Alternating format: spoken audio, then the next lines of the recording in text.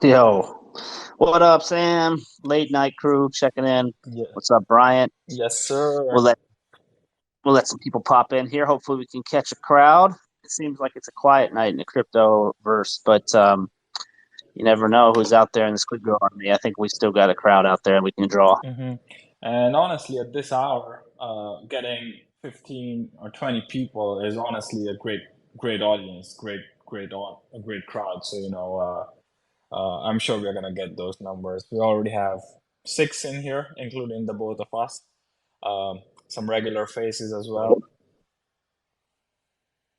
Yeah, man, and too, what I notice is like everybody when the spaces maybe get 20, 30 people or whatnot, if that, sometimes at these weird hours. Every time I wake up the next day, I always notice like we have at least 100, 200 views. hmm So it goes around. That's the beautiful thing about spaces is that it's recorded. It's kind of like a podcast in a way. So although some people may not get to ask questions or come up because they weren't listening to it live, you can at least listen to it. Whereas in Telegram, it's like, it's not always recorded. It's kind of just more casual. hmm So I like X for that, and I also like X because as we're doing this, someone that follows you might come in and stop by and see SquidGrow for the first time. So it does really help spread the word a lot better. Yep, totally. And that just reminds me of something you shared the other day on Spaces, which is, all of us, if possible, should be hosting spaces on our own profiles and, not only to grow our own presence in the space, but it might attract those people who probably follow you but do not know about SquidGrow just yet. And they might know you from another project you've been in or something, and, they might end up becoming a SquidGrow holder as well. So that is actually something that I am planning to do as well. Just trying to grow a little bit of following before I do that. I'm gonna give it a try as well.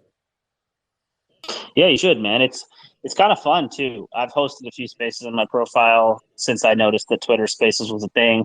I've been on a couple other people's, some smaller ones, and those are actually the most fun because you can just sort of talk about anything, just free flowing information. And obviously, this is a professional page here that we're hosting from with SquidGrow and the business page behind it. We got 35,000 followers on here, so we stay on topic when we host these spaces from SquidGrow. But if you go into our Telegram channel when we host spaces or host a VC, it's a lot more off topic. We kind of just shoot the shit a little bit more casually, rather than just only focus on crypto. So you do get some interesting conversations, whether you're on your own personal page or whether you're just kind of in hanging out on the Telegram. But here we typically focus hard on Squid Grow and give it the focus that it deserves. For sure, this is where things get professional and serious. Um, but also it's still a great place to hang out. And like you said, much different environment than PG. And even though the people listening in or speaking on the VC and spaces are different or mostly sometimes the same, it still is a very different experience. Even just to come here and speak is feels really different. Makes me feel much more formal than Telegram VC. There, I feel like I can speak about any random topic, whereas here, yeah, like you said, we wanna stick to SquidGrow. This is an official page, and we are gonna be focusing on SquidGrow. So we got our regular 79 Pro, Bryant, Neo, Tom. Um, Good number, about 10 people in now. Yeah, we've started to get to know our late night crew pretty well doing these for the past month or two. So yeah, like I'm starting to see some familiar faces around this time, which is to be expected, which is cool. What's up, guys? 79, Hydrolite, Almarius, a couple new faces out there. What's up, Bryant? File Era, Volt, Icenar, Mike Tiger, Ninja, Neo Toshi. I know old school OG Neo Toshi right there, and Tom. See Tom everywhere. Um, yeah, man, thanks for coming out, guys. And if you want to come up and ask us at anything at any point, feel free. There was a couple questions that popped up today in the Telegram, people asking about our audits and stuff and kind of diving into that, a little bit of FUD. Toshi smashed that and cleared it up, though, as he always does. But if anybody's still confused about any of that, don't be shy. We'll cover any topics that you would like to. Yep. We'd love for you guys to come up. I'm actually going to try to get Toshi to come up here in a little bit. If maybe he's available during this time frame, we'll see if I can get him. He knows the space is live, so he may stop in any moment. Yes, sir. That would bring in the crowd for sure. Oh, it always does, man. It never fails. I'm Hmm. always just like the second Chip comes into the room anywhere that you can always see like Squid Grow logos following. And Shib is really supportive as well. Like just the other day, I think it was Sesh who was mentioning about how he was doing his first Twitter Spaces, with his own following and all his other crowd as well, non-crypto related crowd as well. And Shibtoshi stopped by to show support, and that immediately brought in so many people to his spaces.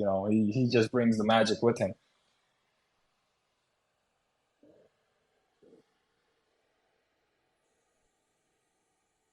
He does, man. I think what it is about Chib is that he's so raw and authentic. He's not. He never really seems like he's putting on a front or a facade or a show.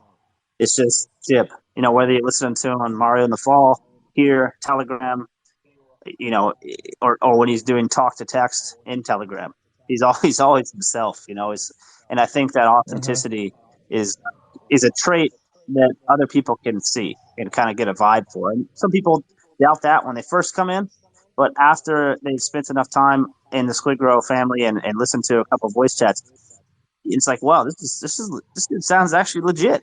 This is crazy, right? And it's kind of like I think for a lot of people at first, sort of difficult to wrap their head around the fact that Shib is who he is and he's doing what he's been doing now for a year. But once they kind of let that information digest and kind of get the scope of what SquidGrow is because it's a very big scope.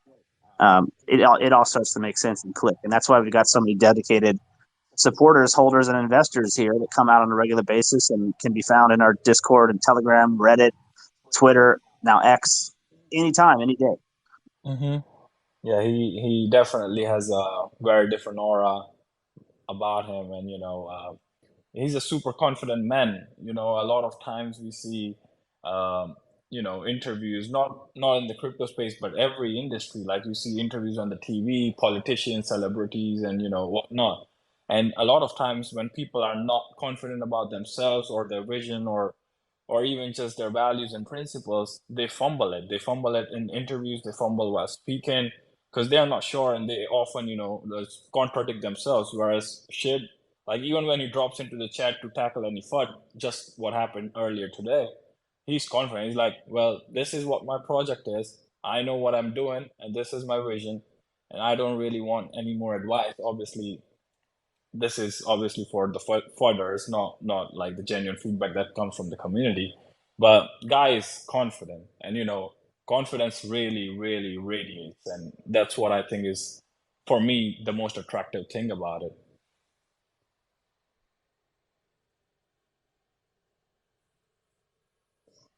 Yeah, I went on a space earlier today, just a small one with a buddy and Maurice. They were just doing a kind of a startup for a series they were on, and one of the guys that I know, Jules, asked me, "What is it that you see most often that tears projects apart, or prevents them from starting?" And my answer was chemistry of the team and the community. And I think that there are a lot of things you could point to, charts, right, lack of direction, roadmap, whatever. But if you don't have a team that's clicking on all cylinders and handling all the little small tasks on a daily basis, and it has to be a daily basis, there can't be like a gap where no engagement happens. Mm-hmm. Then good things happen for that project, bear market or bull market, right? And I think SquidGrow has that and then some. The team is always grinding. You can always find us on Discord. You can always find us on across this entire social media suite of apps. You can find SquidGrow, and you can always get in contact with anyone. The community educates rather than mutes when someone fuds at us, and we all spread the message. And I think that those are the signs you want to see. That's the sign of a healthy community. But even the best projects with the most bullish pumps, with the most bullish pre-sales that come out of the gate and get their initial pump, once that happens, if you don't have that high functioning team, then these projects fall apart really quickly because as soon as your chart comes back down after the initial surge, the degens of crypto will turn on you. And what you once thought was an active community, just because you were seeing that initial surge in price, all of a sudden becomes the polar opposite. And it's at that point, if you don't have a strong, committed, passionate team, it's lights out. That's the beginning of the end. Mm-hmm. Yep. So well, well, well. None of those feelings in SquidGrow, you know. And just as we speak, Dane, we've got quite a crowd. I was just looking at my screen and what, 12, 16, 17, 18, 20 people. A great crowd for this time. 12:30 in Texas right now, and I'm sure for everybody in America it's quite late, whether you are on the East or West Coast. Uh, but yeah, quite early in Europe, but we see faces from Europe here, so um, we'd love to hear from you guys.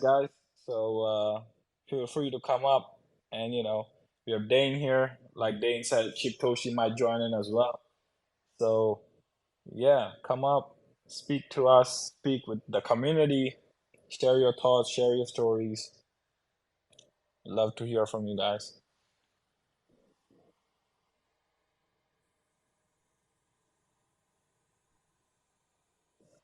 Yeah, don't be shy, guys. I see we do have a good crowd. I'm just gonna go quiet for a second because I'm just texting back and forth between Shib and R Dub. So just give me a moment, Sam. No problem. I got it.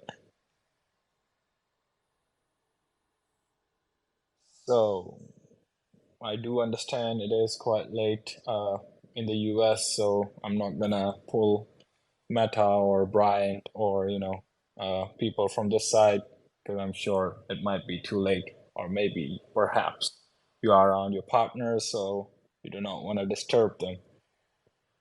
But anyway, so earlier today, we had a little bit of, concern raised towards the team about the contract and, audits and, certain thing popped up in one of those contract scanner websites where, there's many different websites that do that. You can take any VSC or ETH contract on there and, scan, very generic scan. It's not a in-depth, detailed audit. So someone in our chat came up with, that generic scan and asked us about how, the contract ownership hasn't been renounced and stuff. And and and immediately, one of our mod team members tagged Shib to respond to him because it's a question that would have been, best handled by Shib, but and Ship showed up in maybe I think 10 or 15 minutes and replied to him and got all the concerns cleared. So that's how transparent this team is. That's how honest this team is because we've got nothing to hide. Everything is on the blockchain. Everything can be tracked. The deployer wallet, the other every wallet address has been publicly been made available, so you can always just literally go and scan the blockchain to see any activity. And well, really, there is no point to doing that because I mean, out of your curiosity, of course, you may, but everything's clean, transparent, and honest here. So it was a great, you know, and on after that was definitely someone's alt account that we identified because we got the tools to do it. I, as a mod, after after solving the whole thing, after solving the query, I was like, okay, this guy's really just here to create a create a mess, create chaos, and just ruin the environment, ruin the atmosphere of the main chat. So after all the answers were given to him, I muted him, and Shib immediately told me to, give him a chance. Let's not mute him. So, I unmuted him. Like that's how kind and lenient Shib is. We could clearly tell, the whole chat could clearly tell how, that guy was intending to not really inquire, but just to cause a panic or fun. But even though still, she was very lenient and he let him go and he's still in the main chat.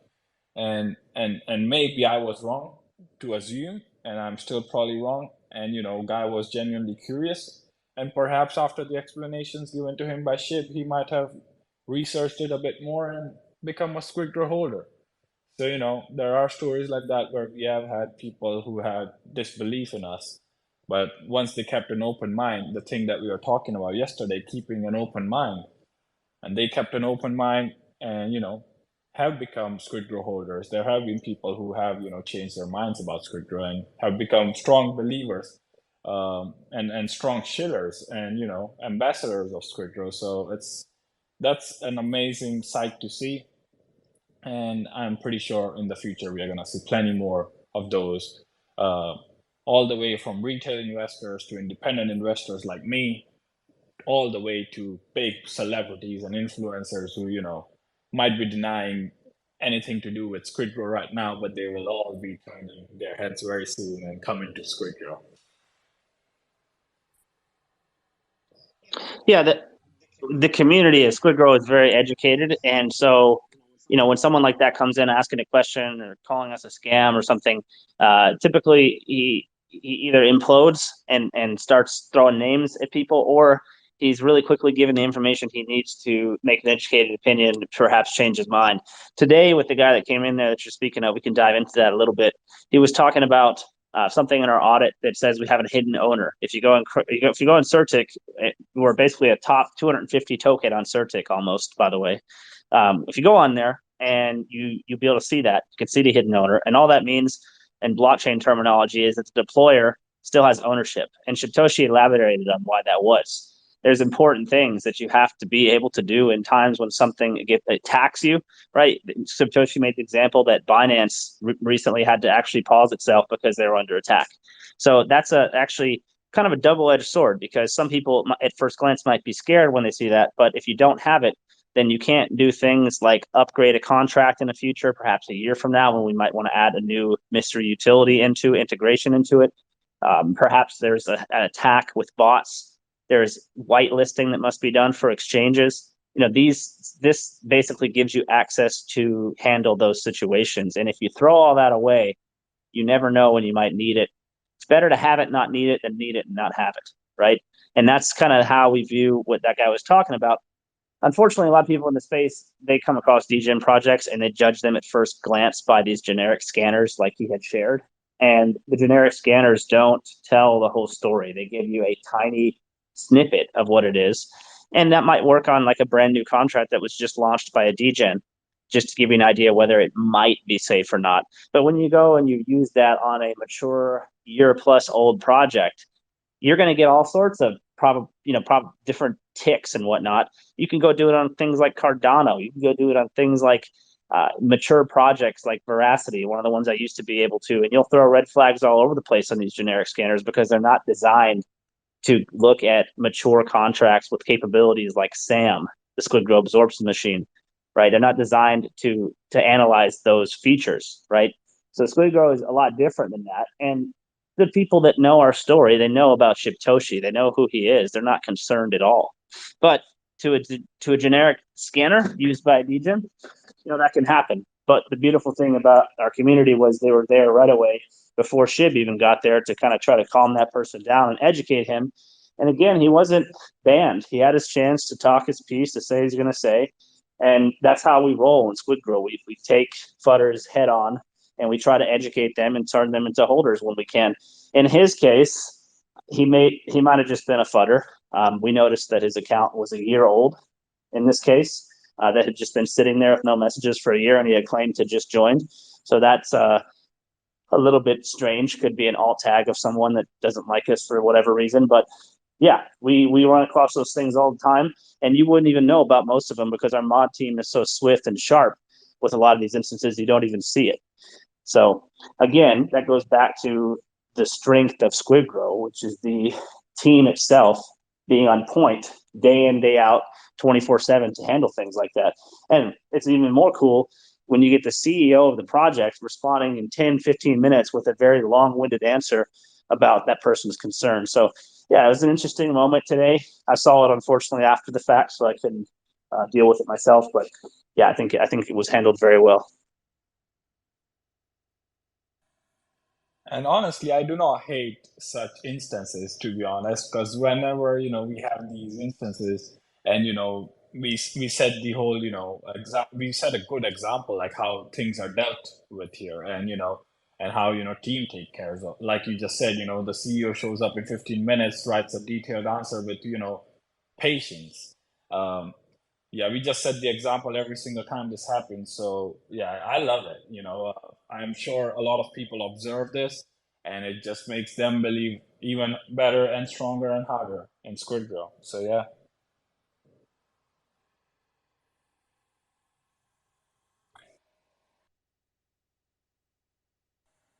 Nice. We got 26 people here now. Let's do a little recap for them. So, over the past month now, rather than slow dripping announcements and releasing everything kind of one by one, isolated, because that's not really working for most people right now. What Shiptoshi's been doing is he's been keeping everything kind of on deck, so to speak, if you're familiar with baseball. So, what that means is, if you saw my tweet the other day that was shared by this page, we've got multiple exchanges, 4 confirmed. We have our first official partnership confirmed and to be announced by that. I'm not going to say that. I'm going to say that entity, just to not give anything away. We've got a utility that was teased a little bit by Shiptoshi and RDub, which is basically nothing's been revealed about it other than the fact that it has been in development for 9 months. And this is the first time they've made that known. So that means it's very far along. I can say that. And I can also say that it's very groundbreaking as far as what it is. And I don't see any other projects doing it. So it kind of makes us a trendsetter. Like I had spoke about the other day, that's what you want to be. And I think this has potential to do just that, perhaps even on par with what SGX can do. So that's a really exciting announcement. More details will come with that. Um, there are some other things sprinkled in there. When I say surprises in that tweet, I mean it. There are some surprises to go with those. It's not just a handful of exchanges and a partnership. There's a lot of other stuff in there, but you guys are going to get to see that as it happens. Our goal, and Shitoshi's goal with releasing these things, is to use our influencer network correctly and maximize that. So each time we have an announcement, it gets spread around the space. And we want to sort of overwhelm the new investors that are pulled in by constant action, constant releases over the course of the weeks when we drop these things. And of course, we have the next crypto gym coming up early September that should be right in the middle of that sequence. So I think that there is a big wave coming for SquidGrow, because I would think with all these things that it's kind of a sure thing. Nothing's a sure thing in the space because you never know what the macro is going to do. But I would think that there's a really good chance that we get some positive price action and momentum. And that's what we're looking for at the end of the day. Get that chart reversal, get things looking healthy, get back on the uptrend, find some new higher floors.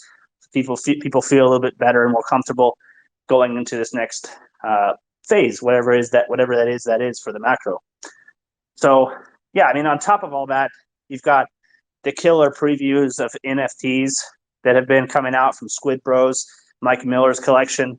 You've got the previews of Incubate, the premier NFT ecosystem platform of SquidGrow, right? That will be its own entity. So lots of things to be excited about in both the short term and, of course, the long term. We could get into a conversation about the long term and the other utilities like SGX and the things that Shitoshi is going to do down the road, but we'll leave that one for another night, because everybody typically right now wants to know what's coming next. So what the answer to that question about what's coming next, a hell of a lot would be the answer. And I've seen it. I know what all of it is. I myself am excited about it. It's a lot of output, right? And an output is what you want to see from a project. And it's not like we haven't been having that. Every day in the chat, you see output. You see voice chats, you see engagement, you see contests, you see people positive, telling stories. We've had incredible voice chats over the last week with our community. So the output is there. But as far as the additions and the marketing that Shitoshi has been busy talking with, lining up behind the scenes, that's kind of bottled up right now. And we're ready to dump it out into the crypto space and bring in new investors very soon.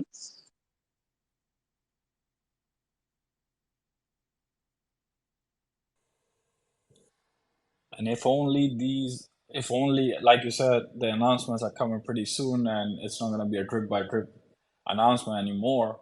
But only if the announcements could have been, brought to the community right now, I'm sure everybody would be buzzing. Now, I do not know all the details myself, but I do know some details. And from what I know, I am absolutely pumped.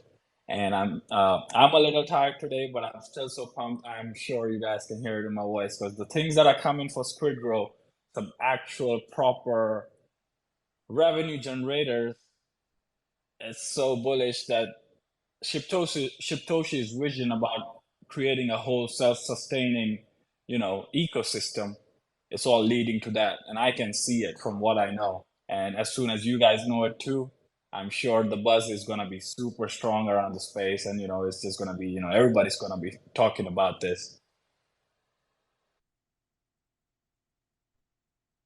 Yeah, it is really just a series of successful moves, right?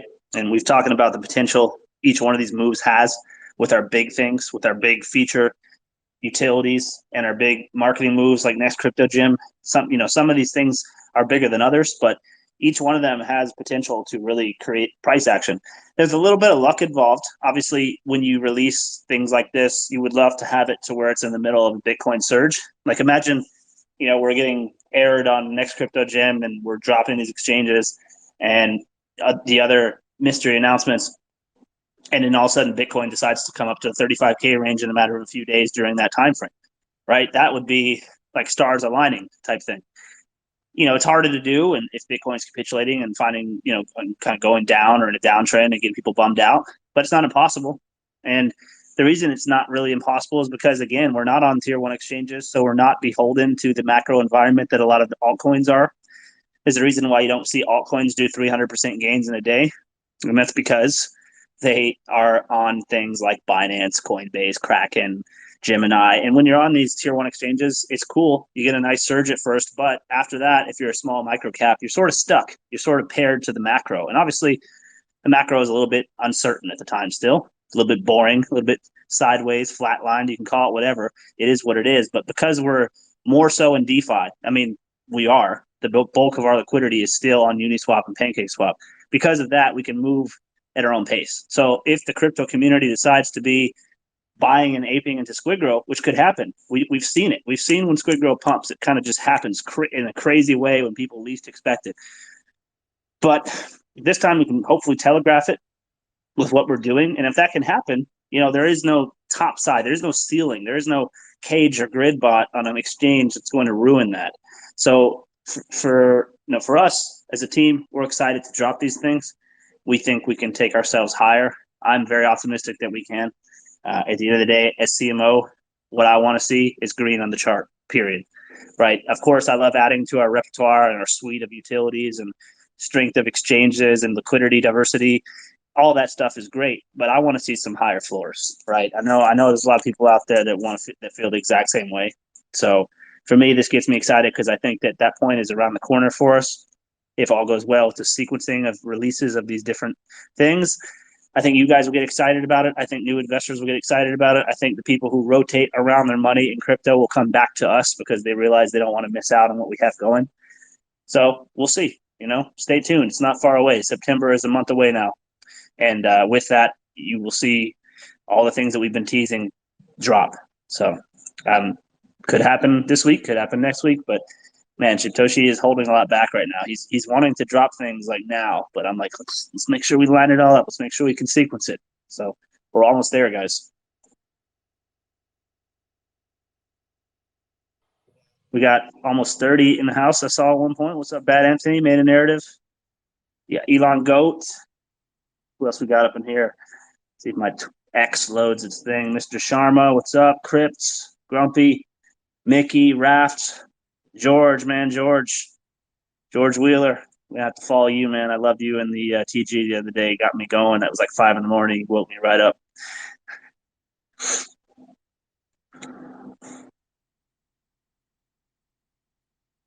Sam, you still got to get up early tomorrow. You get to sleep in this time. I get to sleep in, but tomorrow's kind of family day, so I'll be, going out with my brother and sister-in-law, but not too early in the morning, so I'm good for tonight. Um, I hang on, Dana. I think I need a minute or two because I'm trying to clear all my appointments and my commitments in the month of September because it's gonna be a packed month for SquidGrow. Oh man, I mean, I think this month will be. I have a feeling that we're not. I have a feeling there's a number of ways we can do it, and we're actually planning that right now. We've got, we've talked to Pro the Doge and kind of got his feedback on how to do it, and we've got we're consorting with the experts. And again, we've been adding to our influencer network. So as we do these next series of moves, we should have a little bit greater reach than last time because these influencers will support us. People like Wendy O, people like Daniel Rodriguez, people like Yes Pro to the Doge, they'll talk about us. And when they talk about us, the algorithm of the moves that we're making on Twitter alone, X, is much more powerful.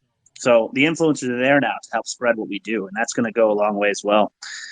But yeah, I don't think we have to wait till September. I really don't. I think we're going to start seeing this stuff real soon here. We're already in the first week of August, so I don't think that Shib will want to lead with Next Crypto Gem as the very first thing we release. I think we'll already want to have some momentum going so that when they see us on Next Crypto Gem, they see our chart, they see green, and then from there, you've got that new audience coming from Next Crypto Gem FOMOing into a green chart, right? We all know that casuals buy green. No casuals out there coming in the crypto and buying red charts right That now. At is least not true. many of them. That is So true. yeah, I believe we'll start real soon. And I'm not going to put a date on it, but I don't think you guys have to wait much longer. But hey, it's already the 4th of August. Is it the 4th of? Oh, it's the 3rd of August. And if we are not waiting until September, then yeah, I think we're gonna be seeing some hot stuff dropping pretty soon. And very pumped. I think we are already kind of get a feeling how the team's already got so active. These VCs every day, and spaces shifts back on the spaces, and VC again and again. Quite active in the main chat. RDEP dropping some hot stuff on Twitter. I mean X. Um, yeah, I think yeah, definitely things are coming, and just it's gonna be a super exciting period. And honestly, personally, I do not even care about a lot of people might be a lot of investors are here for a quick 100x. I mean that is the mentality for a lot of crypto investors because they think it is possible. Of course, it is in the bull run, but right now, probably not. But like you said, Dane, I would love to see a higher floor, even seeing our previous all-time high as a higher floor, or even like just anything from here another 2x, 3x, 5x, 10x. A better whole, a new floor, a higher floor, and a stable floor would be amazing to see. Yeah, it's long overdue, isn't it? I think that we're incredibly undervalued if you want to talk price. I don't like to talk price too much. I won't get into specific numbers, but I can say that I think that we're incredibly undervalued for what we have coming. This is a beast of a project. It's got so many arms to it, or tentacles rather.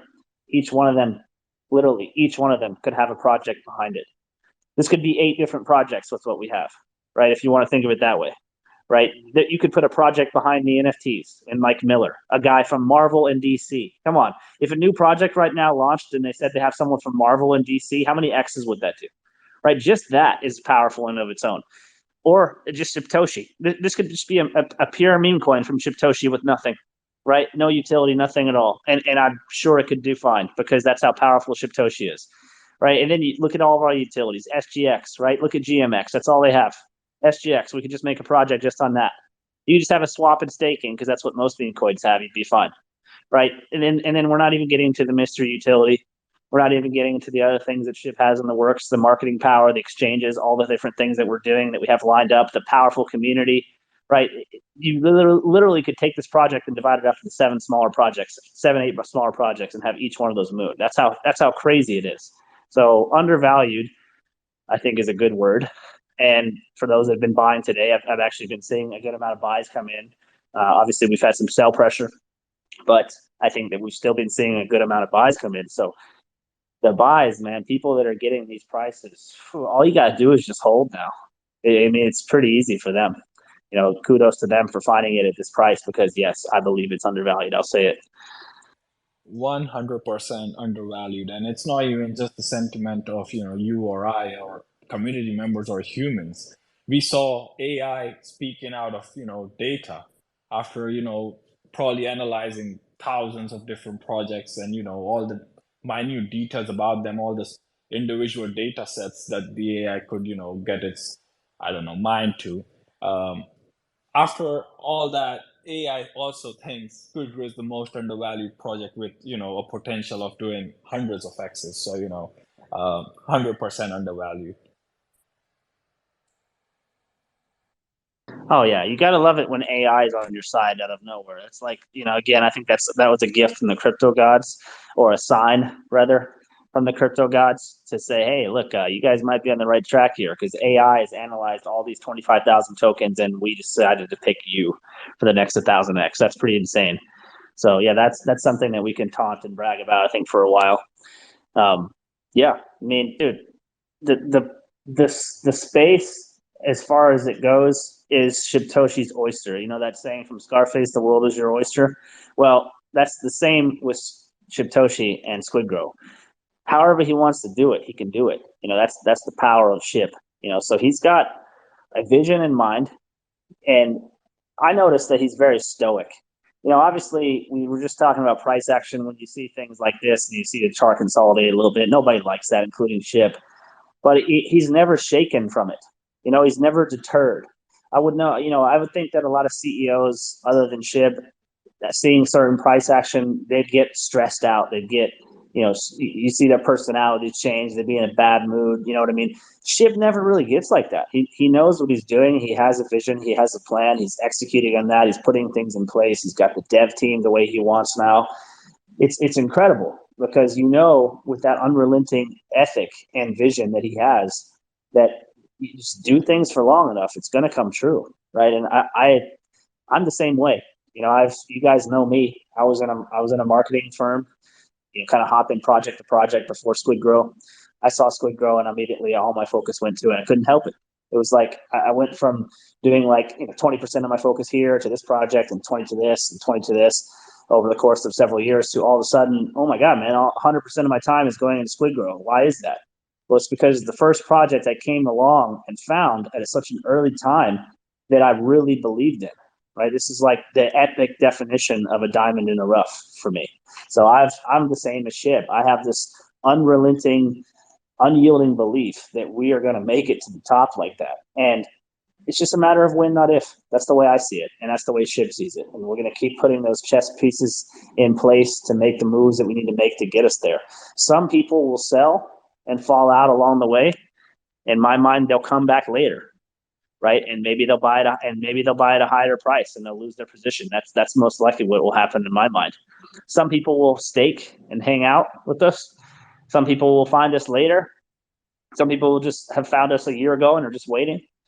I think the people that are patient will be rewarded. That's just how it goes in crypto, whether it's Bitcoin, whether it's SquidGrow.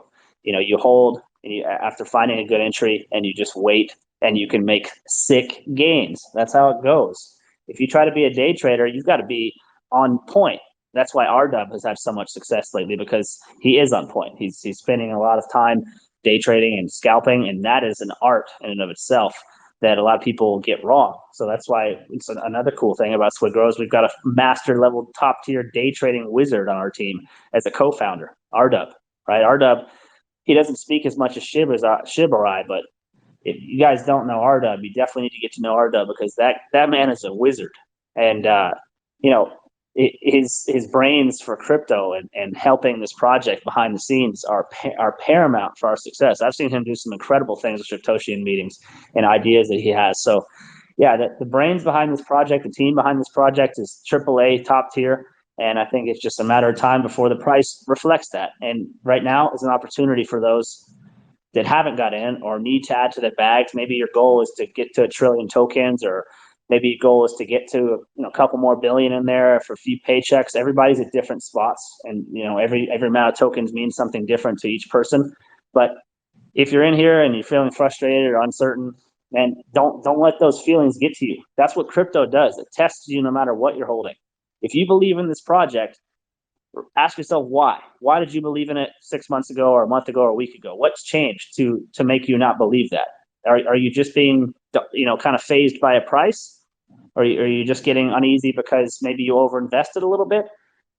That's understandable. But if you believe in this project, you should be able to hold it. You should just listen intently to what Shib has to say, and you'll see that it's authentic. And if you just understand all these different facets that SquidGrow has and what each one can do for us, then to me, it makes it an easy hold.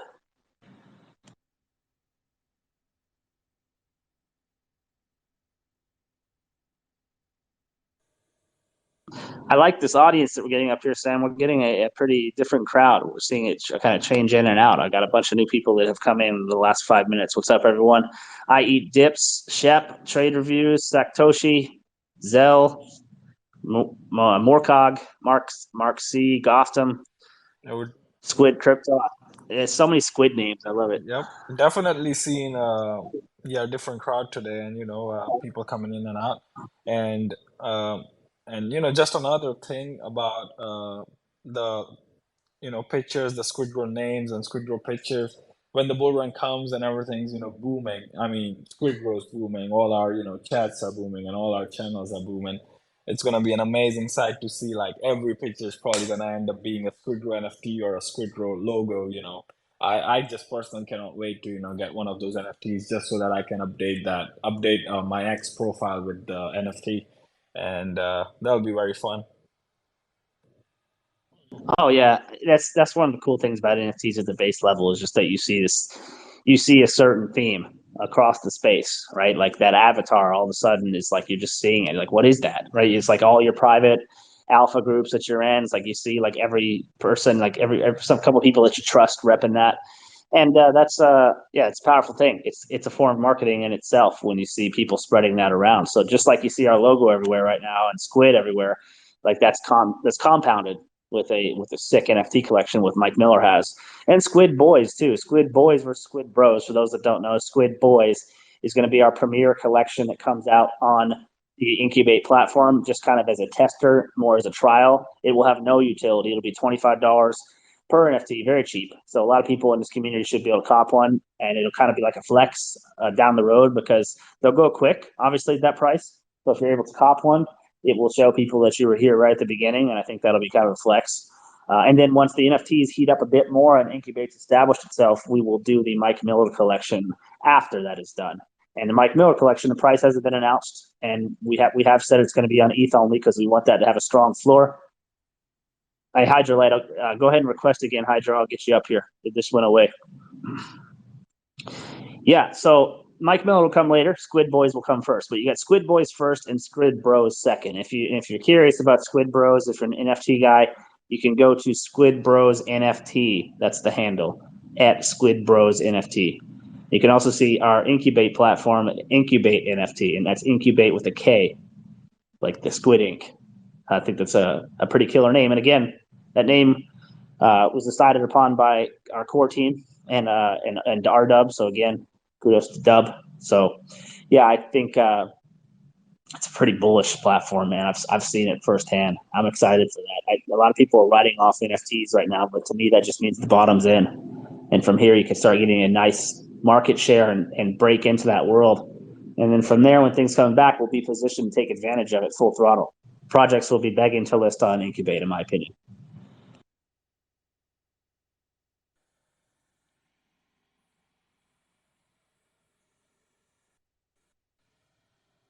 All right, there we go. We got Crypto Sam. What happened, man? Oh no, that's Hydrolite. Are we trying to get a Hydrolite up, right? Yeah, there we go. I got him. What's up, Hydro? Mike, check. Yo, can you guys hear me? Yes, sir. What's Hey, up, how's man? it going? Oh, very well. Hey, so just a question about the NFTs actually. So if the Squid Bros have been set to a $25 price, have the Mike Miller collection been set to any price? So, so the Squid Boys are the ones that's 25. I know it's a bit confusing. So Squid Boys will come first. That's 25 a pop. No utility, right? Squid Bros, though, as far as I'm aware, Shibtoshi has not put a specific dollar value to it. I think at the time it's going to kind of depend. It won't necessarily be a dollar value; it'll be more of an ETH amount. And so, depending on where ETH is at when we release those, I'm sure that'll kind of dictate what the price is. So, maybe it's like a 0.15 ETH or a zero point 0.2 ETH. It just depends on where ETH is at. But they are going to be, a top tier NFT collection. We want them to have high floors. That's Got you. important. So Got it'll you. be more than $45. I can say that. Got you. Okay, cool. Okay, cool. Well, yeah, thanks for your guys' hard work. I really appreciate you guys. And Shibtoshi's one of the coolest guys ever, man. Like, I've been a part of so many projects out there to where I can't even get a response from one CEO, and he responds to me from about anything. I mean, if it's about life, it's about crypto, anything. He's a cool guy to talk to, man.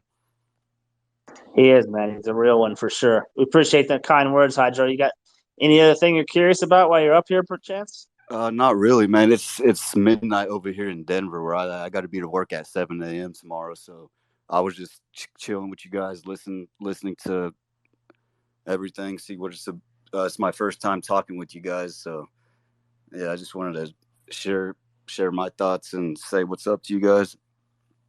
We appreciate you doing that, man. You're welcome up anytime, Hydro. And yeah, Denver, man, that's a cool place. But yeah, it's pretty late for you. I'm down here in Dallas, not too far from you, and yeah, 1 a.m. here, so I feel you. But I get I got family in Texas out there too, man. I got family in Lubbock, Texas, and Amarillo out there. Oh, very nice. Yep, yep. It's just a little drive down there. Little big drive, but still drivable. Yeah. So actually, my cousin actually, she was. I remember. I don't know. I remember leaving you a message actually telling you that I went. My cousin's married to Mike Perry, the UFC fighter. Now he's a Oh bare yeah, knuckle. that was you. I remember Yeah, that. that Yep. was me. Yeah. So Oh, I actually met him and kind of mentioned SquidGrow to him, but it was like he wasn't really interested at the time I was talking to him about it, so it was kind of hard. yeah. I think UFC fighters probably get so much stuff thrown at them. It's probably difficult to establish that connection. And if they have preconceived notion of crypto, they may be skeptical already of stuff like that. So I'm sure that's not an easy bridge Yeah, to cross with someone like for that. yeah, for sure. I actually pissed Mike Perry off because I said something to him that made him pretty mad about one of his fights. Oh yeah, I'm sure he takes that seriously, man. Mike is a G though. This bare knuckle stuff he's been doing is wild. Oh yeah, Um, he's a cool guy, man. Yeah, they invited me down to their wedding in Cancun next summer, so hopefully I get to go to that. oh, that's sweet, man. Yeah, you got to tell us the stories if you do. I'm sure there'll come out of that. Oh yeah, for Mike, sure. Yeah, for sure I will. I've been a fan of Mike myself for a while because I love his style. He's just a brawler, and I love the fact that he's just a tough guy, and I like that he's his own cornerman for a long time. That was one of the craziest things. Like just out there on his own without anyone telling him like what to do. Like it's unheard of, really. Yeah, for sure. Yeah, and as soon as he went to bare knuckle, man, he's been running that whole game. I think. I think so too. He's probably, if not their biggest star, like top three at least. For sure. Yeah, I agree. I agree. I don't know if you watched that fight when he fought that guy from the Spider, the Mike. I don't know. I forgot his name actually, but it Yes. was out in London, and he rocked Mike so hard that Mike's jaw was like huge. Like, but Mike ended up beating him that night. Oh yeah, man.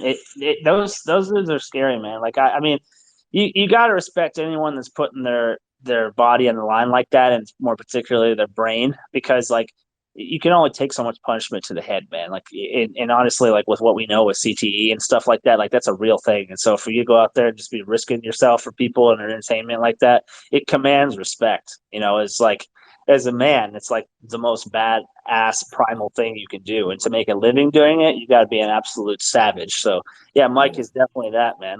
true But that. True that. we appreciate you coming up, man. And like I said, anytime, I'll let you hop off if you're heading out, just because I know you said you got to get up in like 5 hours. But Yeah, yeah. I'll hang out with you guys. Yeah, I'm gonna get off, but I'll hang out with you guys and listen till the chat is over. And yeah, thanks for having me on tonight, man. And thanks for all you guys do, man. I've been with you guys since September, and I'll be with you till the moon. till we boom. To the Oh yeah, moon. till we're chilling on the moon. Yeah, till we're chilling, meeting up in person at conferences or something somewhere, chilling on the moon because we're gonna get there.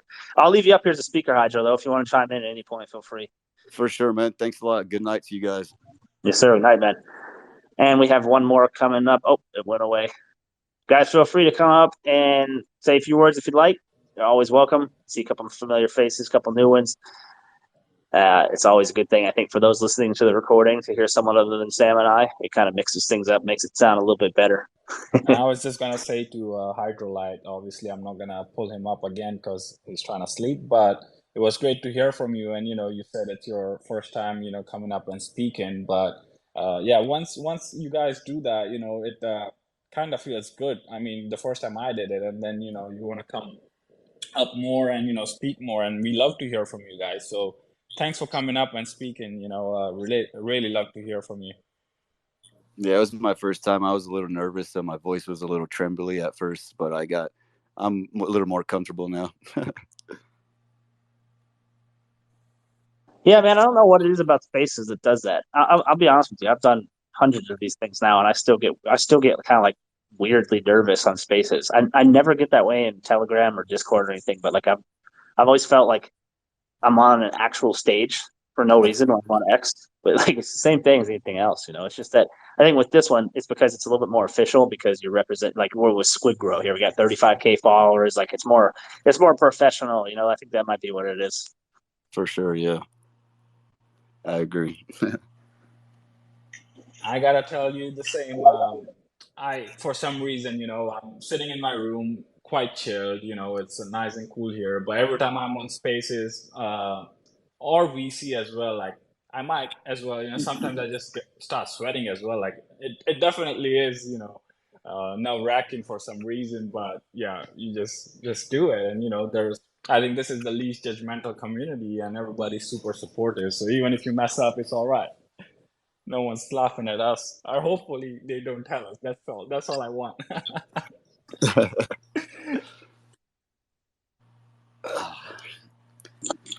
We got. Well, it was nice talking with you guys. You guys have a good night. I'm gonna stay in the chat, but I'm gonna get off for now. All right, man. Later, buddy. Thanks again, Hydro. All right, cool, man. We got trade review. Shout out to trade review out there. That's Slava. I didn't realize that was you, man. And we got one coming up to request. Let's see if we can get him up here. Command Station, Black Star Wind.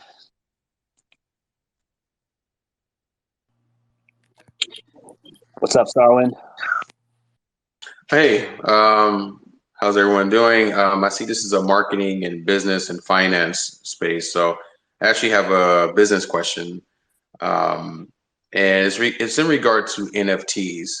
And I remember it was a craze when it first came out. And I just want to know, does anyone know if NFTs is still a thing? I'm a developer and I looked up JavaScript libraries where you can create an NFT, but it seems like you have to tie it to crypto. So I was kind of shocked that there isn't a library where you can just easily just upload a JPEG and it becomes an NFT. But anyways, I don't want. Anyways, how's anyone? How do you guys feel about NFTs now, and where are they going? And that's my question. Sure, man. I'll give you my best shot at that answer. And Sam, feel free to stop me at any point if you want to add anything to it. And Hydro. So, yeah, thanks for joining us, man. Just before I continue, did you just find us from this space? Yeah, I just saw this and I was like, oh, business and finance, great.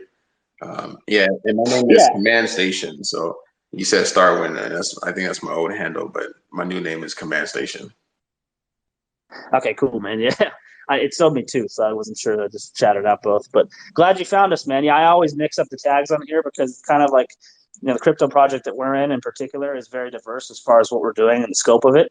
One of the things that we do have, yes, is NFTs. It's yet to be released from us yet because we recognize that the market condition for NFTs has waned a bit. But with that said, to write off NFTs, at the core level, what is a non-fungible token? It would be silly to write them off as being dead because they are kind of a staple of crypto as far as what they do.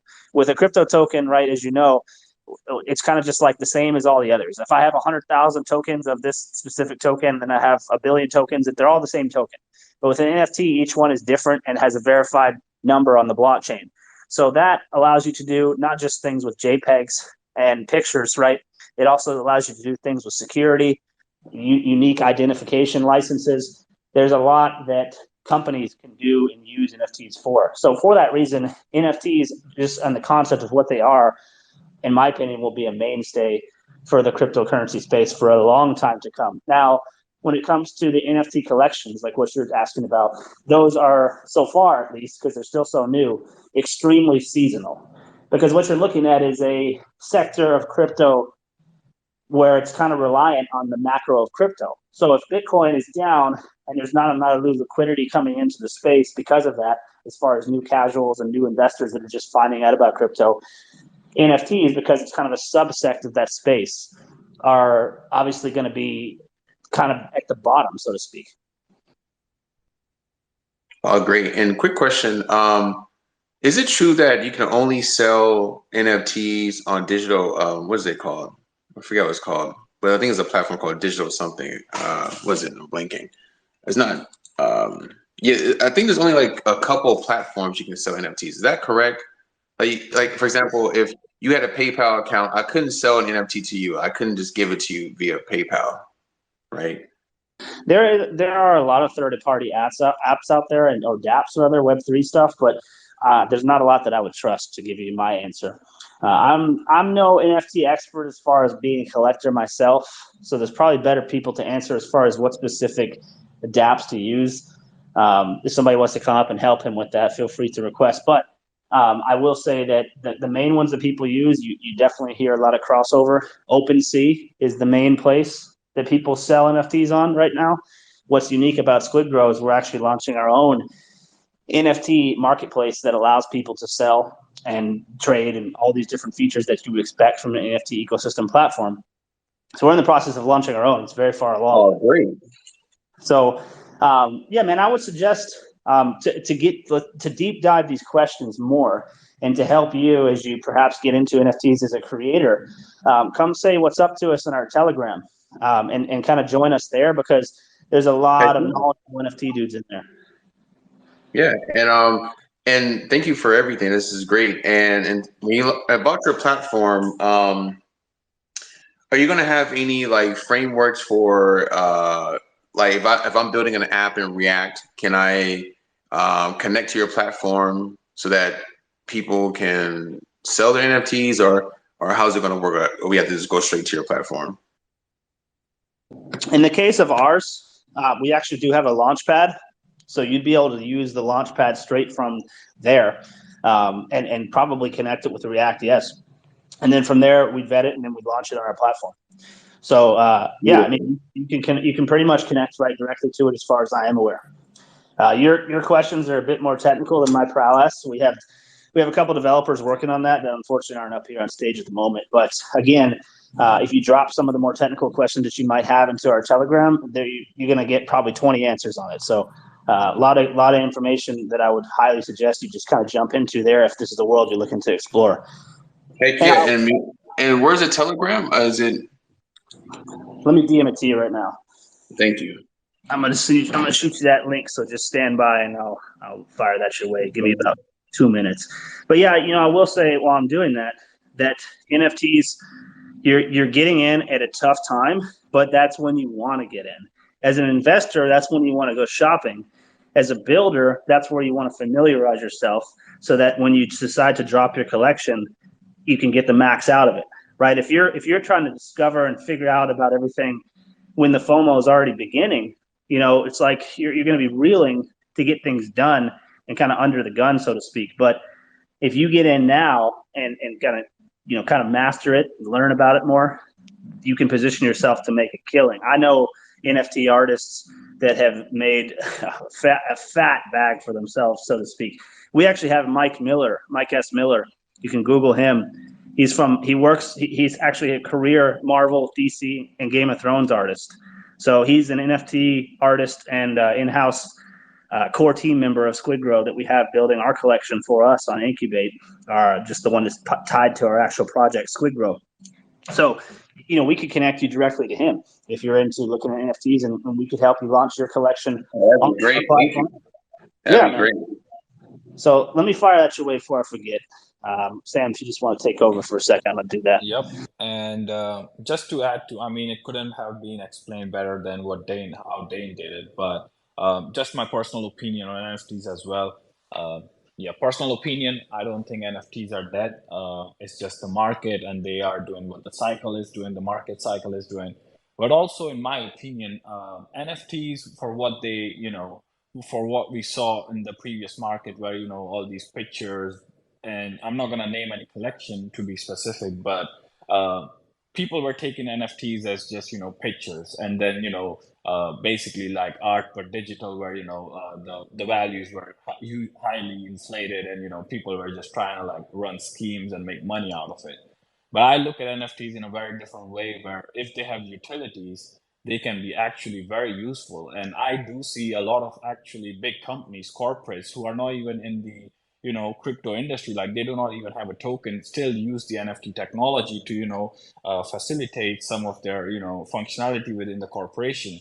I know there's one platform on the Cardano blockchain which is using NFTs as bonds. You take loans out there and you can use them as bonds and create bonds with each other. You can literally take loans from each other and be the lender and then the borrower, just by exchanging NFTs amongst each other. And also with NFTs, the ones coming out from SquidGrow, our SquidGrow collection that's supposed to be coming out very soon, we have financial utilities with it.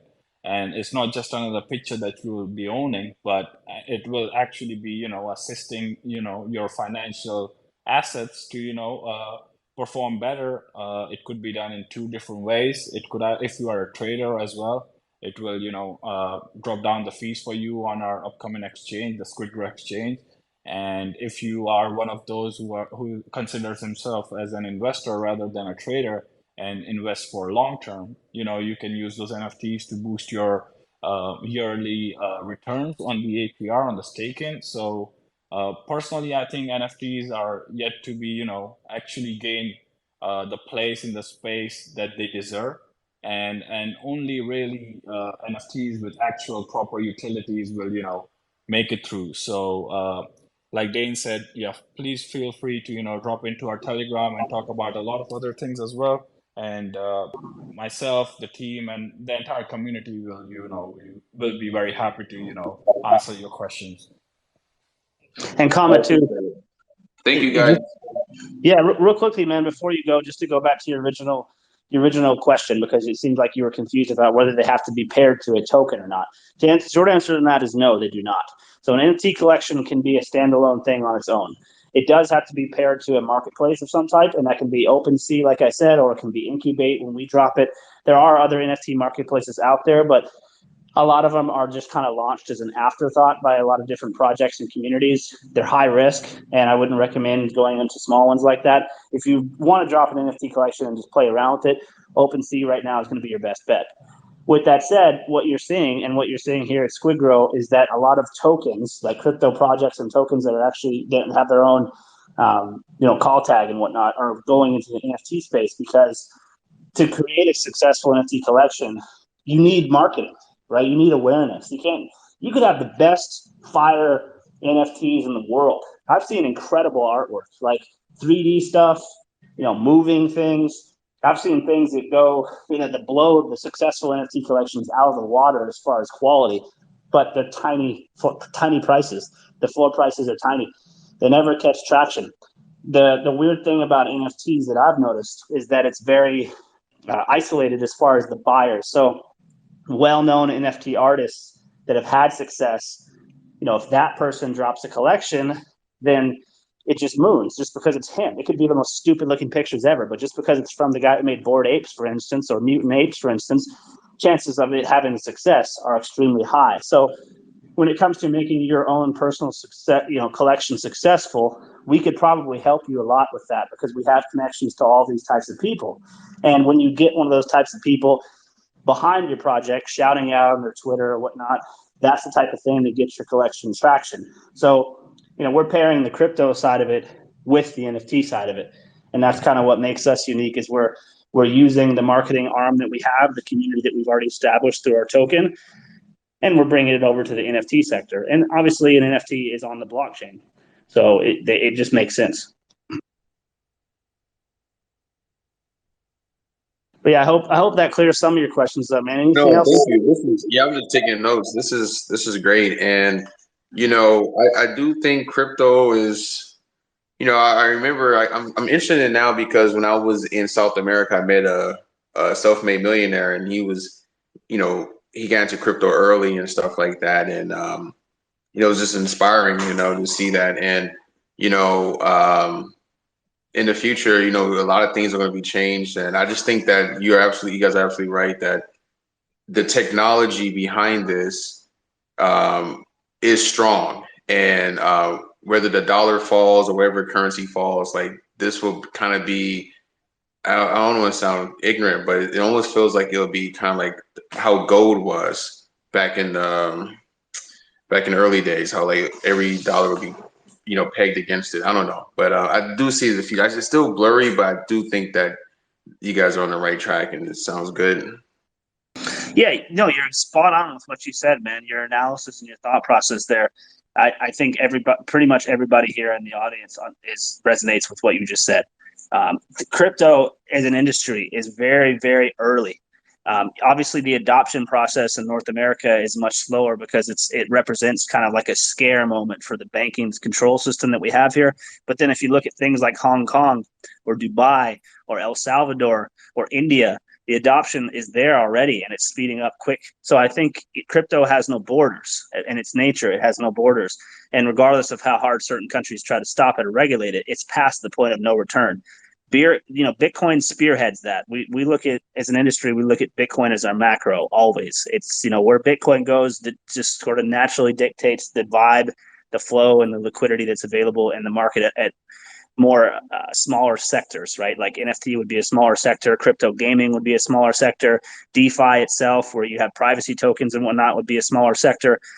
So each of these things kind of depends on the macro and the success of Bitcoin. But if you're just speaking strictly about Bitcoin being able to compete with gold, it's sort of just programmed in at this point because it's superior to gold in every way.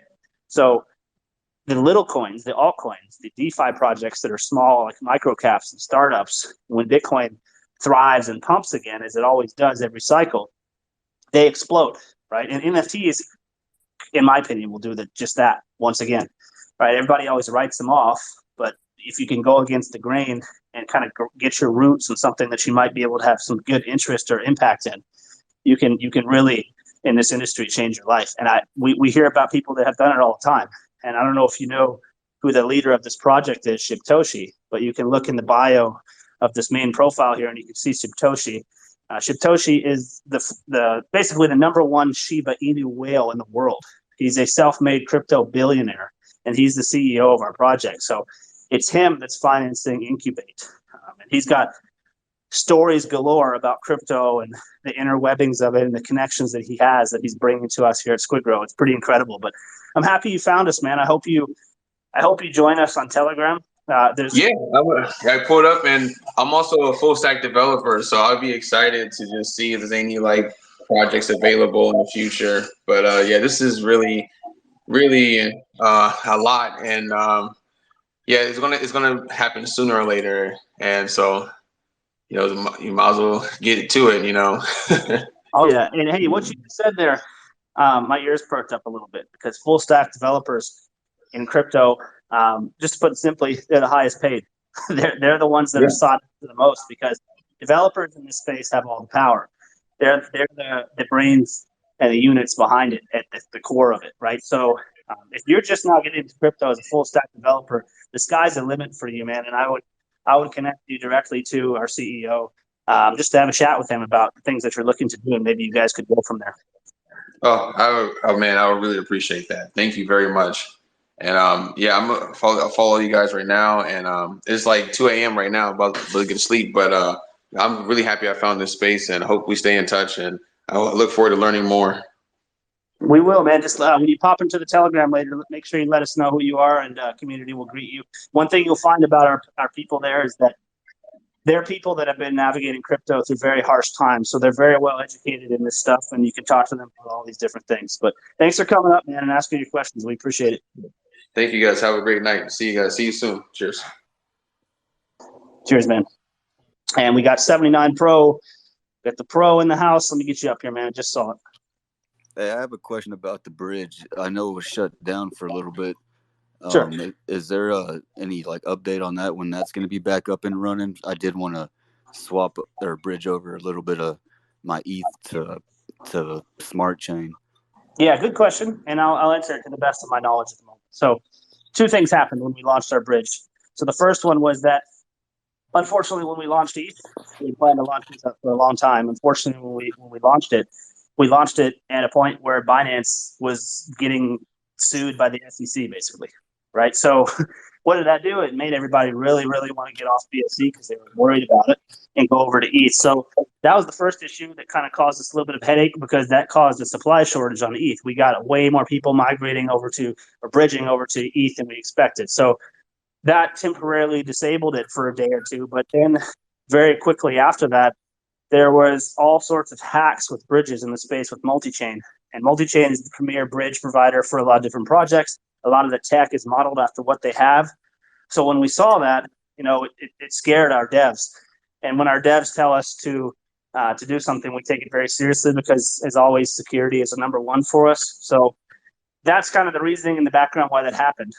So at the moment, the devs are still not giving us the green light to put that bridge back out yet because of a couple things that I personally don't really understand.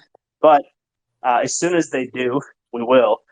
And in the meantime, as we roll out these exchanges, I think it'll do a good job helping solidify the two prices on the two blockchains so that they stay close together because you'll have supply on exchanges now on ETH and exchanges on BSC. And the market makers that are kind of keeping the price somewhat stable across the different exchanges and dexes will have a much easier time doing so with the supplies available on those exchanges. So personally, I don't think you have much to worry about as far as the price separation, right? But the bridge is definitely on our agenda to bring back. And I don't have any updates for you right now, unfortunately, but as always, as soon as we do, we'll drop them here and in our Telegram. Yeah, that's cool. I'm checking on it every day too on the website, seeing if it's up and running, and I'll keep an eye on it and stay updated with you guys for when it's back up and running. Yeah, it wasn't just us, man. There was a lot of people that were affected by it in the space. In fact, one of my old projects I worked with, Floki, they had to disable theirs as well, and I believe it's still disabled. Don't quote me on that, but yeah, it spooked a lot of big projects. And then the things that get targeted most are bridges. So if there's some type of vulnerability that Satoshi thinks is an issue, you best believe we're going to take that seriously. So obviously, we don't want to have our bridge disabled. We would love it to be free flowing and working. But on the bright side, the fact that the bridge is kind of not there right now, we've actually built up a lot of ETH supply again. So I think when we do reinstate it, we should have ample supply to get things going and keep things going. Sounds good. Thanks, man. Yes, sir. What's up, 79? Hey, Dane, Sam, everyone else, how you guys doing? Actually, that was a mistake for me to do the request, but you know what? While I'm online, I'd like to go ahead and add that,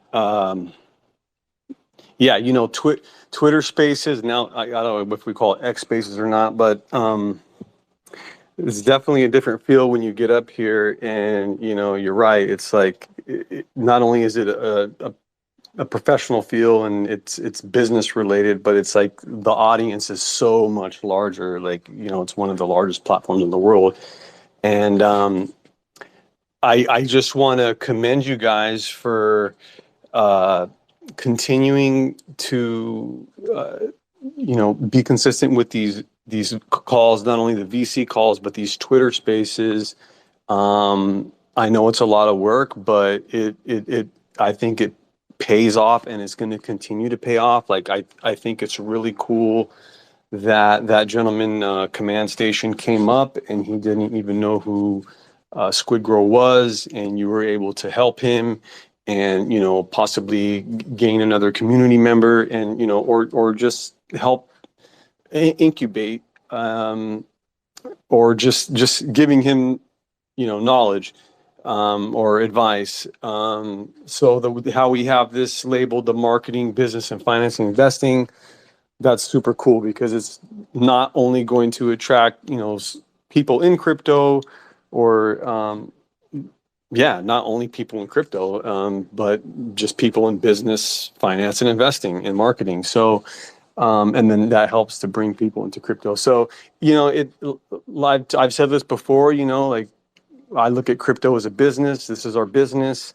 And the business is growing and we're networking. So I think you handled that gentleman's call very well, as well as Sam. And I just want to also give you a compliment, both of you, Dane and Sam, a compliment. You know, like well, you both have the gift of gab, that's for sure. But Dane, you really you got yourself a gift of speaking, and very, very, very knowledgeable, very articulate, and you just sound like you know your stuff. And Sam, you're smooth, man.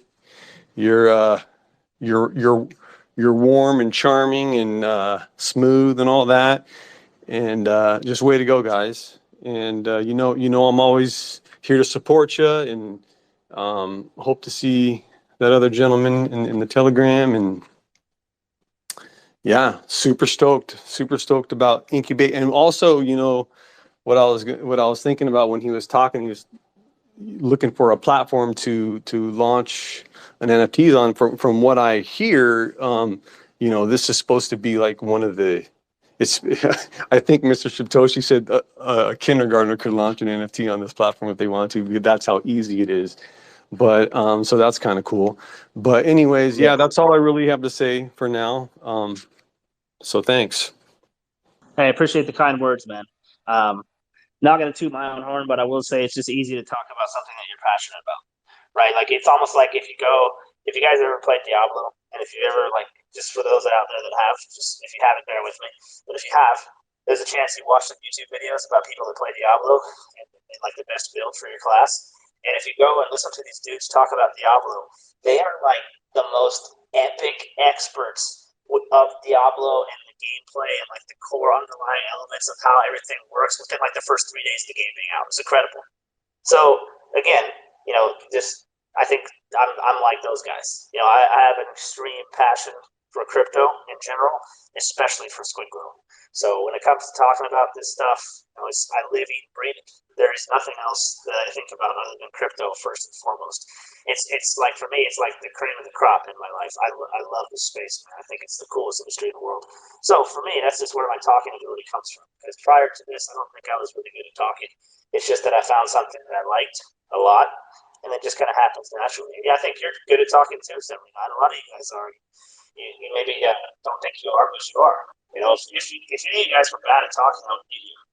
Just put it that way. Thank you, man. And I think you're right. That passion, does have a lot to do with it. When you're passionate about something, you can roll. Exactly. It just happens, just flows, right? And obviously, some days are more fun than others.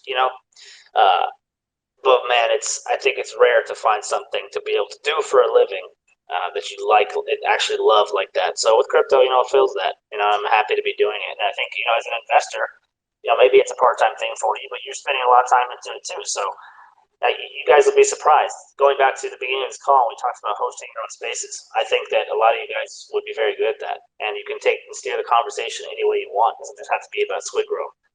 You'll find that when you start talking about crypto, you're more of an expert than you think. It just sort of comes out. Especially an expert if you just went and talked to your mom or like your brother or your friend who doesn't know anything about crypto. Start talking to someone like that, and they're going to think you're a crypto god. just by. Yeah. I talk to some people, and I'm just going off on everything that I know, which is not much, and they're like sound so confused, and I'm like, man, I'm not.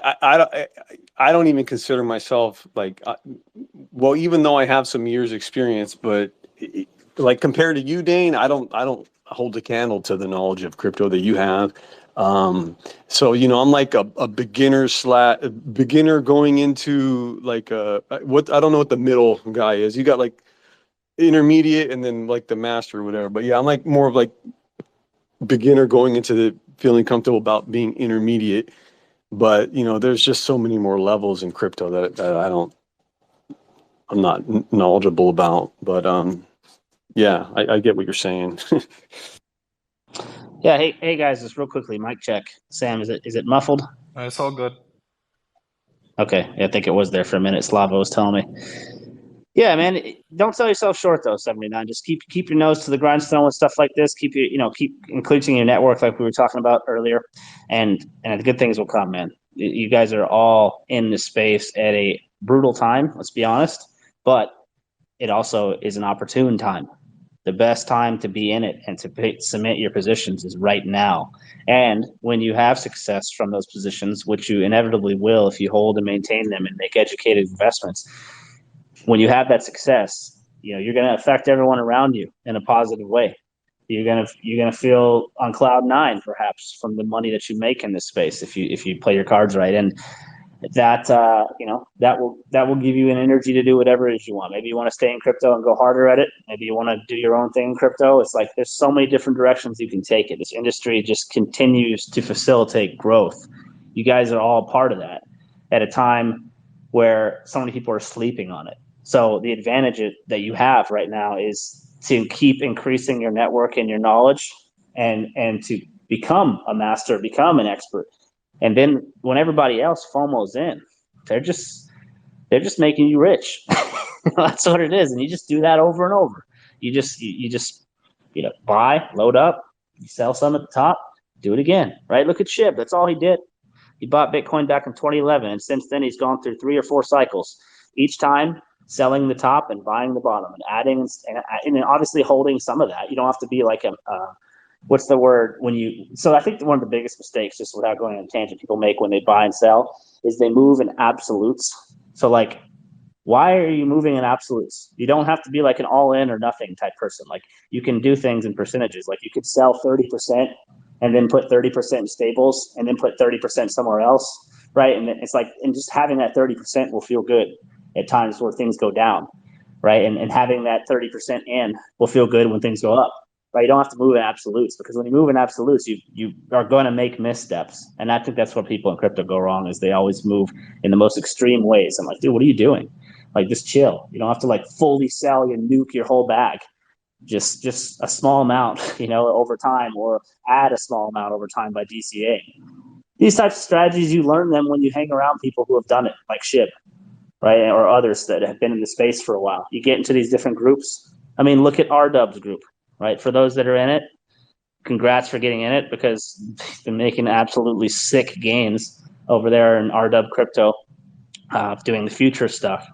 But like, that's just a great example, because in RDub's chat, he has a group of guys that are all doing trades, and they're talking about it all day long, 7 days a week, about all these different altcoins and their charts. And when you sit there and stare at that, maybe for a few hours a day or even for a few minutes a day, after a year, you're going to be a damn expert at it.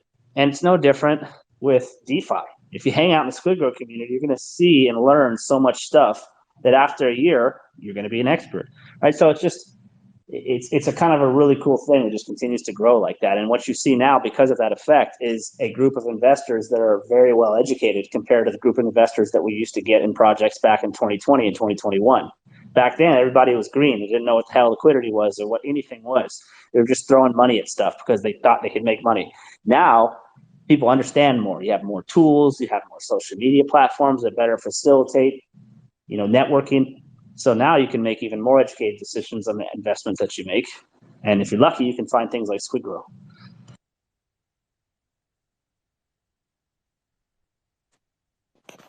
I feel very lucky. I think success, there's a lot to it about, being smart and being brave or bold when you're making certain investments. And also, when to sell. But there's also like the right timing and just finding something at the right time. Like,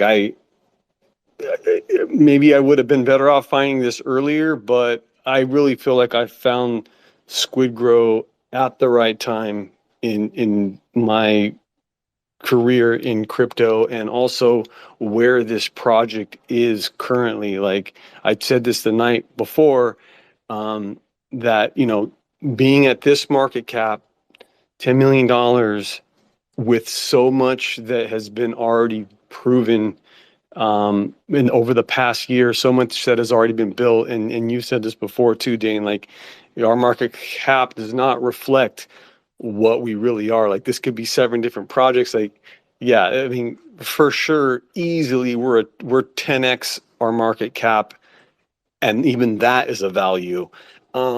So yeah, I just feel very fortunate to be having this opportunity to invest at this time. I'm sure everyone else here is as well. And you also, were in trying to encourage people earlier about, if they're getting discouraged, if the chart's not moving, just hold on a little longer. Like, yeah, I think everybody's comfortable with holding on longer. And if you're not, like, yeah, just have some patience, because crypto, that's one thing that you do have to have is patience. So yeah, I'm holding, I'm continuing to buy, and I want to strengthen my position every day. So that's my plan, to just keep buying until I can't afford to buy it, until it doesn't make any more sense. That's all there is. Solid plan right there, man. Gotta respect that. Well, I'm just gonna say a quick one.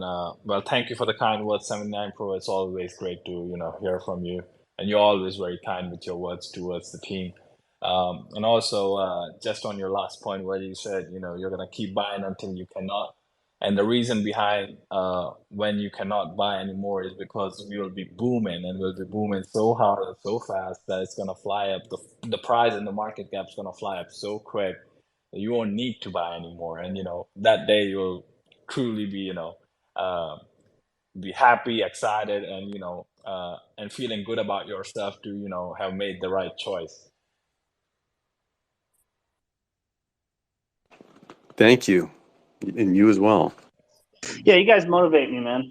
You guys, hearing from the community, hearing you guys' personal stories and journeys and testimonies, it motivates me. The other night, I read one in chat about a guy from Africa that I think found this not too long ago, that has been spending every paycheck he makes on just like the percentage of it he can, at least, on just buying more SquidGrow. And I think his bag, I won't say how small it was, but it was, most people consider it a small bag. But for him, the opportunity is, as far as making it 10x, right? Just that. How many 10x's are in his environment, right? That's something that could change his life for forever, right? And that stuff motivates the hell out of me, and I know it motivates Satoshi and the rest of the team as well. So I love hearing these stories you guys have, because again, we had an Pop. I'll get you in a minute, man.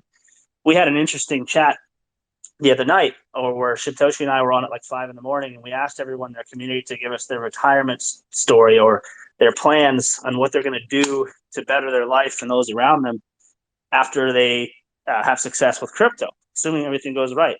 And we talked about this stuff for like probably about an hour. It's recorded in our TG if you're curious, and we had some epic answers come in. Some of them hit me right in the feels. Things from being able to retire their mom, to buy a mom a new car, to take stress off their family, to they could be with their family more. Just awesome answers. And so I love hearing from you guys' stories, because I know that when we get the success, achieve the success that we're setting out to get, it's going to have that type of impact for a lot of us here. And that is a really cool thing to be a part of. And with that said, we got the one and only Papa Stocks requesting to come up. Go ahead and get you up here, man. Papa Stonks in the house.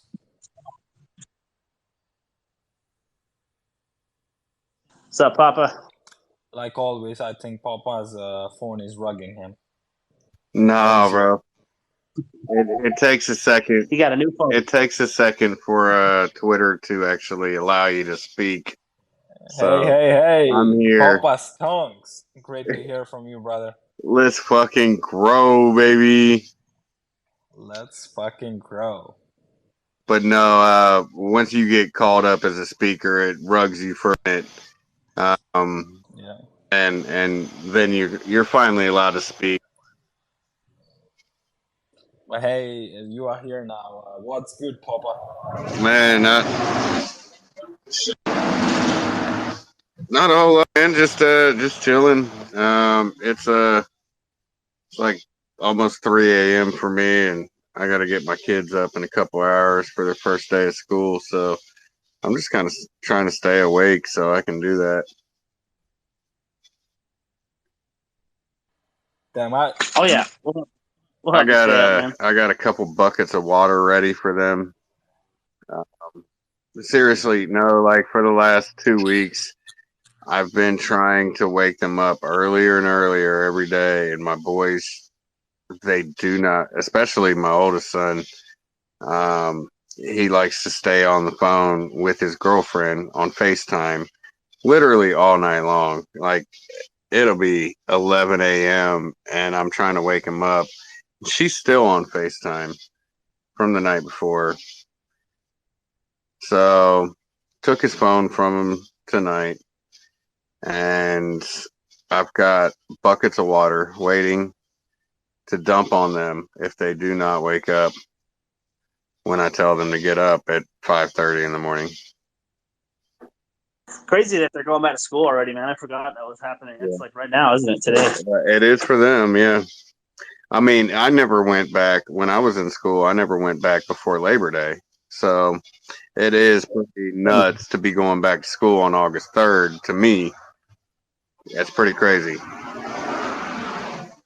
But, you know, it is what it is.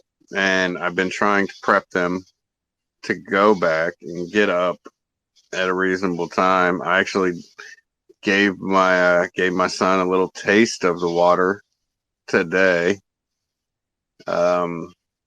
Trying to wake them up. So he's gonna be really upset because I just dripped some on him today. In the morning, if he does not wake up after I tell him to, he's getting a whole bucket on him. Every time your kid wakes up late, you take some of his pocket money and you do not give him, but invest in SquidGrow for him. And he only gets it when he turns 18. My kids are already SquidGrow whales, so Hell yeah. That's awesome. I mean, they might not know exactly how much SquidGrow they have, but I do. All three of them are SquidGrow whales. That's sick. They've got, a great future for them, waiting for them, a lot of wealth, and for sure, with a great father like you, they are going to be very responsible. Hopefully. Yeah, but best decision for them. And like Dane was just, saying a little earlier, it doesn't take um, a lot to, change somebody's entire life. For someone who was joining us from Africa, all these little amounts of investments that we make in SquidGrow today are going to be life changing tomorrow. So, definitely one of the wisest decisions. Look at it in the terms of even at a low market cap right now where Shiba Inu is, how much is 100 billion tokens in Shiba Inu? You know what I mean? It's 100 billion tokens. We have the same supply. 100 billion tokens in Shiba Inu is a lot of money. Life-changing money for quite a few people all around the world. For sure.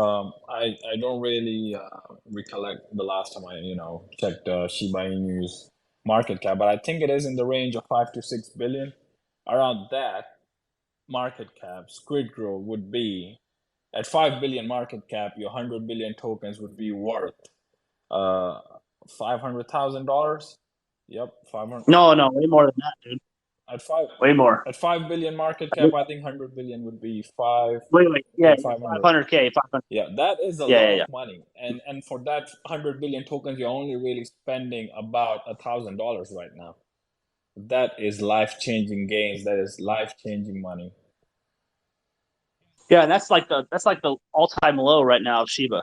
That's not even near their all-time high, like 75 billion roughly. Yep, that is after a 90% correction. So you 100 billion tokens in Shiba Inu is $824,000. Damn. Almost $1 million. Yeah, because I think Shiba Inu did a lot of burns as well. So their total supply may be the same, but the search supply is So kind of, Yeah, and that's what Shibtoshi has mentioned before in the spaces or the VC, where a lot of people say he owns a certain percentage of Shiba Inu supply, but people are wrong because he owns. People mention the supply compared to the total supply, but now that the supply is much lower because of all the burn Shiba Inu had, Shibtoshi is an even bigger of a whale than what people think he is. right. No, yeah, he's got at least fucking, well, at this point, after the burns and everything, he's got probably about 12% of the supply.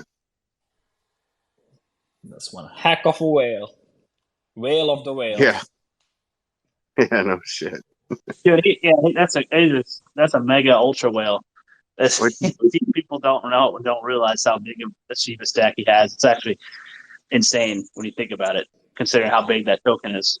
It was quite, fun to see just when he moved a couple of his wallets about 2 or 3 weeks ago, and it got the entire crypto space talking about it. I literally read articles about it. I saw all these random YouTubers making videos about, this big Shiba Inu whale who never moved his wallet, is moving his funds around. What's going on? I mean, Shibtoshi only needs to, make a few transactions on his phone to get everybody's attention. So, and he's got much bigger moves planned than just that. So, a lot of cards in his stack and a lot of aces, more than four, even though the deck doesn't allow it. And all gonna be played at the very right time, the most opportune moment. Like I said, Sam, the crazy thing about this project and Shibtoshi himself, if you just look at other projects that have come in over this past year, Shibtoshi could have launched SquidGrow with absolutely no utility and vision other than it's going to be a meme coin financed by Shibtoshi. And that would be enough to probably keep it going. Like, that's the incredible thing about SquidGrow is it's got all these other things to it that give it even bigger purpose, a greater purpose. But Shibtoshi, man, like if you just go back to him and the power and the level that he's at, just absolutely crushing most all influencers that you know and hear from on a daily basis, absolutely just dwarfing them, right? That's what Shibtoshi is. And a lot of people underestimate him and have underestimated him and will continue to until they're all just silenced and proven wrong. And it will happen. It's just a matter of when, not if, as I say.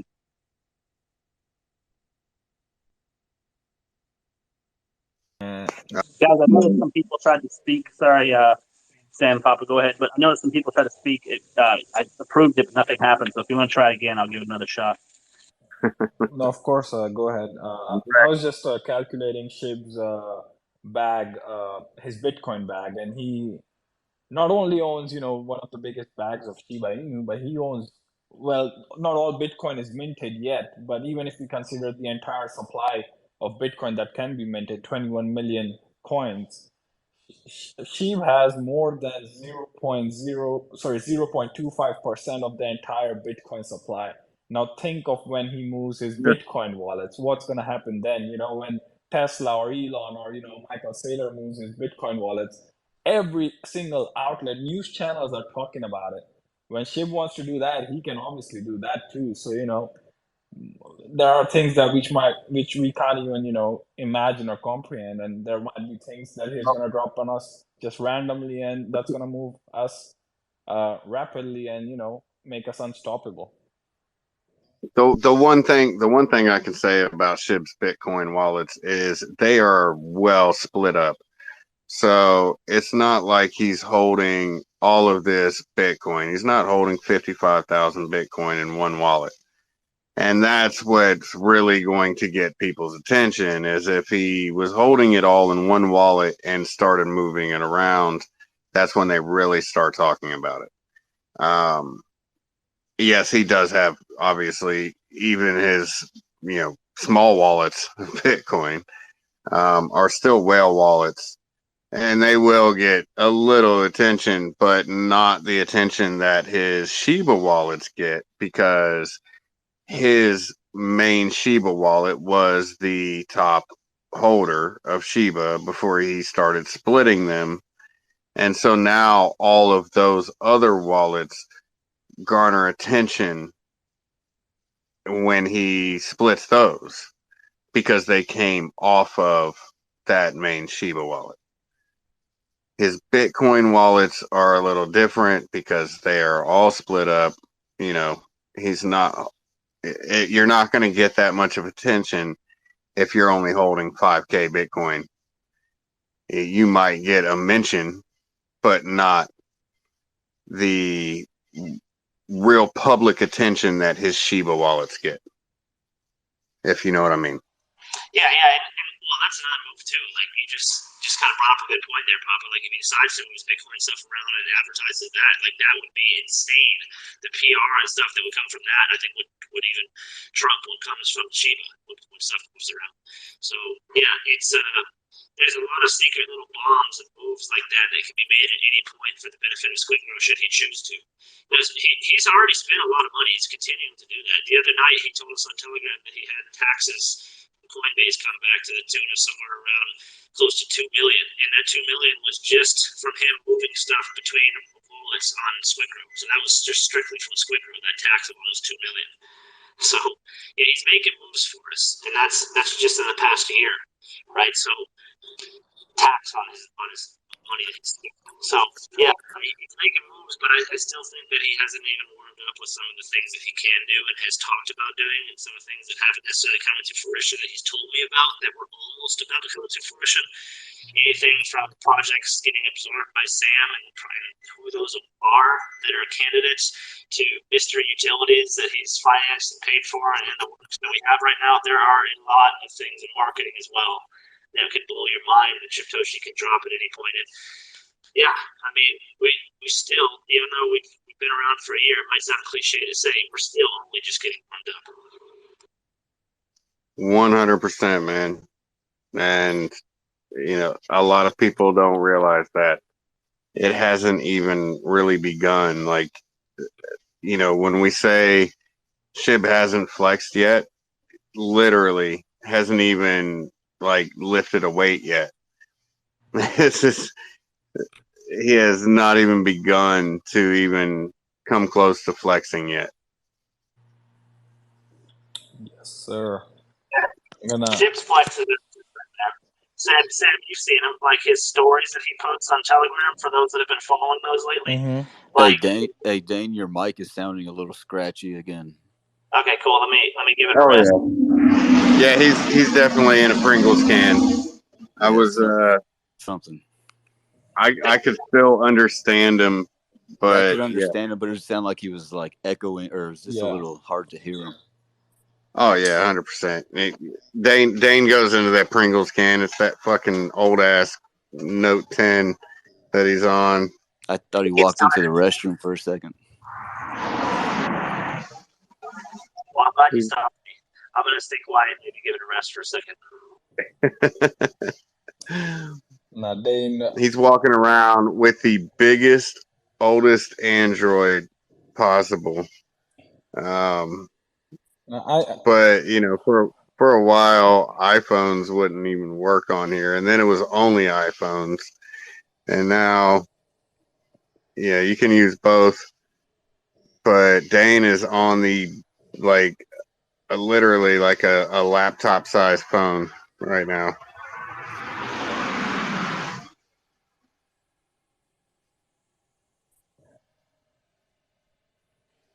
So, Sam, are you talking? No, I was just listening to you. But yeah, just the phones. I used to be one of those who would, upgrade his phone every single year.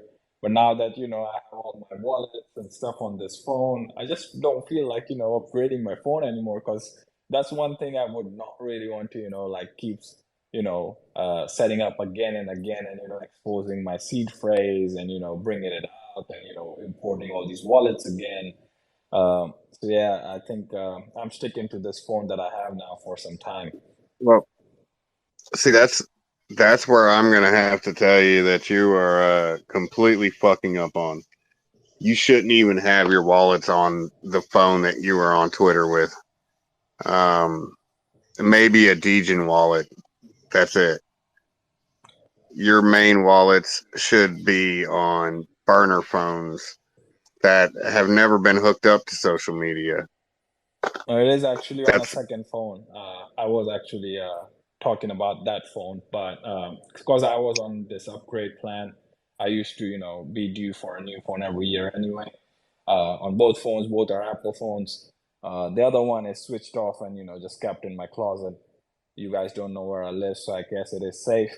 Uh, but yeah, that phone is not getting changed for a while. And also, they stopped making that phone, and I think Apple's not gonna make the mini series anymore. So might as well, in like 10 or 15 years, make some money out of selling that old mini phone. As long as, look, you can even sell the wallet. As long as you empty it first, you can sell that wallet That's true. as an alpha wallet. Dane will even tell you he's sold a couple wallets himself. SquidGrow's got the best security in the game, though. Even if they wanted to mess with us, I don't think they could. No, just from my personal Well, they experience can't now. mess with us. They can't mess with SquidGrow, but they can mess with personal people that make mistakes. Yeah, true that. Yeah, I think one of these days we might, do a VC where, Papa used to do this before as well, go through some basics, go through wallet security, best practices to adapt for, the best interest of your financial assets and everything else as well. A lot of security lessons that we learn from crypto also help us in our day-to-day lives with other kind of data that we, hold on our personal devices. Well, let me know and I'll be there and I'll definitely help. For sure. I was just trying to see, but I think it won't probably let me do this. Because Dane said there are some people who were, who raised their hands to speak. So I'm just trying to figure out that. You got to be co-host to bring them up. I'll bring him up if I see him. Mic check. Yep. Well, I can check hear you. 1 2 1 2. Still a bit muffled, but Still. No, you're actually a little bit better right now, Dane. Oh, sweet.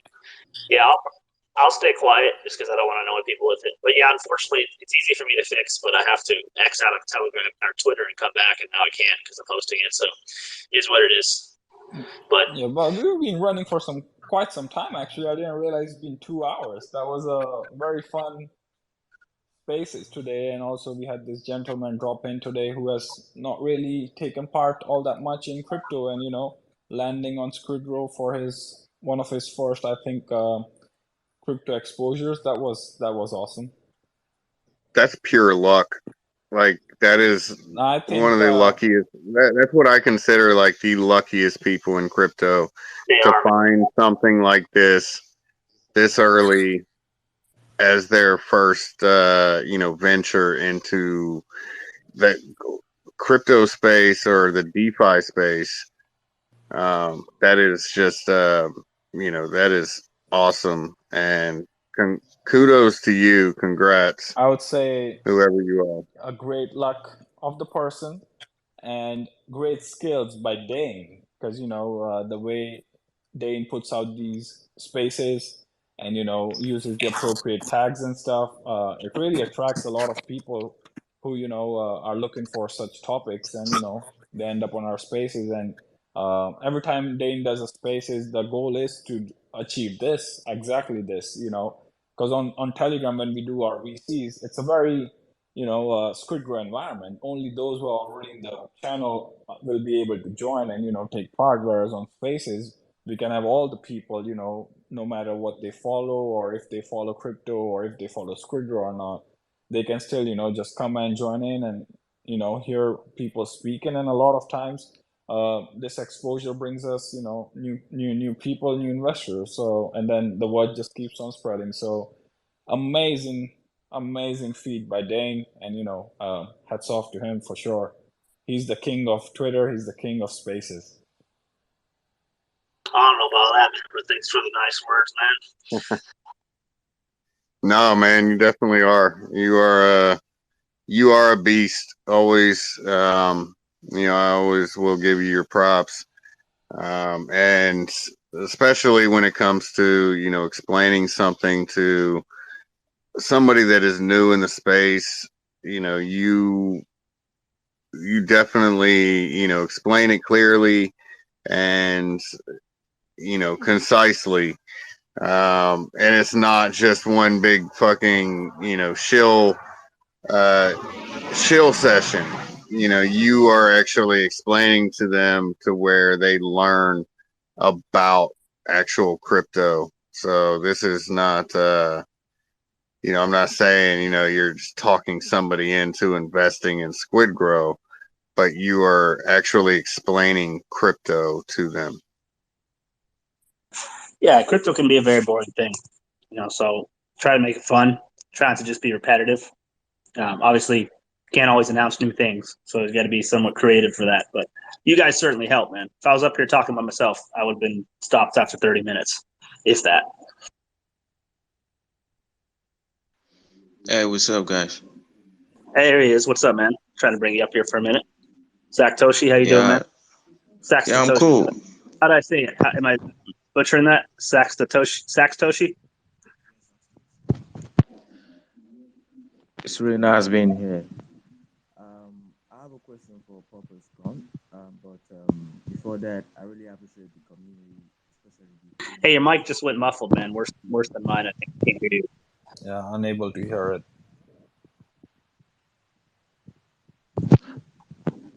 Can you guys hear me now? There you go. Okay, I said I have a question for Purple Scum, but before then, I just want to appreciate the Squid Grow community, the whole team. Like, it's a great opportunity to find Squid Grow. I've been in Squid Grow since September last year, and it has been a game changer for me in the crypto space because I've been into crypto since 2021, and it's been a hell of a rock pool for me. But being in the Squid Grow community, I feel like I'm within the family. Even the time I found Squid Grow, I was able to get a circle of friends like 10, and I brought them into Squid Grow, and they felt comfortable being in the crypto space, and being in a country in Africa where the economy is kind of somehow, but still yet we still find a way to invest, and we have our largest investment in Squid Grow because we see Squid Grow going to a higher place and a life-changing project for us over here. So my question goes to Purpose Com. Please, if you want to if I come to you for an advice, like to be successful in crypto, what would you advise me? Like, how can I be successful in crypto? Um, all right, so that all would depend on, what you are investing in. Are you investing in blue chips or are you investing in DeFi? Now, in blue chips, basically, I would say it's all about, TA and paying attention to the macroeconomy. In DeFi, you want to invest in the team and community. All right. So if you believe in the team and done your research and all that stuff, then you want to look at the community. And by community, you start off with the mods. You start off by looking at the mods, and if they are just some cheap paid hype men mods, just skip it. Skip it altogether. If you ask them a question and they say, "Oh, wait till Dev gets on," skip it.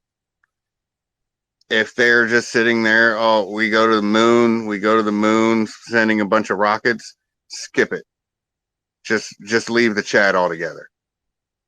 But if they are answering your questions, and with educated answers and actually helping you, that's when you stick around.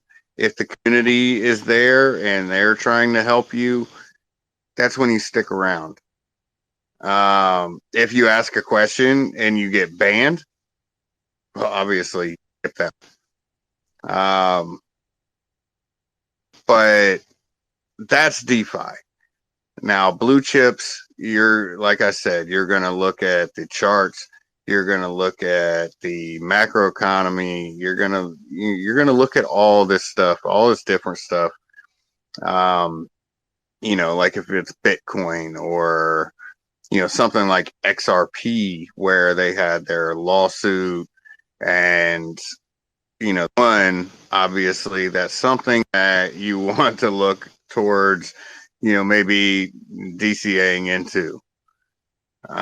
You don't have that in DeFi.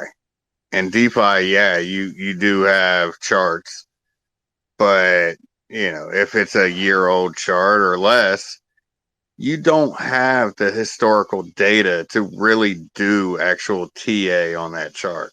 You can't find, the supports and resistances that you would on something like Bitcoin, because any single whale can change that at any time on a young project at a low market cap. So it really just depends on what you want to invest in. If you do ever have any questions about any projects or anything like that, you can always DM me and I will give you my opinion.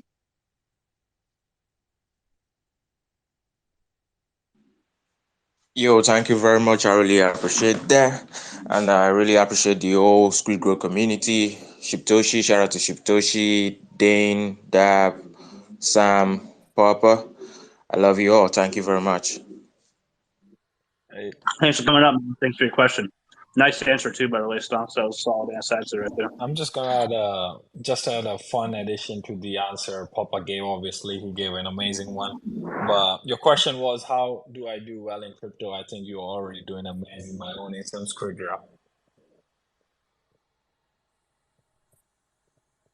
Oh, you're definitely on the right path. If you found a diamond in the rough like this, then you're doing something right to find it. For sure. That means you're in a good network. Whatever you did, keep doing that. 100%. And yeah, you don't have to buy thousands of tokens. You don't have to rotate 100 times. If you find something good and you believe in it, you can stack, you can DCA, and that could be a life changer for you. It just depends on how quickly you're looking to make money. Like if you're trying to, a lot of people try to rush it, and that can be okay in like bull market conditions, or if you're really lucky. But and you have like a excess amount to sprinkle everywhere. For instance, like if you're a huge whale, you can just put like $100 everywhere. But if your money is not like growing on trees for you at the moment, and you got to be really calculated with your investment. So finding something that's nice and secure, like SquidGrow, that has a very, very high potential, I think of the highest of all the DeFi projects that I see, then yeah, you just wait. You just got to have a little patience, and that's that's the challenge, because the charts will play tricks. Charts will play tricks on you. The news media will play tricks on you. You'll see things about Binance being flooded. You'll see things about the U.S. government, war with China, whatever, right? Like you're going to see things like this, and unfortunately, they have a direct effect on this market, and they can spook you into forfeiting your position. And that's where you have to kind of rise above that emotion, and continue to stick to your guns about why you bought something in the first place. Just because you didn't buy the exact bottom doesn't mean it was a bad investment. In a long enough time frame, you're going to be up. So you sometimes just need to have that patience, and I think that's something that a lot of new investors lack. But you learn that over time, and the more you practice it, the better you'll get at it. 100%, man. And that also goes back to, never investing what you can't afford to lose. If you need any of this money to pay for bills next month or the month after or the month after, like if you don't have any other income coming in, then you shouldn't be investing in anything. You should save that money to pay your bills, because even a project like SquidGrow, it can go down. It can have down periods. Even though this is a project that is going to go to, multi-billions, doesn't mean it's going to happen this month or next month. So if you need the money to pay next month's bills, hold it. Don't invest it ever. doesn't matter what the project is. Never invest the money that you need for the next month into any project. Yeah, that's right, Papa. I mean, look, would you go to the casino with the money you need for rent next month? I have, but I'm You're, not. you know, I'm, you know how that works I'm out. telling people from my experience. I have gone and lost the money that I needed for the next month's rent at the casino. So I'm telling people from my experience, don't do that. Yeah, the temptation is there in crypto because you don't have to walk in the casino. It's in your pocket wherever you go, right? Most people even sleep with their phones next to their head, which you shouldn't. But that's just how addicted the phone people are now. So when you invest in crypto, it's with you everywhere you go. You're going to be, even if you don't want to, you're going to be checking that chart more than you should. It just kind of comes with the beast. But if you invest what you need, certainly, bad things can happen. There's unpredictable things that happen in crypto, right? Look at FTX back when that happened. Nobody saw that coming. Maybe some did, but nobody said, "Hey, it's going to happen tomorrow. Make sure you're stabled up." Nobody said that. And so if you had just thrown something into any altcoin on that day before FTX happened, and you needed that the next month, it's like that's a perfect example Right. of what I was talking about. Yeah, and that can happen at any point. I think I would like to think that SquidGrow are pretty stable, but if there's a black swan, obviously it would be affected. I'm not going to lie about that. Like that's going to affect everything. So never overinvest. And I think overinvesting is what gets people in the manic state of mind.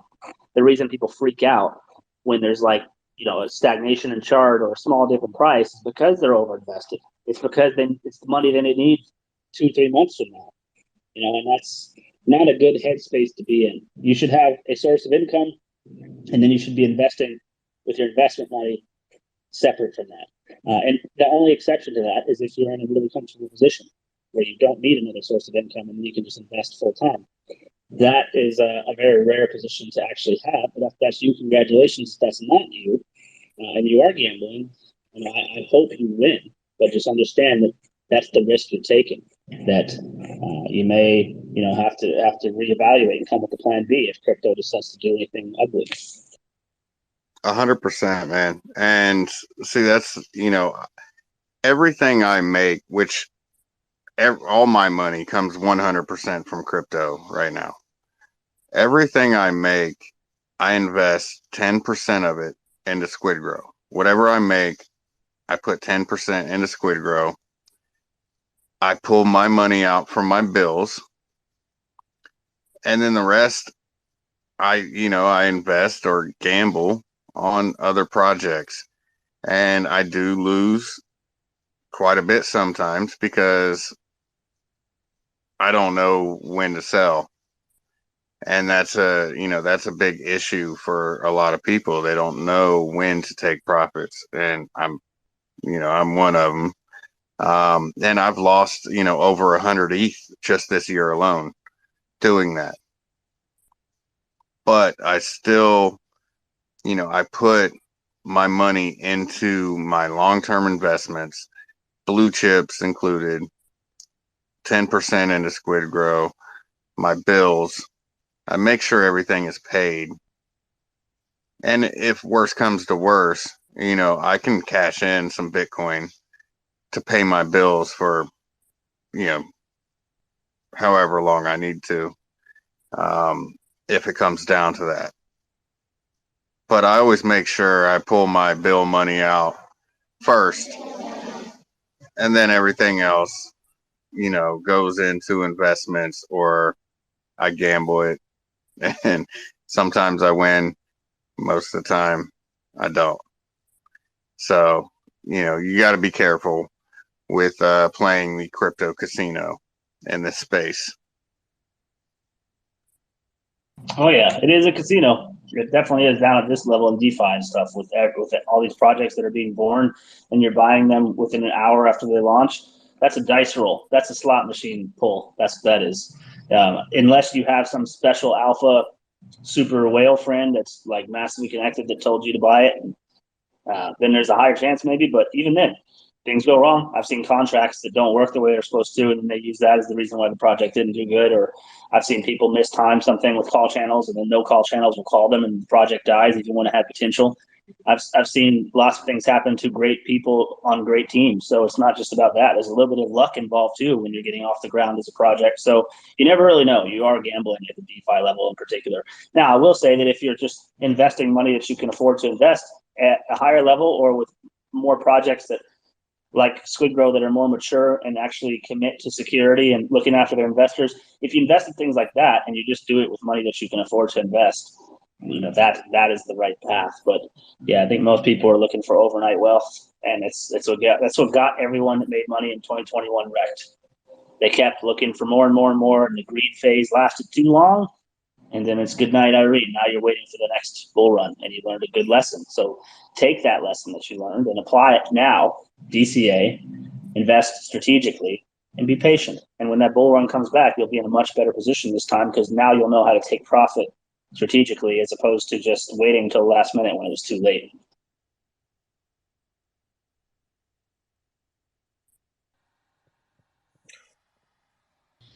Hey, Dane and Papa and the community, I think it's time for me to head to bed soon.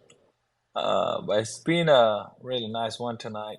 Quite long as well compared to the usual VCs on Telegram. So quite fun. Love to hear it from all of you guys. And I'm going to catch you all again tomorrow. Good night, brother. Yeah, same with me. I'm off to bed as well. I'll start joining in more often to hang out with you guys and talk it up a lot more too. Awesome. Yeah, it's it's kind of a weird time. It's 3:30 a.m. for me, so I know when you guys do VCs, it's normally when I'm asleep, or I'll see the VC open like right when I wake up, and I'm like, yeah, I'm not getting in VC right now, and TG. But I'm glad I was able to catch this one and hop on. I wish I could have stayed up until you had to wake your kids up, Papa, but I think probably another time. Anyway, take care, everybody, and let's keep growing. Let's fucking grow. Let's fucking grow, baby. Let's fucking grow. Real quickly, Everybody give Sam some exit emojis. We need some exit emojis for Sam. Give the hundreds, the hearts, oh my God, the fists. You guys are too kind. Give them all. Thank you all, and catch you all tomorrow. See you later. All right, Sam. Love you, brother.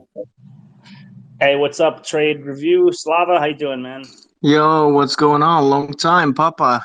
How you been? Hey, what's up, man? Yeah, How I you think doing? my mic finally is working. No, I just wanted to say that I'm also gonna go because I have a couple of things to do in the morning. But yeah, I'll try to be here more often. So yeah, how you been though? Anyway, I just want to say, man, those fucking air fresheners, we're still going? we're still using them. Oh man, yeah, we're still using. We still got quite a few unopened ones. I'm glad you like it. So yeah, we have lots of things to do, and yeah, so growing kinda. Yeah. So how you been anyway?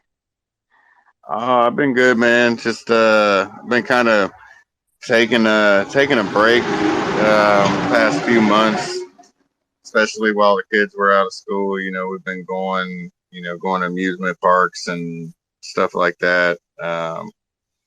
So I've been just kind of taking it easy and taking a break. My lounge was blowing up for a while, so I kind of needed to focus on that a little bit, and but yeah, just the past couple months I've really just been kind of chilling and spending time with the family. And I see. Nice. We should send some to Dane. Dane, you should get some more stuff. You should. Oh, I'm down, man. My girl will probably love that. You said air fresheners? Oh man, Dane, I'm telling you, my wife fucking loves them. Like, she is the one that is she's on it. Like, You would love these things. These air Papa, fresheners. what are you saying? Half of the states on it, not just your wife. Well, yeah, no, I'm just saying, he was talking about his girl, and my wife is the one that she really loves them. These air fresheners are legit. They're the truth, man. I'm telling you. Yeah, man, shoot me some details, Slava. I'd love to look at it. My girl probably spends like $50 a week on candles. I'm not kidding. And she brings them over to my apartment here every time she's over here. So it's like the whole thing smells like a giant candle all the time, which I don't complain about, but I wouldn't mind mixing it up a little bit. They're mainly for the car, but I Yeah. actually use them in my closet as well. Yeah. So many people use those too, but yeah, we're manufacturing the home diffusers right now, so we're moving into the homes as well. But yeah, so the car, it was just the first like a start to start with the cars, but then we're making into the homes, into the commercial buildings, and yeah, stuff like that. But it's just a lot of work. Yeah. I gotta look at the website again. Have you updated that? No, the diffuser are not going to be there until probably 2024 quarter 1 because we're still in the prototype phase. So yeah, we're going to update it probably 2024. So, but yeah, a lot of new stuff coming in. So yeah, Dane, I will shoot you in DM. So, and I'll send you some stuff. You're probably going to love it too. Sounds great. Yeah. I know. You sent me, just samples. A big ass sample pack, but I'm still. We still have some unopened.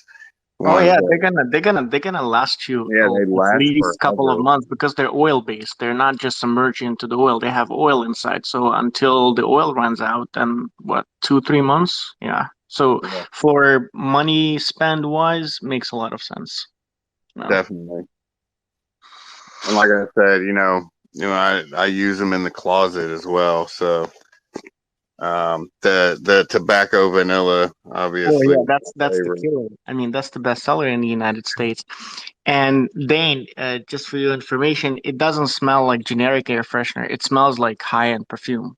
So, Yeah. but once you get it, you'll get the idea. Oh, nice. Yeah, they are pretty awesome, man. Hell, I've shilled that I've shilled that website to quite a few people. Oh shit, Stonks! Before we go into detail, there we got the man himself, Shitoshi. We're just about to. What's going on, guys? Let's fucking grow. What's up, baby? I just concluded the call, so I figured if this was still going on, I'd jump on over and see what's going on. What's happening, brother? How you doing, man? Doing good. I sent you, actually, I replied to your DM, but I was gonna add to it. I just haven't got a chance. I've been sitting here talking to people. Yeah, I saw your message. I figured I'd respond when I got off the call, and then you happen to be here. So, how you liking you liking the market right now? Bitcoin and Ethereum, man, it's having a nice little drop. Oh man, shit. I'm not even trading right now. So not even paying attention. I'm just waiting, literally just waiting for the bull run. I don't have time to really even pay attention to charts anymore. Oh man, you're missing out on all the fun, dude. Shit, I know. Oh, trust me, I know. But see, when I start paying attention to chart, I forget about everything else. Yeah. I get stuck on the charts, and then I'm literally like, I've got 1,000 people, wanting an AMA or this or that, and I'm not even on TG to even reply to their DMs. Yeah. So, I'll just wait until I can just throw, I mean, yeah. I do have some long swings on from, a while back, but other than that, I'm not scalping shit right now. I just don't have time to watch it. Yeah, I hear that. I just set my notifications to notify me if it goes up or down past a certain point, so Mhm. kind of how I've been doing it lately. I just did the Shibtoshi experiment. Side note: I noticed we had 19 people when you joined Shib. We were up to like 30 at one point. We were sort of phasing out because the image just comes off. We were already at the 29. I just want to see it like 10 how people follow. Oh yeah, we were on about here to head with off that. to sleep. He's got that purple ring around his name, so there's going to be quite a few more people jumping on. Oh yeah, they're waiting to hear the alpha. Well, we don't have any alpha right now currently. This is just going to be a hangout, but we do have some stuff we're waiting to unload here shortly. Just in the Oh yeah, and we gotta do that. We gotta get that scheduled so you can unload that alpha. On your AMA, man. That's Perfect. right. Yeah, I'm waiting on the announcement for our first official partnership, so I'm waiting to read over that. So, maybe we can kick it off with that and let's go into the other news we have. Yeah, we got a conversation with Pro and a couple others tomorrow to figure out the best course of action as far as how to get the max effect all these different things shit has built up. But yeah, it's a lot, man. A lot of bullish stuff, and not just exchanges. There's some surprises in there, as we alluded to. So, yeah, I'm very enthusiastic about it and excited to watch as we drop these things. And, I think maybe we'll get lucky too, and we'll see Bitcoin find a little dip here and then come back up around as that starts to happen too. That's what I'm crossing my fingers for. It's freaking weird listening to you talk while I'm looking at your profile as a listener. Yeah, I like to boost our count, man. I gotta give my account some my personal account some love. I gotta get it. How's Dan doing over here? Let me have a look. Everybody give Dane some love, man. We need to give Dane some love, guys. Everybody Nobody give ever Dane follows a Dane, follow. man. They just follow SquidGrow. I get like 20 new follows on SquidGrow every time I'm on here, but just flying under the radar over there. Man. But it's all right. I got some OGs following it. If you look at who follows my account, like I got people like Pro and Shib and Stonks and all the OGs from SquidGrow community follow me. So it's just a matter of time, I think, before it blows up. When SquidGrow blows up, I think all of my accounts will in a big way. Oh, 100%. Yeah, my account's blown up just from SquidGrow, so I know the effects that SquidGrow can have, on an account or basically just on anything on your life. So, my life is 100 times better since SquidGrow. I can tell you that.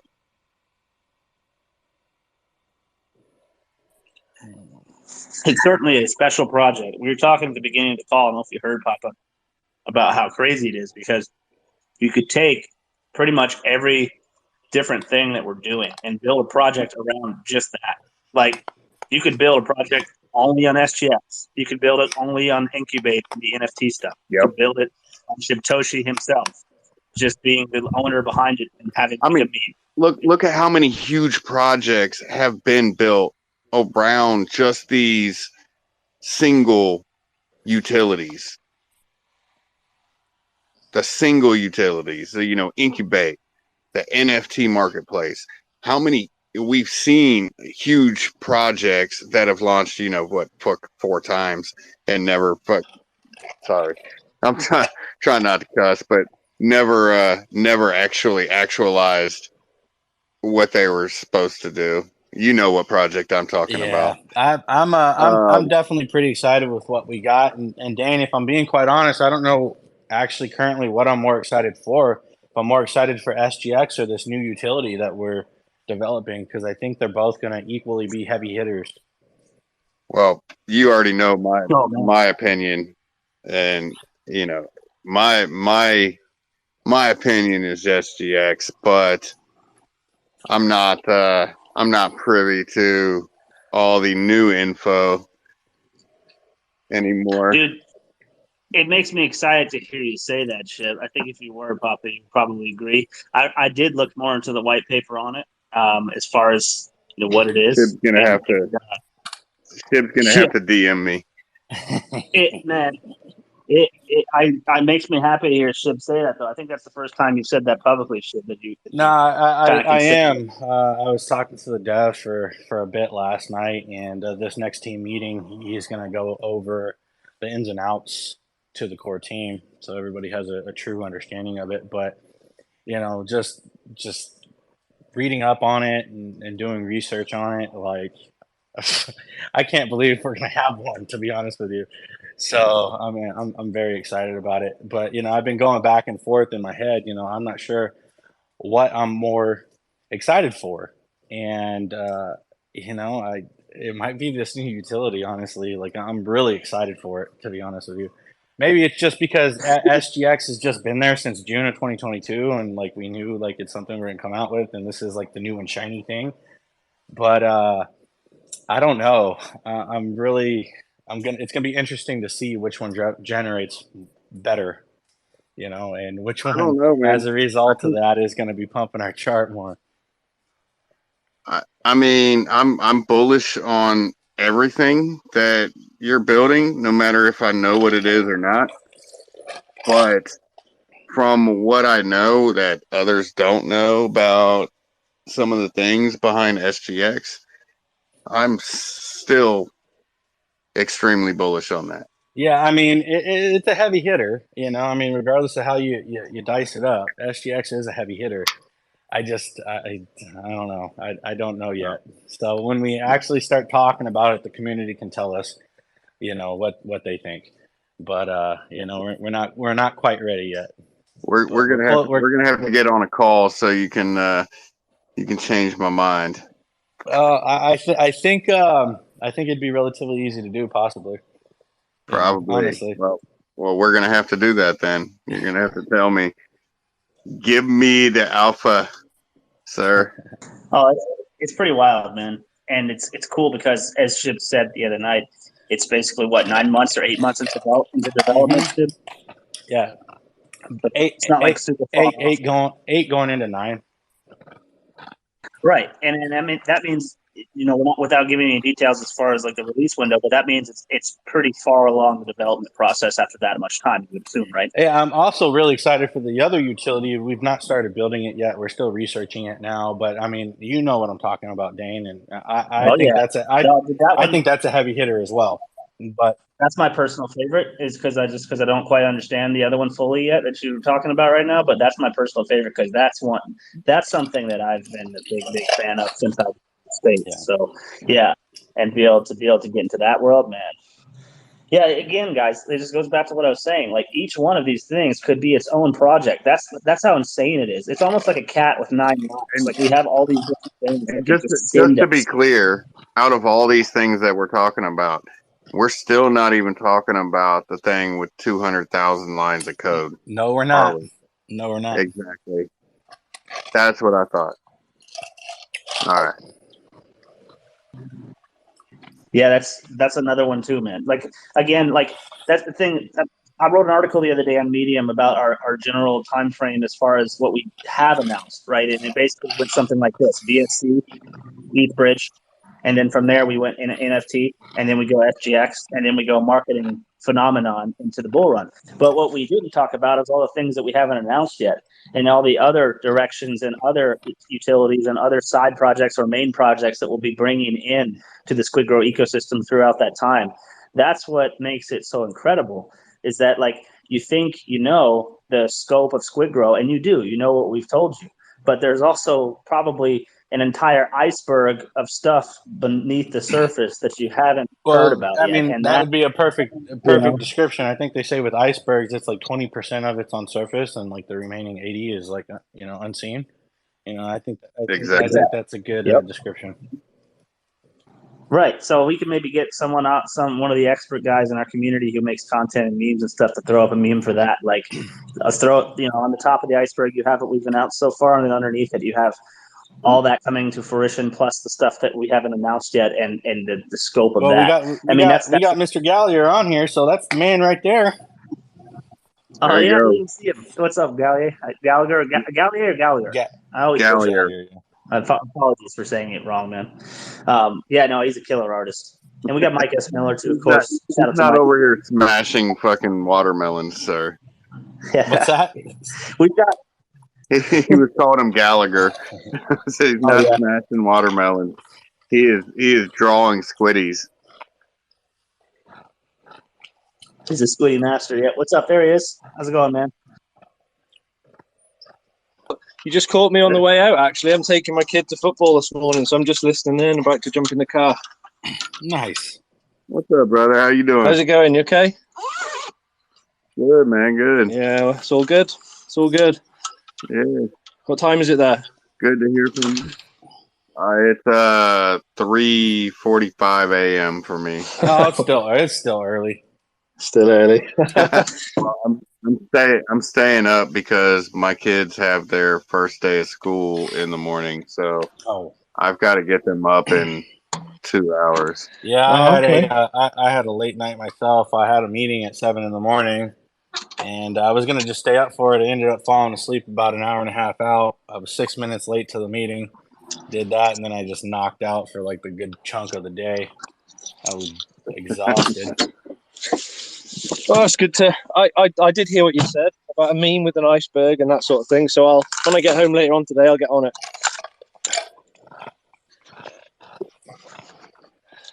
Let's fucking grow. Yeah. Hey, Chad, real quickly, it looks like doesn't like to cuss. What's that? Tessie doesn't like to cuss. He doesn't say the whole LFG. We got the kiddos in there. Yeah. Real quick, Chad, just a side note. Our dev. My son here, so. Hang on, you're breaking up. You're breaking up. Oh, okay. I'm just listening in. I'm gonna drive now, so I'll carry on listening in. But let's grow, guys. Let's grow. Take it easy, brother. Safe travels. Let's grow. See you guys. Hey, Dan. I even cleaned it up. Dan, I didn't hear what you were saying. You said something about a side note.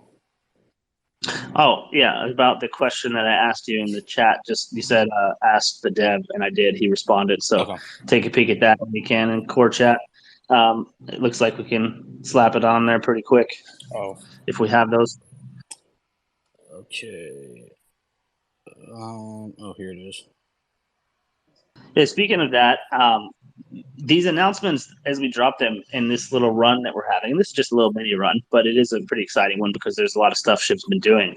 But as we drop these things, there are powerful people on our team now that weren't there before last time we went on kind of a spree like this that will be echoing everything we do. So people like Brian Evans, Daniel Enriquez, Pro the Doge, Windy O, right, and many more will be shouting us out. And the algo from the things that we do will be much more powerful because of that. So I think I'm excited to see different networks being hit as we drop these things because our reach will be greater thanks to those influencers that are on the team. And again, some of you need, some of the influencers joined and you may have been disappointed because it didn't pump the chart immediately when they called us out. But that's just the market that we're in sometimes. The thing that makes these influencers so powerful is what I just said. They're going to have a very long-term effect over our reach, right? So every single thing we do, we have an extended reach now because of each individual influencer that we brought on. So I think that's really cool. And it's something that me personally, as kind of a marketing mind, I'm excited to see that come into effect and these influencers be able to support us as we do these things. Like the other day, we had Pro the Doge, Shib and Dub and we did like a 2.5 hour space where we all just kind of talked about SquidGrow, talked about the macro, talked about crypto for 2.5 hours. And just through Pro to Doge's network, I was seeing all sorts of new people cross paths with our space during that small time frame.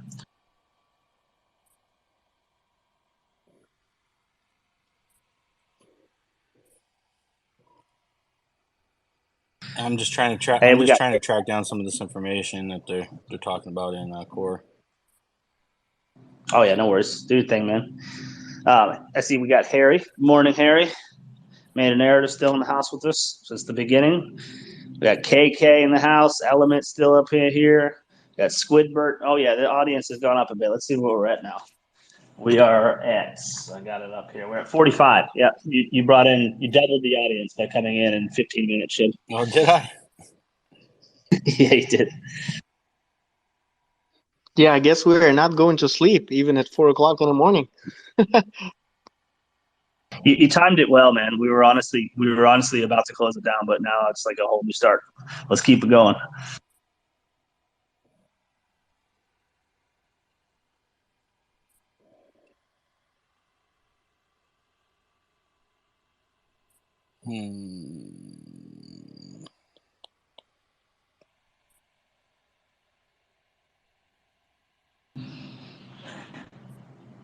Hey, so Papa, what's your go-to bro food? Like when you don't have to cook for your kids, what's your go-to meal that you make for yourself? Oh shit. Not like your best thing or your favorite thing, but like your most convenient thing you just eat when you're in a hurry. It's not a fast food. Oh, ramen noodles all day. Oh my god. Oh yeah, classic, man. Ramen noodles all day, man. But today, let's see. Today I made shrimp and grits and I made my own cheese sauce to go with it. So that was just something I was just kind of I was kind of craving. Like I was at the grocery store the other day, and so I picked up a bag of grits, and I got some shrimp, and that was my plan. I'm like, you know what? I want shrimp and grits. And Nice. there's a place down the road that has shrimp and grits on the menu, but I don't like it. I don't like theirs. Oh, it always So tastes better when you cook something yourself. Like it's just yeah, something special so about it. I made my own, and it was a lot spicier than what they make. I use this Cajun seasoning. It's called Slap Your Mama, and I use the hot blend, and I use that because I make my wife has me make this shrimp Alfredo or Cajun shrimp Alfredo all the time. Like I made it one time, and she has me make it at least once a week. Yeah, but you at this point now you're full dad mode, right? So like dads are good cooks, But like what I'm interested in is hearing like what you made when you were just Oh like a yeah, bachelor. just for myself. All right, so just for myself, it's either I make ramen noodles or I eat peanut butter out of the jar with a spoon, and I have a custom engraved peanut butter spoon. Literally says Rick's peanut butter spoon on the spoon. Huh. It Yeah, is an engraved peanut butter spoon that I use to eat peanut butter out of the jar with. yeah, that means you definitely like it, man. Yeah, I Yeah. think with those types of go-to meals are like what gets you through survival mode. Like I unfortunately don't have my girl living with me yet, so for the most part, I have to be my own cook, and I hate it. I don't enjoy cooking. I don't mind it every once in a while, going hardcore and like finding ingredients and making stuff from scratch.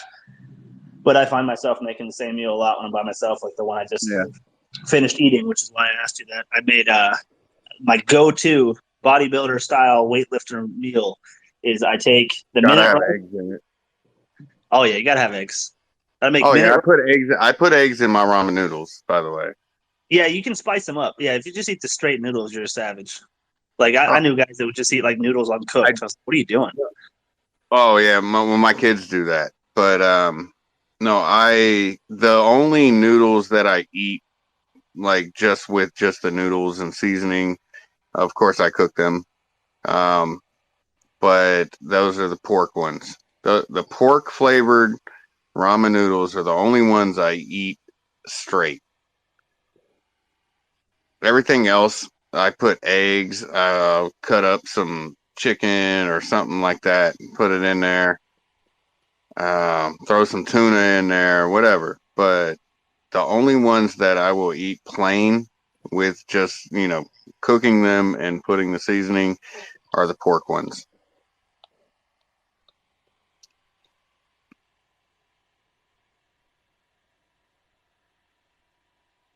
But I do love ramen noodles, man. I'm not gonna lie to Sorry, you. Chib. I just saw your text. I'm just doing that right Okay. now. My bad. Yeah, dude, ramen noodles are fire. I mean, if you're in a rut, and you don't want to throw down a lot of money, it's a go-to. I do something similar where I have frozen veggies, like typically like your California blend, like your basic stuff, broccoli, cauliflower, carrots, Mhm. etc. Maybe some beans. And I take minute rice and I microwave both of those for like 90 seconds or a couple minutes.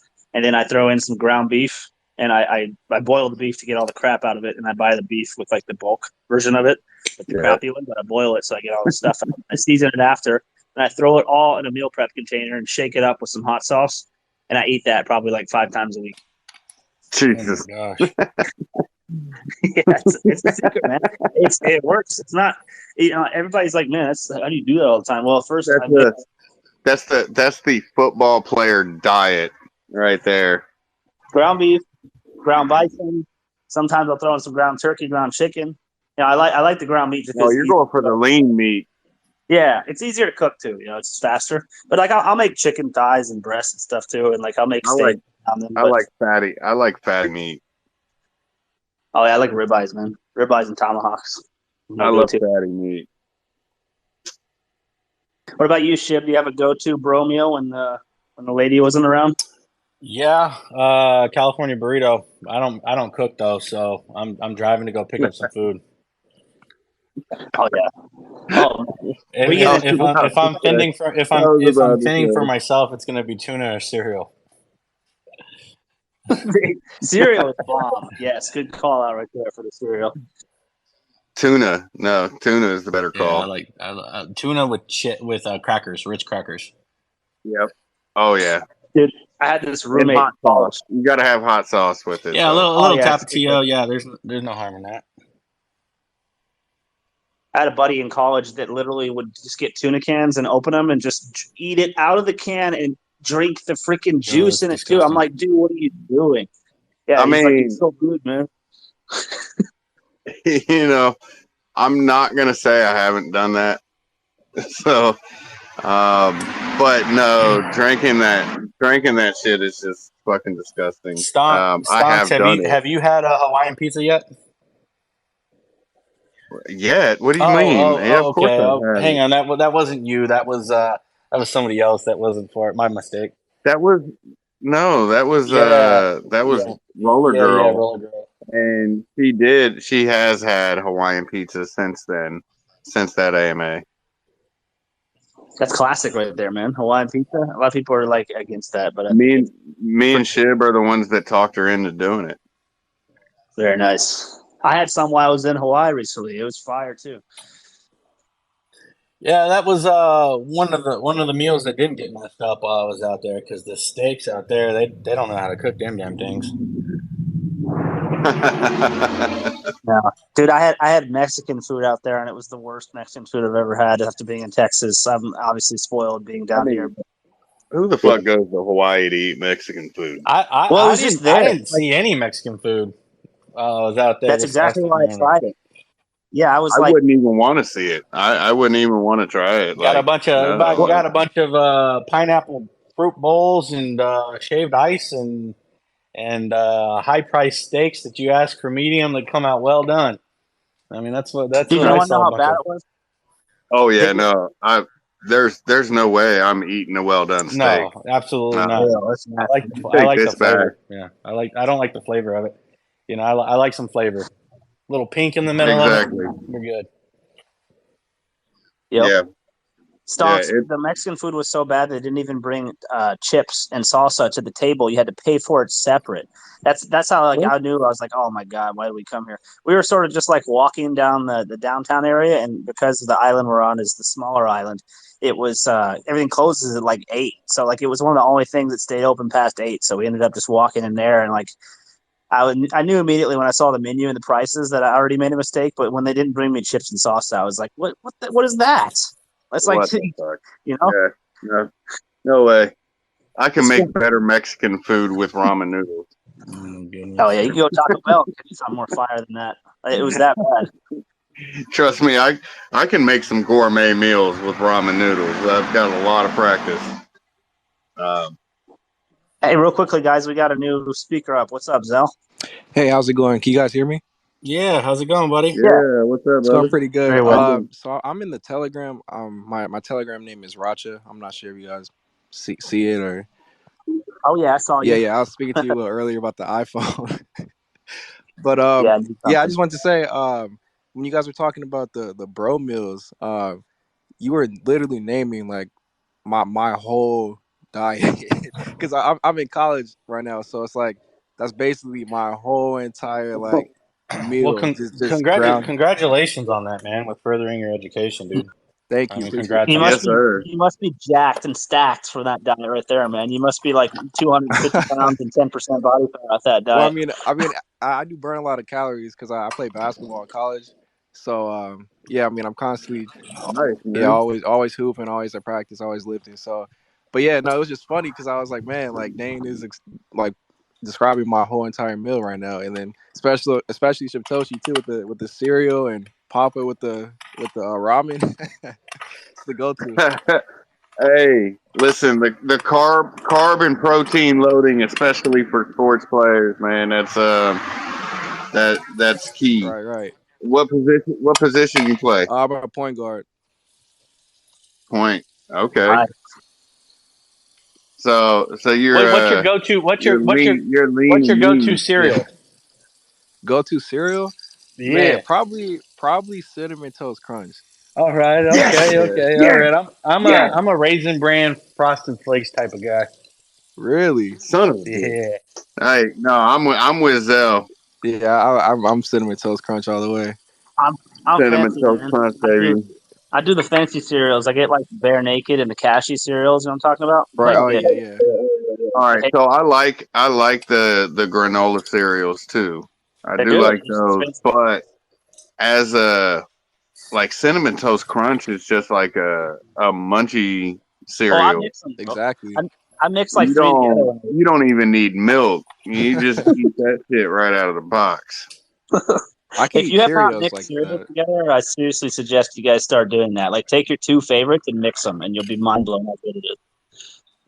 But like the granola cereals, like I like just straight granola, but you know the what's it called? I can't even think of it. Oats. Yeah, honey bunches of oats. Yeah. Oh yeah. Also Life. I fuck with Life a lot. Oh yeah, yeah. Life. I love Life. Checks. I love checks. Rice checks, my favorite. Oh, Rice Krispies, man. That used to be one of my favorites. I forgot about those. People buy me some of this stuff now. Start saying What's them. up with Yeah, It's been and so all long. this shit. peanut butter Captain Crunch?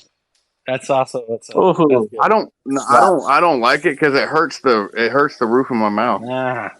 Because I eat it dry. Ah. I eat 90% of cereal dry. I just, eat it out of the box by handful. Oh, dude, I don't like that, man. I get mine all soggy. I literally pour my cereal and I let it sit there for 10 minutes, and then I'll eat it. I don't know. Yeah. I don't know about 10 minutes, but yeah, I definitely get it. I do every time, man. I like it soggy. 10 minutes is a very long time Yeah, for that. that's No, I that's don't. I mush. do it. I pour it. Mush. That's like You could mush. drink that Yeah. through a straw at that point. I Right. pour it before I make my Seriously, coffee, you and just then I do fucking my eating morning. mush. Yeah, Like it's the best. you might as well eat oatmeal. That's why I like it. It's like cereal oatmeal. Funny story. When Dub was out here, I made him grits for the first time. He's never had grits. You mentioned oatmeal. I like oatmeal with peanut butter and then grits as well. Oh, I love grits. I like oatmeal too, but actually, like grits, I can eat all day long. I was just talking about this earlier. I made shrimp and grits for lunch today. With made with shrimp, I made cheese sauce with it, and it was Cajun. So it was Cajun shrimp and grits with homemade shrimp sauce or homemade cheese sauce. Yeah, unfortunately, I'm lactose, so I got to be careful with the whole dairy. About 20, 26 for me, man. Yeah, I you'd have became been lactose. you'd have been wrecked eating this. Oh yeah. Especially I've missed it over the years, but it's all good. Especially since I put a whole stick of butter in there as well. You and your butter, dude. Dude, butter's fire, man. It's the best. There was in the grits, but then there was another half stick of garlic herb butter that I cooked the shrimp and made the sauce with. The thing is, man, like the butter is. Hey, Dane, you're kind of rugged. Yeah, you're kind of rugged a little bit. Back to the Pringles. All right, I'm gonna let it calm down. I'll be out for a minute. Dane, I'm telling you, it's time for the iPhone. Dane. No, don't do that, Dane. Yeah, do it. It'd be the best move you ever done in your life, bro. No, just upgrade to a better Android. You haven't heard me rug yet, so. I've heard you rug many times No. on Telegram, my friend. Well, rugging. Well, that's the fucking Wi-Fi. That's not my phone. That was the Wi-Fi. Uh-huh. And yeah, actually, there's been my Wi-Fi has actually been cutting out because it's been storming here, and so my Wi-Fi is actually cut out in like 2 different AMAs where I would have to, and it also doesn't. It also doesn't help when I'm sitting outside. Yeah. But no, my Wi-Fi would just cut out, and then the other day, like it cut out for the whole house. Like the whole Wi-Fi just cut off a few times. So I was a little upset about that. I'm sitting here cussing up and down. I had to unplug my router, plug it back in. Still didn't come on.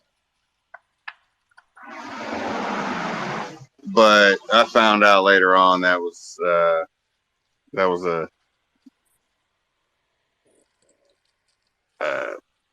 what do you call it, problem?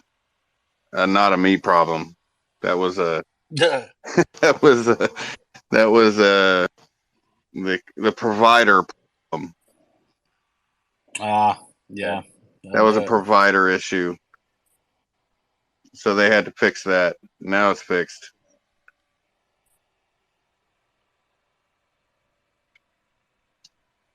But yeah, I was pissed. And there's really no other Wi-Fi I can get here, so the Wi-Fi I had before was even worse. Now I've got better Wi-Fi, but if that goes down, there's not much I can do about it.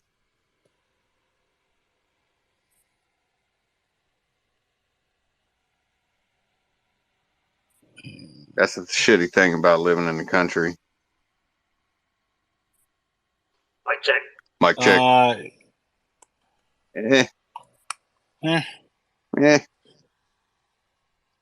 Oh, bro, robot. All right, it needs more rest.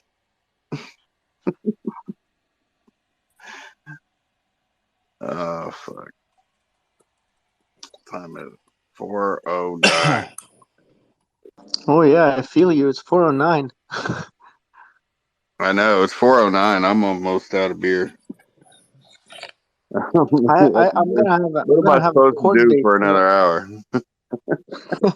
Yeah, and I'm gonna have a court date tomorrow for this COVID bullshit. Oh, but damn. it's gonna be like at 12 o'clock.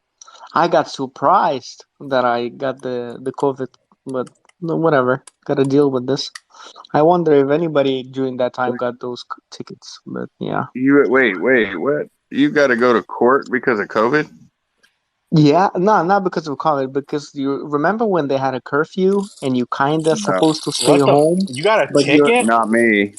Not me. Yeah, in Canada, yeah, it's like $800 ticket, and they couldn't put like it just doesn't make any sense because the ticket says obstruction, and obstruction of what? Well, like what are you talking about? So it's the whole shenanigans. Oh, that's bullshit. Well, Yeah, it's crazy. So it was a crazy story because I went to the plaza to grab some stuff, and then my friend was in the plaza with his friend, so I have to give him some stuff of my own. So I came to the guy, gave him stuff, was about to leave. 7 or 10 cops came, closed the whole intersection, closed the whole plaza, give everybody a ticket. There was a guy on in the other car sleeping on the back seat. They woke him up, gave him a ticket. Yeah, yeah. that's the Well, country. luckily, That's the country we're living on. I live in South Carolina, and I didn't have any of those issues. Um, so Well, the only thing COVID did for me was it did kind of shut my business down because I was the new guy, the new GC in town, so I wasn't getting the business that all of the people that were from here were getting. So I said fuck it, and I shut down, and I ended up making more money by going to crypto full time. So that's the only thing. COVID made me money instead of losing me money. That and stock market blew up. oh yeah, 2020. The Shit, the man. I, bull I want run this thing to started. come back. Stock market blew up. Bull run started. COVID made me a lot of money. But as far as the whole quarantine and this and that, there was zero effect here. You guys didn't have a curfew in the States? No, not at all. Oh well, they did in California, not here in South Carolina. I had No. I have a had a Republican governor, so there was no curfew. I could still go to the bar every night. Um, I didn't have those issues. Yeah, it got so ridiculous to the point that a friend of mine got a ticket. Like let's say they put the curfew at 5 on 5 of April. There was a guy in Plaza on the 4th of April at 11:59 a.m. So they waited until it hits 12:05 and gave guys a ticket. Oh yeah, they kissed my ass. They got to catch me. I'm running. You're gonna have to chase me down. Man, that's unfortunate reality in Canada. But that's okay. Yeah. They would have had to chase me down, and they probably drank maple syrup by the gallon, so they're not gonna catch me. The old Mount Me's.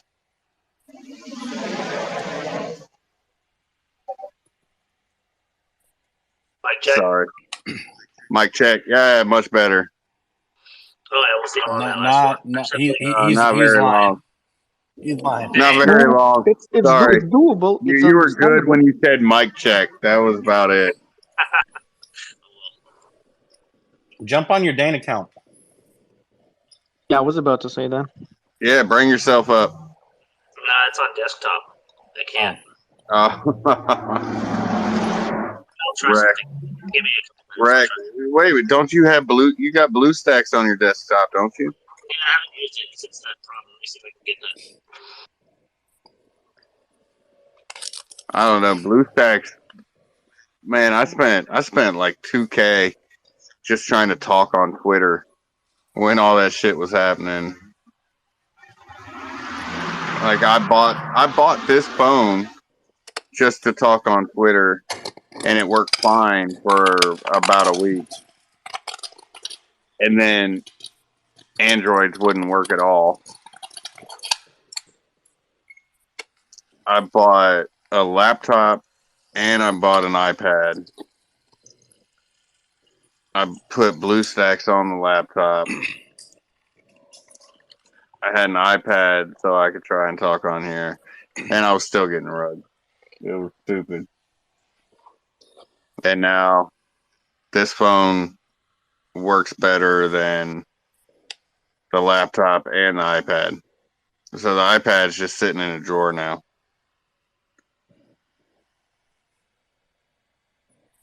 The laptop is just sitting on the desk. I don't even use that either.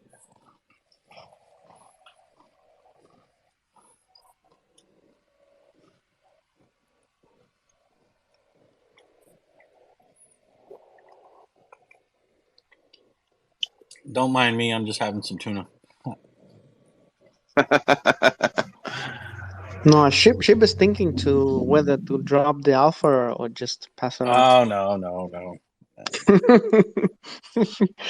I will say Well- I do love tuna. Same. I'll eat the shit out of some tuna. Having some crackers and tuna right now. Well, while you were talking, you made me at least find some food, and yeah, I ate it like 3 hours ago, so 4 hours ago I was hungry. But yeah, your conversation. Dane, are you still Food- rug man? I think he's trying to work out it. Yeah, I'm here, but I'm trying. Oh something. no, you're good. That's better. Wait, you're good.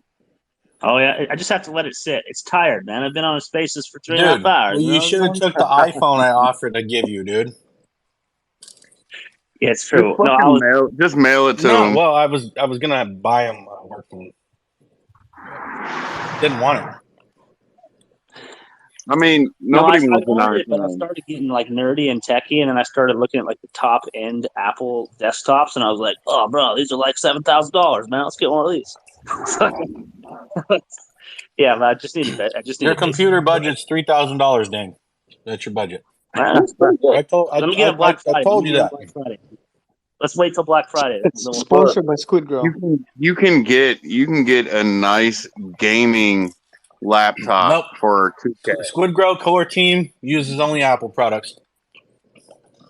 Oh, that's all I buy. Oh yeah, I mean yeah, that's Linux. That's the most bearish thing Shib's ever said. What's that? That's the most bearish thing Shib's ever said. It is. It is. That is the most bearish shit he's ever said. Bullshit, dude. Apple devices are so superior. It's ridiculous. Oh my god. Mm-hmm. He just sucked into that ecosystem of Apple. That's the problem. That's the problem. That's all it is. It was all the real fucking G is the iPhones Linux are. guy. All iPhones were like a status symbol. Like, oh, okay, well, our chats are blue. I don't give a fuck what the color they are. Our terminal is black. Like, I don't care. Like, iPhones are literally refurbished out of old Android parts. They are built out of refurbished Android parts. Not even close, man. Apple tech is so far superior. Let me ask you, bro. Android devices can get bugs, can get malware. Not Apple. Apple devices don't get that shit. Not on their phones. Android all day. You can get bugs. You can get malware. I don't know. I've never had any on my phones. I guess it's user error. Uh-huh. It's user error. Even as much porn as I watch on my phone, Keep it clean. Keep it clean, Ron. Hey, I'll have you guys know that you are. I'm cracking up over here with this conversation. Keep it clean. I'm just playing. Oh my gosh. But dude, I like spit half of my cracker out when you said that.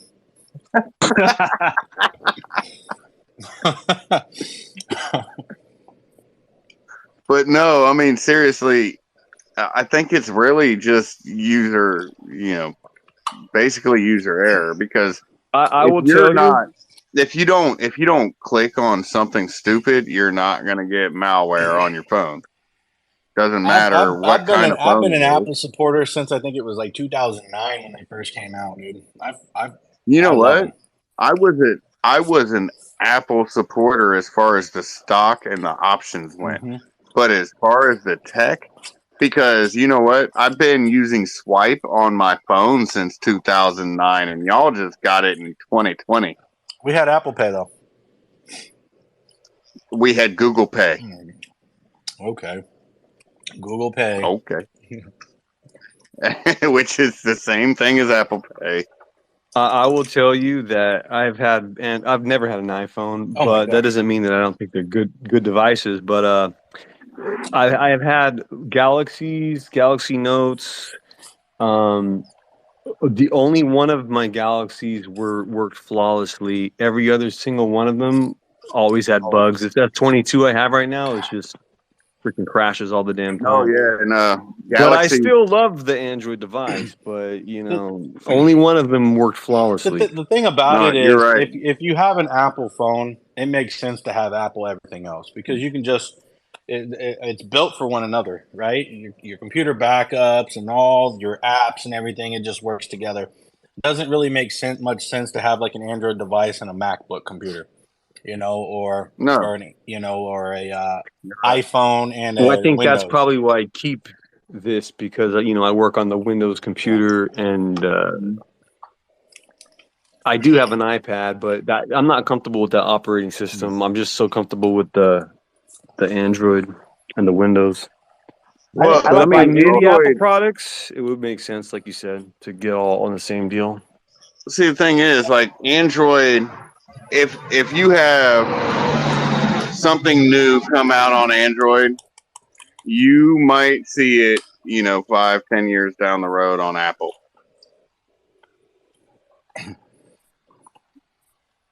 Or maybe even longer. Like Swipe took like 10 years for it to come out on. Let me clarify this real quick. If Shibtoshi is buying you phones and computers, I'll take it. I'm buying you Apple. And the reason why I say that is because Dave, which is core team member, he just said, he quoted me, SquidGrow core team only uses Apple. Then it said, sent from my superior Android device. I'll take an Apple phone and I'll use that for my wallet. Right, but Dave, would you or would you not take a MacBook and an iPhone, whatever number it's on right now this year? Would you or would you not take that if Shibtoshi bought it for you? I would. I'm not gonna lie to you. I would take it, and I would use it only for SquidGrow because I don't know if it could handle anything else. Pop, I would take it and flip it. Then you can buy a really nice. Now you're selling company devices. Now sounds like a breach of NDA for sure. It's espionage. What's the word for that? And real quick, and I'm only going to say this, Stonks, because Dave just chimed in and he said no. I declined already because I made the offer to him and he actually declined the offer. True story. He did. That was out of pride. Well, that'd be up to him to decide. It was out of pride, 100%.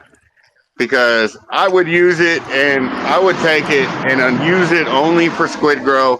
And if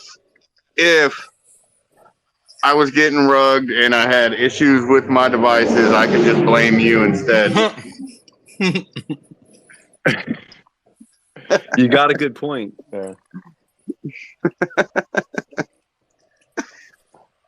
How long ago did Google acquire Android? I think it was back in like 2006 or 5. It was when I was in high school. I remember that. So, yeah, that's way back. A lot of people I don't think realize Google owns Android fully. So it's the same thing. Everybody's like, I got a Google phone, not an Android. It's like, it's the same thing. Even though the Google phones suck. Well, they're built for photography, like the Google, what do they call it? The Pixel. Pixels. Yeah, they suck. They suck. Yeah, it's a different line. It's more for people who are like trying to have an iPhone that don't want Apple. Actually, I think who was it? Slayham. Slayham had a Pixel, and he cried about that thing hard. They suck. Yeah, at least they weren't as bad as the Windows Phone. I hope they bring back BlackBerry one day. I'd buy that again. That was my OGs. Going back to the Oh, I Nokia. just watched that movie Blackberry. You seen it? I have. I saw it. Yeah. What do you think about it? I saw it.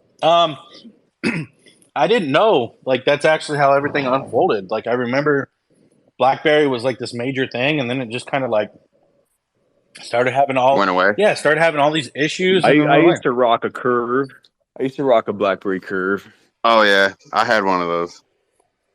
I remember though. They're pretty good for that time. Yeah, I never. But yeah, it was an interesting story. Yeah, it definitely was, man. I mean, kind of where they started from. Just like a group of guys, and building stuff in a garage, and then moving to like a small little office, and selling. And just some shark who lost his job. Yep. Was just like, let me take advantage of this opportunity. Yep. Bro, back then I literally had like the top of the line of everything. I even had a pager I could text from that I couldn't text anybody because nobody else had one that I knew. But I had it. Yeah, I never got into the whole pager thing. I mean, but it was just, and same thing with, cell phones and stuff like that. It was literally a whole bunch of waste of money back then because nobody else. I think the first phone I bought myself in high school was like the Nokia 5101 or something like that. One of the flips, and then had the Razor. I'm a little older, so. And then I switched to like this little Pantech. I had a bag phone. When I was 14. A bag phone? Like you carried in a bag? Literally, I carry it around, in the bag. Hey, real quick, guys, before we continue the phone talk, we got People's Dow up here. What's up, Peoples? Oh, what's up, Fox? Hey, buddy, how's it going? Good morning from the UK. Good morning. How's your late night hangout going? What time is it for you guys over there? It's about 9:30 in the morning for me.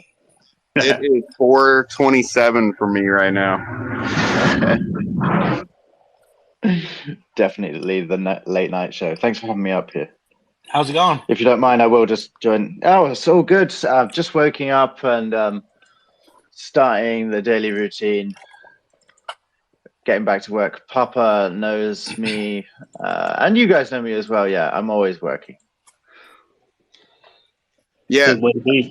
I don't know. They wouldn't. I don't know if Shiptoshi and Dane would recognize this account, but this is the Fox that's in MMKK. Oh yeah, what's up, buddy? Yo.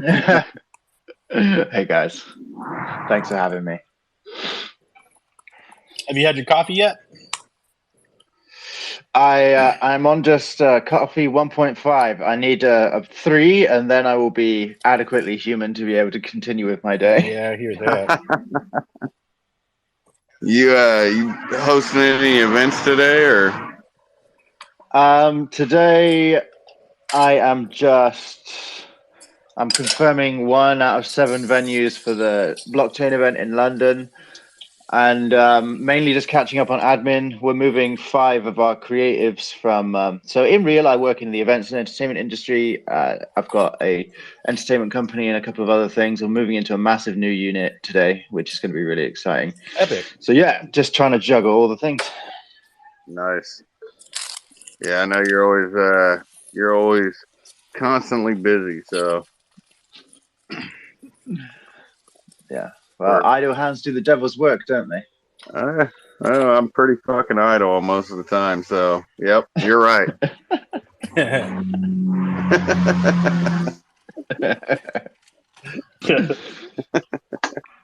You're right. Just call me Lucifer.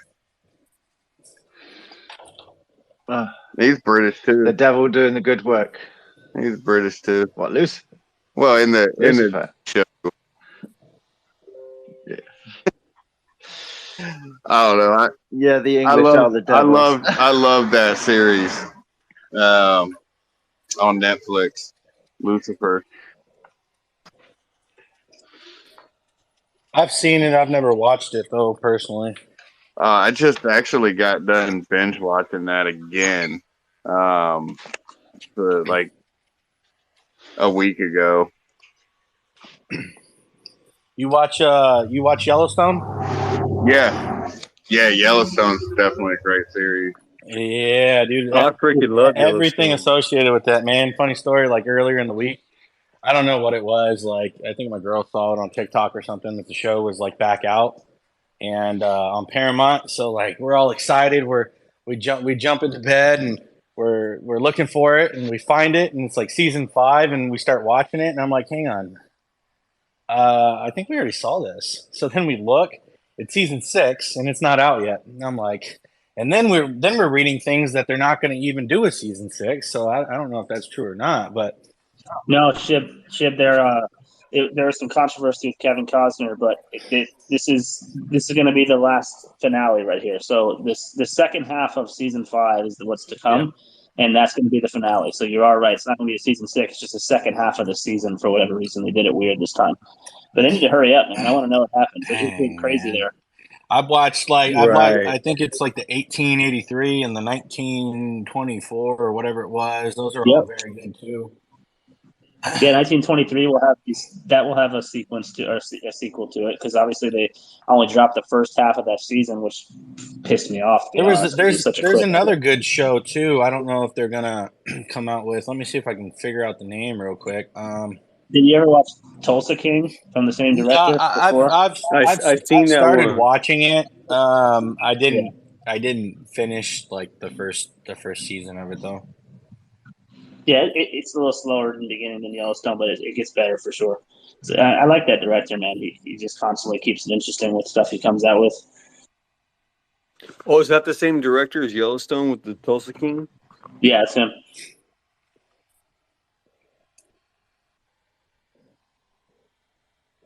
I'm going back to Peaky Blinders right now with my girl. Yeah, She's never seen it before, I've watched quite a bit of that. That's a good one. Do you guys like sci-fi, like The Expanse and Sense8 and stuff like that? I do. I just never get a chance to watch it because my girl's like, "No, I want to watch that." Have y'all So I have to watch have y'all watched Ozark? Oh yeah, Ozark's good. Yeah, agreed. Ozark is real good. That was freaking. What was that with the last season? What was it, Ruth? Yeah, Ruth. She turned into a maniac. Yeah, if you want to stop me, you're gonna have to fucking kill me. Yeah, that was fucking right. epic. Yeah, she was great. Yeah. Yeah. Didn't see some of that coming.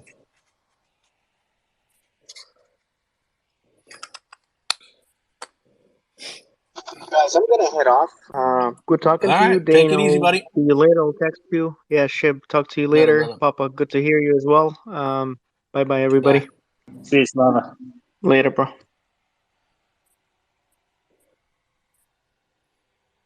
Yeah, man. There's not a lot of time lately to watch TV shows, but there's a lot of good stuff out there I feel like I've missed. So I'm trying to like cipher through that backlog. But it seems like every time I do, like something else comes out people are talking about. So, but Yellowstone's one I binged hard. That was so good. Yeah, I've been binge watching a lot of stuff lately. What about Cobra Kai? Oh yes, my kids love it. I love that. So yeah, I saw the first season, and then my my one son actually, he started watching it after. So I binge watched the whole thing with him. I mean, because you're old enough to be a fan of the Karate Kid, right? I don't know, like if Satoshi or Dane were Karate Kid fans. So if you were a Karate Kid fan, it adds that like layer of appreciation for the show. Yeah, definitely. And I'm sure. I mean, actually, no, neither one of them are actually old enough to have been a fan of the original Karate Kid when it came out. I watched it though. Come on now. Yeah, you watched it. No, I'm saying like when it came out, like when it first came out. I was watching it in the movie theater, but they're But still, I mean, who wouldn't? What red-blooded American boy would not be a fan of Karate Kid? Come on. No matter Were you what. leaving the cinema? Were you leaving the cinema going wax on, wax off, like every other kid? Just like, I will become a ninja. I mean, it's just a natural thing. Like, you've got to be a fan of Karate Kid if you're a boy or even a girl, especially with Cobra Kai. They got some badass girls in there.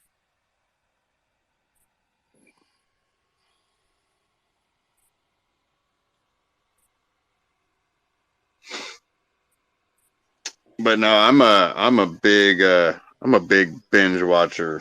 If I find any kind of show that I'm interested in, I binge watch the hell out of it. Yeah, I'm a binger. I haven't found too many shows that caught my interest. Peaky Blinders though, I need to. Peaky Blinders, Blinders. Yeah, I need to pick that. I need to pick that up. I watched a couple shows of it, but I've got to pick that back up. I just re-binge watched it not too long ago. My boys watched it with me. That was actually something that me and my youngest son, we binge watched that together, even though I'd already watched it before. But definitely the first few seasons were pretty good, but for some reason I lost interest, like maybe the last season of Peaky Blinders. I don't think it was as good as the early seasons, which a lot of those series do that sometimes.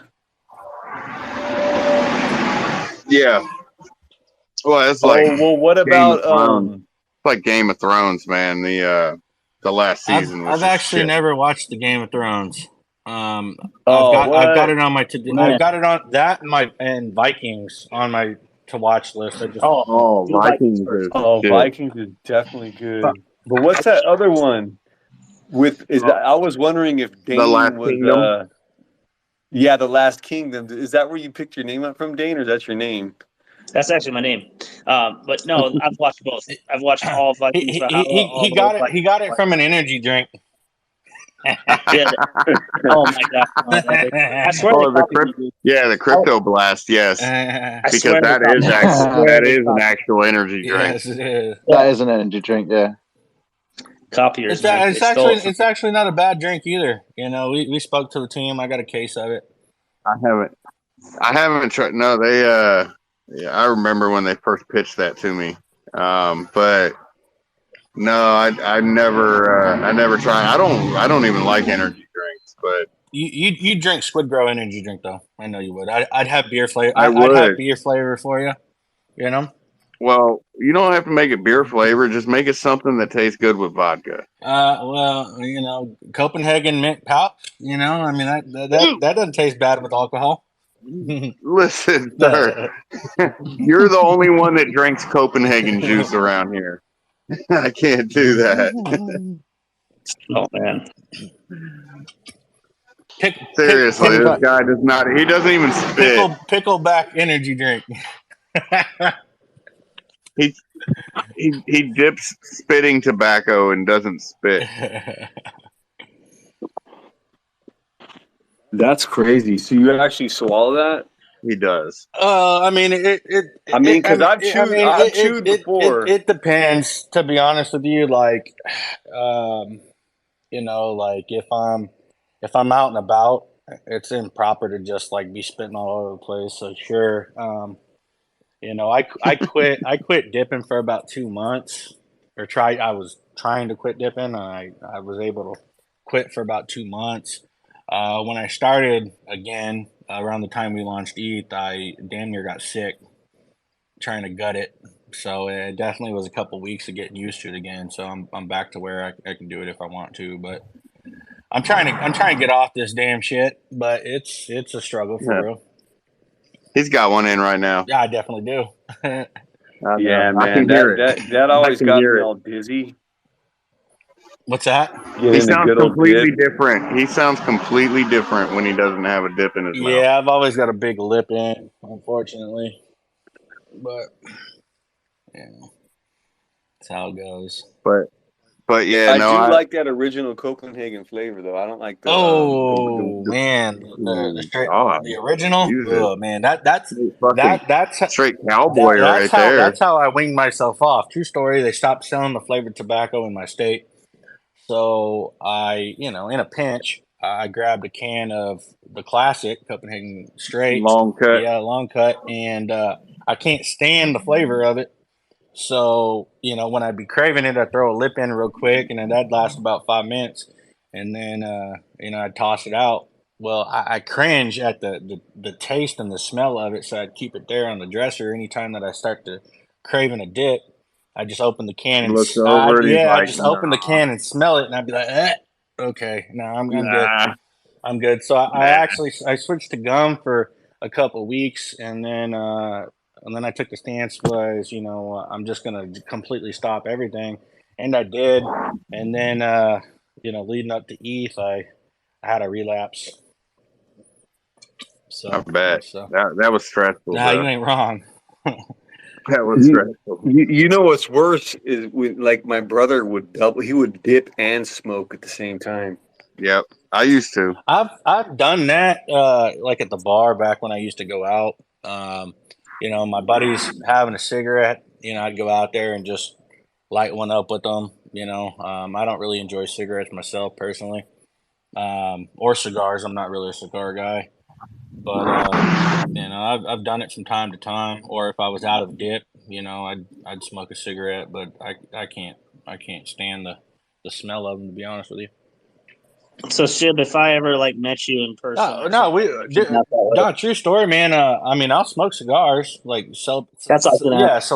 Celebratory cigars. I actually bought a couple nice cigars for Hunts and I when he had his last kid. We haven't smoked them yet, but yeah, I'd absolutely have a cigar with you. That's the best. That's the best time to do them. I don't smoke cigars like a true cigar smoker that goes and sits up at the shop and every other night or something, but. Yeah, I like smoking in celebration. Yeah, Brian loves his cigars. I don't know. It's they can get addictive in a weird way, but they get expensive. It's an expensive habit, actually. Oh yeah, no, I bought very expensive cigars before, and I didn't even really want to smoke them. I bought them just for special occasions, and I had probably $1,000 worth of cigars in my car one time, and my little brother took them and broke them open and did other stuff with them. And I'm like, bro, do you realize those cigars cost more than what you put in them? Oh yeah. I was so mad.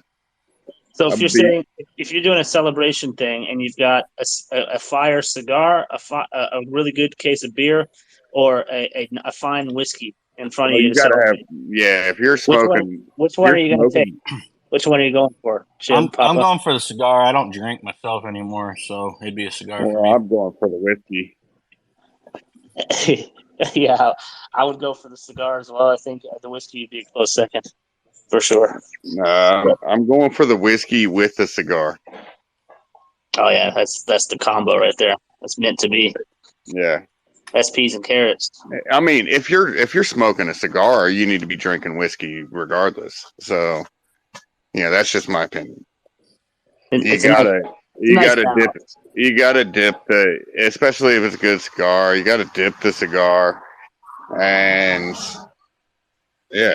You especially, you drink a nice whiskey or a scotch, smoke a cigar with it. That's different. Yeah, I knew you didn't smoke or drink those chips. I was curious which one you'd go for out of those. That's why I asked. Yeah, it'd be a cigar. Yeah. Did you quit drinking? Like hardcore quit drinking? No, he'll still drink. He will still drink a Jack and Coke every now and then.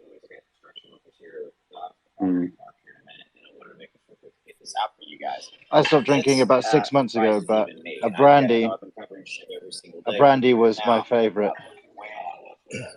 Just warm it up. Such a beautiful taste. Well, that's just fancy wine. That's just extra fermented wine. I'm just watching a video about myself. Oh, really? Yeah. Who made it? Austin Hilton. I was wondering what the hell that noise was in the background. I'm sitting here trying to listen, like, what's going on? Well, funny thing is I started doing some movements on VC with our whales, and everybody was talking about it. But then I started doing movements for my side wallets, and nobody talked about it. I've done a total of 40 movements since the first couple transfers I did from the OG wallet. My OG wallet now only holds about 200 billion tokens, around $1.8 million currently. All the other transfers I did, nobody talks about it, and that just goes to show nobody watches any of the other wallets affiliated with it. They only watch the OX 140 wallet. So yeah, the DD wallet, but yeah, I mean, funny thing is, throughout the whole history of the wallets, everybody always talked about the first 4 transfers that I did of 10 trillion, right? Everybody refers to them as the first transfers, but that's not true. I did 30 trillion transfers, a 30 trillion transfer previously. It was 10 trillion followed by 10. And, there was a test transaction before that. Nobody ever talked about that. Everybody talks about the net worth that the wallet held at the all-time high. That was one wallet. That wasn't factoring in the wallet that held 30 trillion at the top, which fed my 5 trillion wallets. But it's very intriguing to me that, all the other whale wallets attached to the clusters, nobody talks about that. Nobody watches that. I was in the process of moving some tokens, and I dropped in the showroom, keep an eye out for videos. And I woke up the next morning and there was no videos about the transfers that I had just done for my side wallets. But you move from the OG wallet, everybody's talking about it. So anyway, my buddy just sent me this video, so I was just going to sit here and watch it for a second. And I mean, I've seen literally every transfer from the OG wallet to all the side wallets from, just looking at the blockchain. What were you saying, Stonks? I'm sorry. Well, I was saying, it's easy to follow. You can see literally every transfer on chain, from the OG wallet, and that's including, the test transfers. Like one was actually 69 tokens, I believe. 69, but literally every transfer you did a test first. Yeah, it's nerve wracking moving money around, it is. Dude. So yeah. Oh yeah, 100%. And that's always good practice, is to do a test transfer like that. Just because you never know, guys, you never know unless you check on the blockchain or whatever. What the fuck? You never know, especially in a project that you're not running or you're not 100% about. Yeah. You don't know. Your wallet could be blacklisted. You don't want to transfer 10 trillion tokens to a wallet and only get fucking 1%, 100 billion. Yeah. You don't want to do that. So you always do a test transfer and see. Well, why would that happen? Why? Well, all right. So look at something like Pepe. Pepe, there were so many wallets blacklisted. Yep. It was stupid. They're currently holding 100. Literally stupid, and that's because the top wallet. 756 million. I don't think that this is So the top wallets could literally like ruin the project. So they blacklisted them. Yeah, they blacklisted them the whole time. The whole time during Pepe, the team was fucking selling. Yeah. The team was selling the whole time during Pepe. So you could just be And then they just invested in disappeared. there and hold a certain percentage and not even know, and they just say, "Oh, we don't like this guy, how much he's holding. We're going to blacklist this There's wallet." been a lot of projects over the years where if you buy really early in a project and your bag becomes very valuable, the team blacklists you. And the bullshit explanation that they give is they're protecting the community. But what they're doing is they're stealing investors' money by doing that. They're not physically taking the tokens, but they're keeping the investor from selling their investment, which is stealing. But I don't know the ins and outs of the Pepe. I'd be so pissed. Yeah, I don't know the ins and outs of the Pepe thing. I do know a guy whose wallet was blacklisted. It did happen. People were actually talking about it. So it's a thing, you know, and that is, you know, having a blacklist in your contract, you know, takes a certain level of trust from within the community, that the project itself is not going to abuse that. It can be used for good, but it can also be used for, in that case, like Pepe, for bad. You know, like we have an anti-bot measure in our contract. We're open about it. We've got a disclaimer on our website about it. And there's been numerous times that our blockchain guys have caught hacking breaches going on, and we were able to. They transferred the token. Somebody's wallet was compromised from interacting with the D app or whatever it was, trying to sell tokens, and an investor loses their tokens, and it's telltale because normally when your wallet gets compromised, everything happens immediately within the same block, 3 seconds on BSC, which is a lot faster than the average person can maneuver around a transfer. And so there's telltale things you can look for. So our blockchain guys ping it, we blacklist it, and when the hacker tries to move those tokens to another wallet or sell those tokens, we can recover those tokens, and then we get in contact with the owner of the original wallet. In most of the instances that has occurred, that we've actually caught, we actually knew who owned the wallet, who got it compromised, or they reach out to us about it, and we've already recovered the tokens. There was actually a guy in the community earlier. We had somebody coming in there talking about the contract, so I addressed that. One of the community members that we've actually helped, we recovered his tokens for him. So in that instance, you know, having these functions are a benefit to the community, but they can definitely be abused if the morals of the team behind running the contract, you know, is you know, they have malicious intent. Pepe, the situation with Pepe's one of those. They prevented investors who purchased their tokens on the market from selling their tokens, and they tried to justify it on the grounds that they're protecting the chart. Well, you know, an investor should have the right to sell their investment when they see fit. You shouldn't be able to regulate that. And you know, unfortunately, it does happen a lot in this space, especially being a whale. You know, it happens more times than not.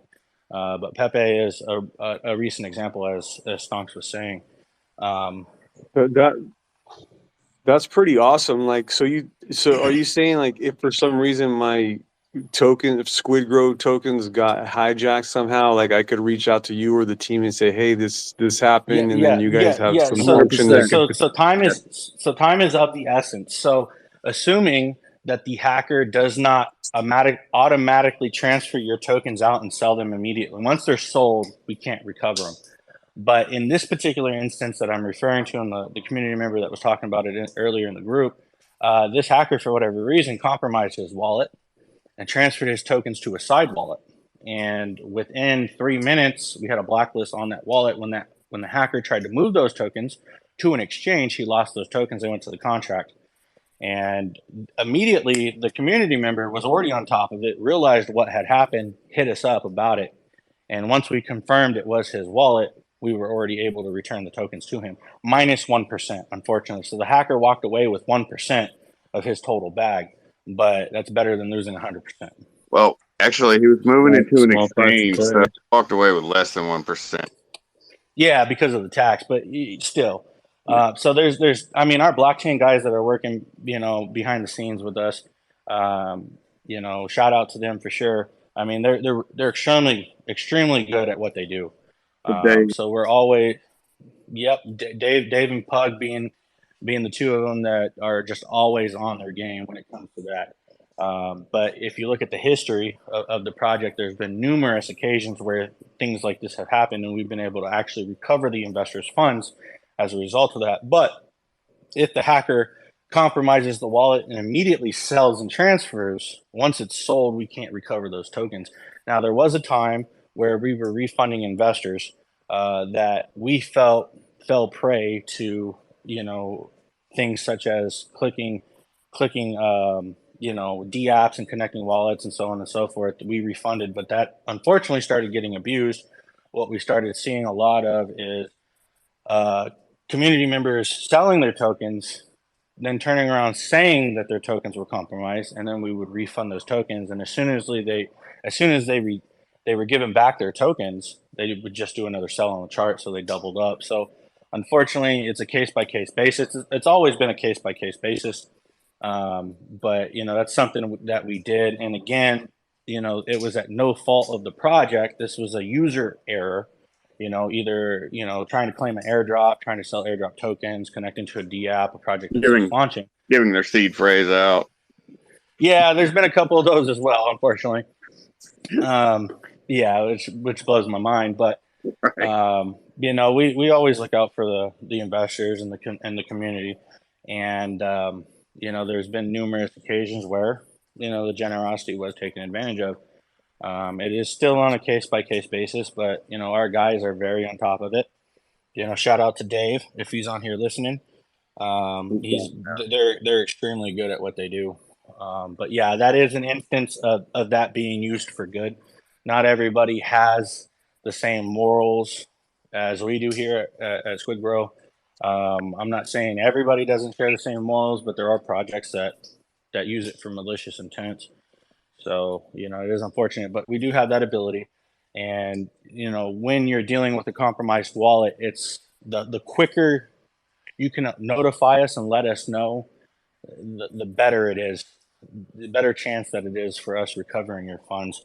Unfortunately, we can only recover the SquidGrow tokens if the hacker still has it. When it comes to like BNB or other tokens that might be compromised, we don't have the ability to do anything with that. But there's numerous occasions where our blockchain guys went into action and they were able to save some of the users' funds when it comes to the SquidGrow. Yeah, that's pretty awesome. There's been some people have reached out to me and said, "Hey, I think my wallet might be compromised." And as soon as they say that, I hit up Shibtoshi and I'm like, "Hey, they think their wallet's compromised," and as soon as they give him the go ahead, he will blacklist their wallet. We have to get the okay. We have to get the I have to have it in messages that you give me the consent to do it, and is how we operate. So assuming you reach out to us, you need to make sure that you're standing by the messages. So when we respond, you give us the go ahead. Now that's not. Now I will say that's not been every instance. If it's a very clear exploit, automatically. Yeah, exactly. It'll be done automatically as a precaution. And again, that can be removed if it is a mix up. But there's never been a blacklist put on a wallet where it was a mix up. It's very telltale on the blockchain. It's always within the same block. It immediately happens. So yep. Well, I'm gonna say I aim to not have to ever go through that. Yeah, wallet safety is a serious thing. Obviously, never give out your seed phrases to anybody, not including myself as well. We had a couple false Shibtoshi impersonators running around trying to trick people. They even hit my best friend Huntsman up and was like, "Yo, Hunts, I need 1 Ethereum and I'll pay you back 3 Ethereum in an hour. I'm away from my ledger right now." Like, stupid things like that, or click on this. He's sitting right next to you. Exactly. The biggest thing that we've seen in our community is, obviously now we have the help bot, and you can pull up all the admins with their tags. But if you ask a question, possibly about staking, my team will never DM you first. You have to initiate the DM. You have to initiate the DM, and you let us know in the group that you have sent us a message, and we will respond to you. But in some of the instances we have seen, a community member has a question about the staking, or they're having trouble harvesting or something, and they'll have an impersonator message them and get them to click on a link, which could be fatal to the wallet. Or even one instance, there was a couple instances actually. They get you to click on a link and input your security phrases, and then obviously it's all over with. When you do that. But they were really doing it very slick because they would message you as a regular community member and say, "Hey, RDub helps me out with this," and give you a link to a fake RDub. And then that fake RDub would say, "Hey, you need to go to this, click on this link, put in your information, and do it manually, connect your wallet manually." And that actually, that happened a few times that way. That's actually, remember, that's how. Well, let's not put community names out there, but I'm not going to. But you know what I'm talking about. I know what you're talking about. And that actually, they tried it a few more times, but we put out, an announcement telling people, this is what they're doing now. Yeah. And watch out for this. Yep. Yeah, these scammers in the space, man, they're always looking for new ways to exploit you. You just have to be very cautious. Especially when it comes to clicking links. If you don't know the person, don't click on a link. Don't give them personal information. And when it comes to a project, you always want to make sure that you're dealing with somebody that's actually on the project. Like, they're very slick. Dane had an impersonator, and they did they did a capital I instead of an L. And looking at it, the username looked the same, but it was a capital I, not an L. That's why I pimped out my Telegram name. If you see it now, it's all weird looking. It's a little harder to copy. Yeah, so you got to be careful. There's a lot of people that are looking to exploit you out there. So you just got to take that wallet safety and security into the utmost. Like, I can't tell you how many Slum Doges followed me, and I'm like, oh, what? Slum Doge followed me? And then I'm like, I look at the handle, I'm like, it's off by like one little letter or something. Yep. Yeah, I'm continuously blocking fake Windy accounts myself. I got those too. Bro, you know how many fake Eunices followed me? Oh wow, really? Yeah, so many. That's actually what I got to do. I got to go through and block those because they follow, and I didn't block them, but it's probably a good idea too because obviously they're a scammer. Yeah, I 100%. I block. Yeah, there's no good intentions. There's no good intentions. Look, there's a fake Astronaut Lounge account on Twitter that I cannot get fucking shut down for the life of me. Yeah, we had a bunch. We had a bunch of impersonator SquidGrow accounts, and people would still fall for it. We got a blue check verification in our TG, and people would still fall for it. If you have it set to where anybody can add you to a group, they can just force add you to a group. Next thing you know, you think you're responding into the official group. So I would strongly suggest to anybody listening that you make it to where only contacts can add you to groups. That's people that or nobody at all. Yes. So me personally, that's the best route to go because I add people to contacts all the time because I refuse to DM anybody first. Yeah. So if I add them to contacts and they add me, and I have it set so contacts can add me to a group, some random guy that I'm, giving $10 to for a giveaway can just add me to a scam group. Oh, that's true. Yeah, this is true. So you just set it to where nobody can add you. That's the best precaution. In my Are you referring to Telegram? Yeah, Telegram. Yes, Telegram. Okay, Telegram. Yeah, nobody on Twitter can add you to a group. Yeah, it's on Telegram in your account settings, privacy and security.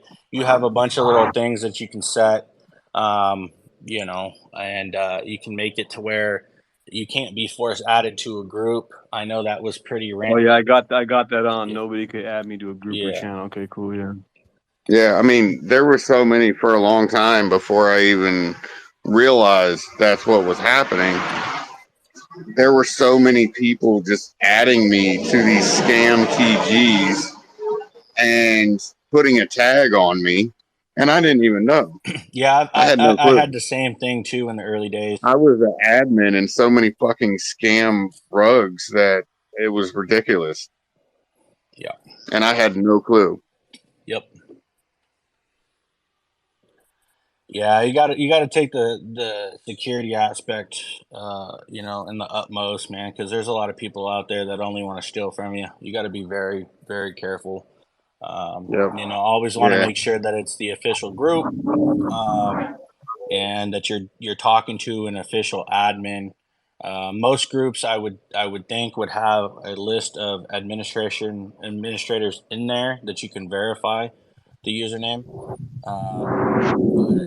In our Telegram group, we will never DM you first. So if you want to talk to us, you send us a message. You let us know you sent a message, and based on that, we will go through, check the messages, and then we will correspond accordingly. Well, in SquidGrow TG, if you look at the members, you can only see the admins. So it's not hard. If you get a DM from somebody and it's, quote unquote, a SquidGrow admin, first off, it's not. Yeah. And second off, you can verify by going and just clicking at the top, looking at the members, scrolling down to that admin, clicking on them, clicking on the message, and you'll see there's nothing there because those admins are never going to DM you first. Right. Yeah. Thanks for all the tips. Yeah. Yeah. I mean, we definitely gotta spread awareness, because that is a thing. People are always looking. I mean, I didn't know the extent of it going on in the space until I got involved with the project, and then you see all the dirty, nasty truth about crypto and what goes on. Like, there's so many people trying to compromise your wallets. It's ridiculous. Yeah, I mean, to be fair, you weren't, really, really involved in Telegram before SquidGrow. This is true. This is very true. You were in Telegram. No, I was under not. a different. Yeah, I was not active. Yes. Yeah, you weren't really active. No, you were a little more active in Discord, I think. Yeah, but a lot more active in Discord, which has its. By the way, go ahead. Oh, can you guys tell me what Discord is? I've never really been on it, so I hear that term being. It's the same spoken thing. about. It's just another social app. Originally, it's created for gamers, created by gamers, for gamers, but a lot of crypto, a majority of NFT projects will be on Discord. But yeah, there's a lot of crypto NFT projects. I started off in Discord, as a stock trader, and I had my own server, paid server. People were paying me to call option plays and crypto futures. And I was calling option plays and other servers as well. But that's what I did in Discord. There's Is the SquidGrow Discord community, is that as big as the Telegram? No, or our community on Telegram is by far our biggest. We do have a decent community in Discord, and you can find the links in our link tree there. Yeah. But I mean, it is present, but Telegram is by far bigger. Yeah, and the Discord community was actually mainly started for the NFTs, the NFT side. So once Incubate and Squid Boys and Squid Bros are out, that part of SquidGrow, the Discord community, is going to blow up. Yeah, guys, and also, if you're in our Telegram, Thaz just pulled up our Discord link now. This is our official link if you want to jump over there. And just be sure if you do join Discord and you're unfamiliar with it, go into your privacy and securities and make sure to lock it down and set it up very similar to how you've done in Telegram. Yep. Because it's, Yeah. another platform has equal amount of opportunity for scammers to target you as well. Yeah, and well, the thing is, the only thing they can't do is add you Correct. to a Discord group, but you want to set it to just where they can't even DM you at all. Just that you don't need any DMs in Discord. Just ignore them all. Yeah, and as Thad said, 2FA authentication as well is pretty major over there. If they happen to compromise your account, if they try to compromise your account, they can't successfully do it if you have your authentication turned on. I have a story for you guys. This is just about Discord that I have never spoken on publicly. The last time that I was hacked, you know me, I'm like I study up on security. I literally went to school for cybersecurity back in the day. So I got hit hard alongside one of my crypto friends, Poppy. Some people know him. They did a what do you call it? An escrow hack on us, and it was done willingly, and they set us along. So basically, the way it worked was this is roughly a year ago, and at the time, Poppy, I'll give you the long story here. So at the time, Poppy had a project that he was running, and he had this whale that was hitting him up, asking to buy into the project, but he wanted to do an over-the-counter transfer. Obviously, I know this is a red flag now, fast forwarding, but this whale looked really legit. And not only that, he came up on video, he doxed himself, he really convinced my buddy that he was legit. So can you guys hear me okay? Yeah, I can hear you. No. Okay, my mic didn't potato out again. Yeah, anyhow, so fast forward, they've got, he's got Poppy's trust. So I'm just like, cool, man. Yeah, I'll help you out. What do you need? He's like, oh, I need someone to be a middleman. So I was like, what do you mean? He's like, well, I don't want to pay for an escrow service, so I'll just use you as the middleman. So long story short, we're on Telegram, and I'm on the phone with my buddy, and we're getting ready to do things. So he's going to send me the tokens, which are then going to be sent to the hacker, little to my knowledge, unknowingly. So what happens is he sends confirmation, right, that he sent me the tokens, but then he says, hey, I'm getting a call. I got to go talk to this guy. So the hacker indirectly kind of takes my friend's attention away from me and brings him on the phone. Then the hacker's friend gets me onto Discord. It gets Poppy onto Discord because that's where they say they have their business, right?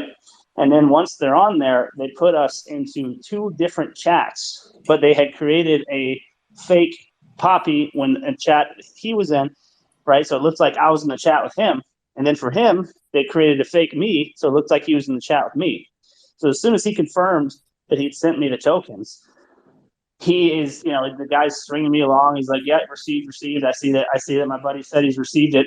So then I go ahead and send the tokens, right? So fell trapped right into that. And I sent the tokens. I thought all was fine. Then I get a call from my buddy 15 minutes later. He's like, hey, what's wrong? Why is it stalling? I was like, oh, I sent them already. He's like, what do you mean? I didn't send you tokens. I was like, what do you mean? I thought you sent me tokens, right? So you might not follow my story there, but you can kind of get the vibe of how elaborate these guys are. And even someone like me and my buddy, who are very savvy, fell prey to that. So, in that case, don't do over-the-counter transactions. Don't get dollar signs in your eyes. Don't not use an actual escrow. Obviously, that's the take-home points from that. But again, going back to your Discord story, Discord is where a lot of the hackers operate because you can do a lot of shady things like that and go unnoticed, whereas Telegram, it's a little bit more obvious. So yeah, when it comes to the verification of profiles and whatnot, stick to TG, stick to the main Telegrams. SquidGrow is great for that with the verification system, as Papa said, and the fact that you can always see the actual admins in chat. Man, that's crazy because obviously I know you and I know Poppy, so I didn't know that story. But yeah, if you guys can get taken like that on Discord, then it just shows anybody that, anybody else can get taken very easily by something like that, because that's pretty crazy. The how elaborate that was, how they did that. Dude, these guys are professionals. This is a team that of professional scammers. This is not like we all like to make fun of scammers and call them cheats or whatever. It's like, no, there's some that are like that are bad, but there's other ones that do it for a living and they're professionals and they're very good at it. And that's what we encountered. Unfortunately, got from the project he was running at the time, I think they got about 20K out of it in tokens and sold immediately on the chart. So, yeah, very brutal. I was floored by it. I was like literally like shocked for like a week when it happened. I had not been hacked in so long, and then it happened to me. So, yeah, I'm very wary. Yeah, even more now. But there's it can happen. So just got to do your due diligence. And the thing is, when you're running projects, you have to have your DMs on. You don't have a choice. Well, when you're in the position that Shibtoshi's in, for example, Shibtoshi is probably the most one of the most targeted people by scammers ever. So like when you're in a position of prominence in crypto, they're going to come after you. So you have to have your guard up even more so. You can't click on anything.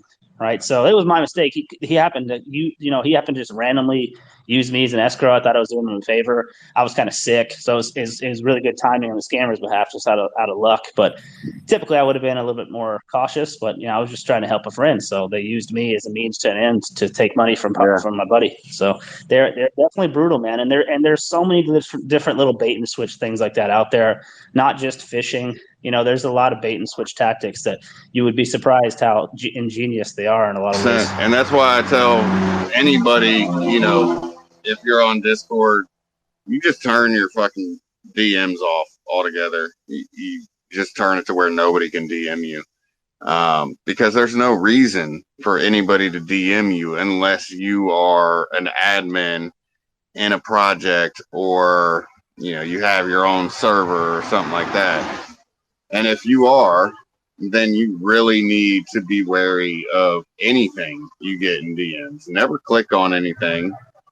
And, that's one thing, I'm sure a lot of people send Shibtoshi phishing links all the time, trying to get them. They send them to me all the time in Telegram. But, I know he doesn't have any of his wallets connected to. Well, what does a phishing link look like? It can look like anything, man. Anything. Yeah, it can look like a TikTok link. I mean, they can claim it to be a TikTok link or a YouTube link or anything. So like what? that. If you click on that link, then what? Then your wallet's gone. Well, it depends on what they're phishing for. But yes, if you click on it from a device that you have your wallets on, depending on what kind of malware they're using, you can definitely compromise your device or and your wallet. They could be looking for your location.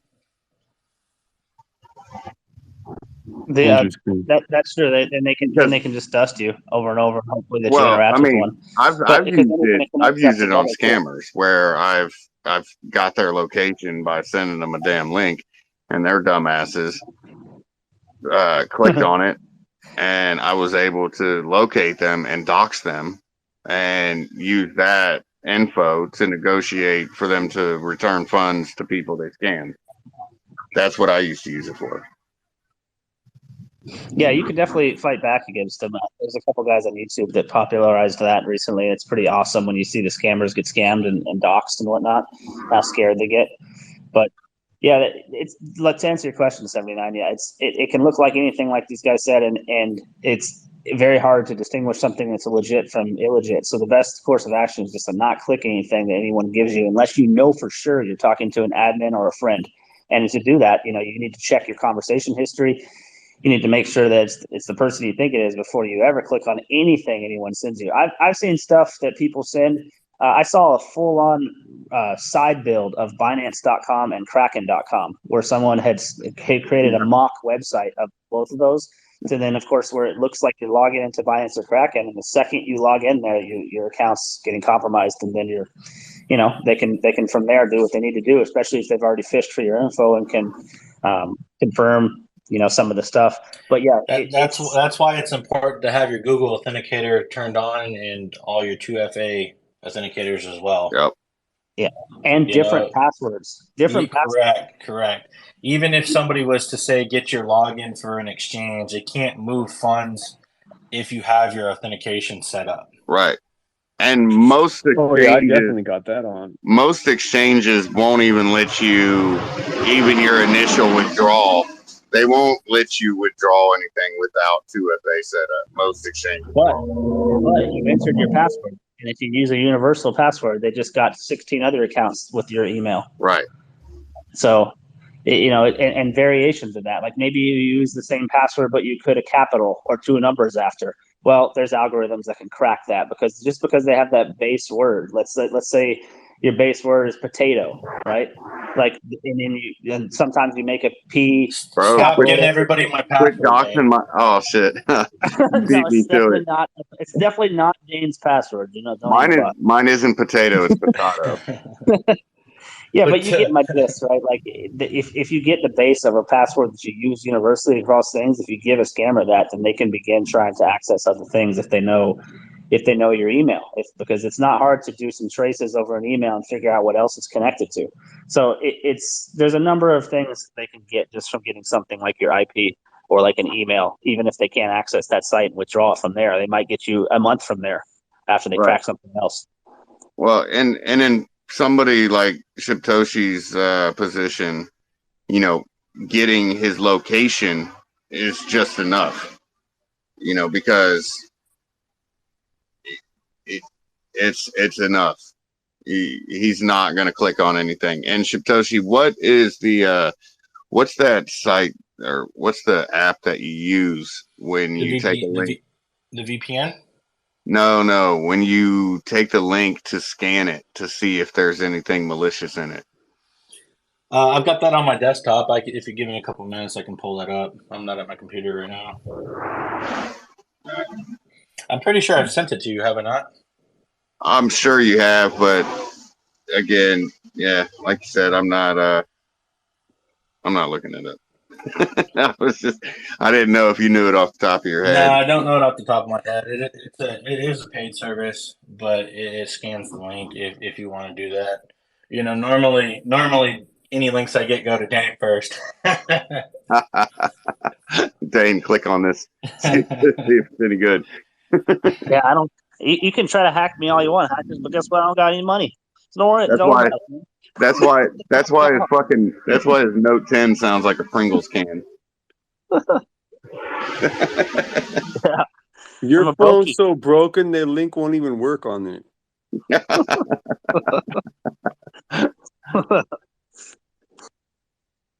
Well, I mean, see, when I'm on, if I'm on like this phone, I don't care. I can click on whatever the hell I want because I don't have anything really on here that anybody can take. Like I said, I have Degen Wallet on here, but that's it. So there's no more than, a couple $1,000. That's it. Yeah, that's good. Now, would I ever click on anything? Do I even connect to social media with my other wallets? No. And I never will. They've never even been turned. Those phones have never been turned on. I buy them at Dollar General, never turn them on. Put a wallet on there, put them on airplane mode, turn them off, put them in the safe. That's it. They have phones at Dollar General? Oh yeah, those little burner phones. Yeah. And they're great. They work just fine if you're never gonna hook it up to anything else and you only use it to put a wallet on there. And then will you just hook it up via Wi-Fi and then unhook it? That's it. Yep. How much does the phone at Dollar General cost, just out of curiosity? I mean, if you want to go fancy, $100. But You can do the same exact thing with a $40-$50 phone. Oh, I didn't know. I never been to a Dollar General. I've been into the Dollar Tree, but Well, yeah, you ain't getting a phone at Dollar Tree. so they're more than $1 there at Dollar Tree, at the Dollar General. Gotcha. Yeah. Yeah, I wouldn't, they're, the cheapest one's probably, $40-$50. But I've got like 10 of them in a safe right now. And I use multi-sig as my main wallet. So, all my Bitcoin, ETH, BNB, whatever, that's all stored in a multi-sig that, I've got to use multiple devices and multiple wallets to even make a transaction. So even if one device gets compromised, it won't affect anything I have in there.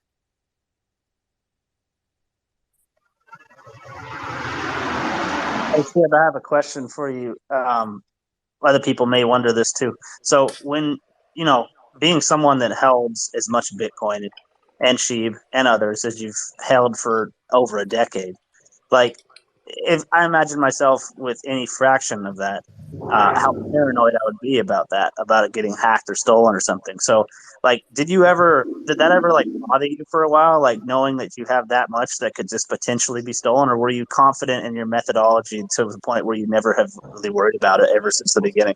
Well, the first things first is you never keep all of your crypto in one wallet. So Never.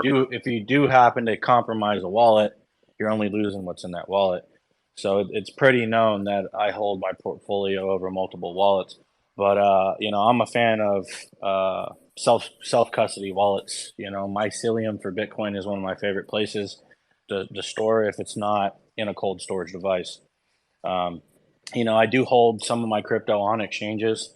It comes in, benefit. It's a benefit if you want to like stake it for, earn APR, or if you want to off ramp it. But I'm a big believer in self custody and also cold storage wallets, but never hold anything in one wallet in particular. Right, but even still, like it didn't freak you out. Like, you know what I mean? Like just the sum of it. Like even with the self custody and the mycelium and things like that, like you don't ever worry about it. You know what I mean?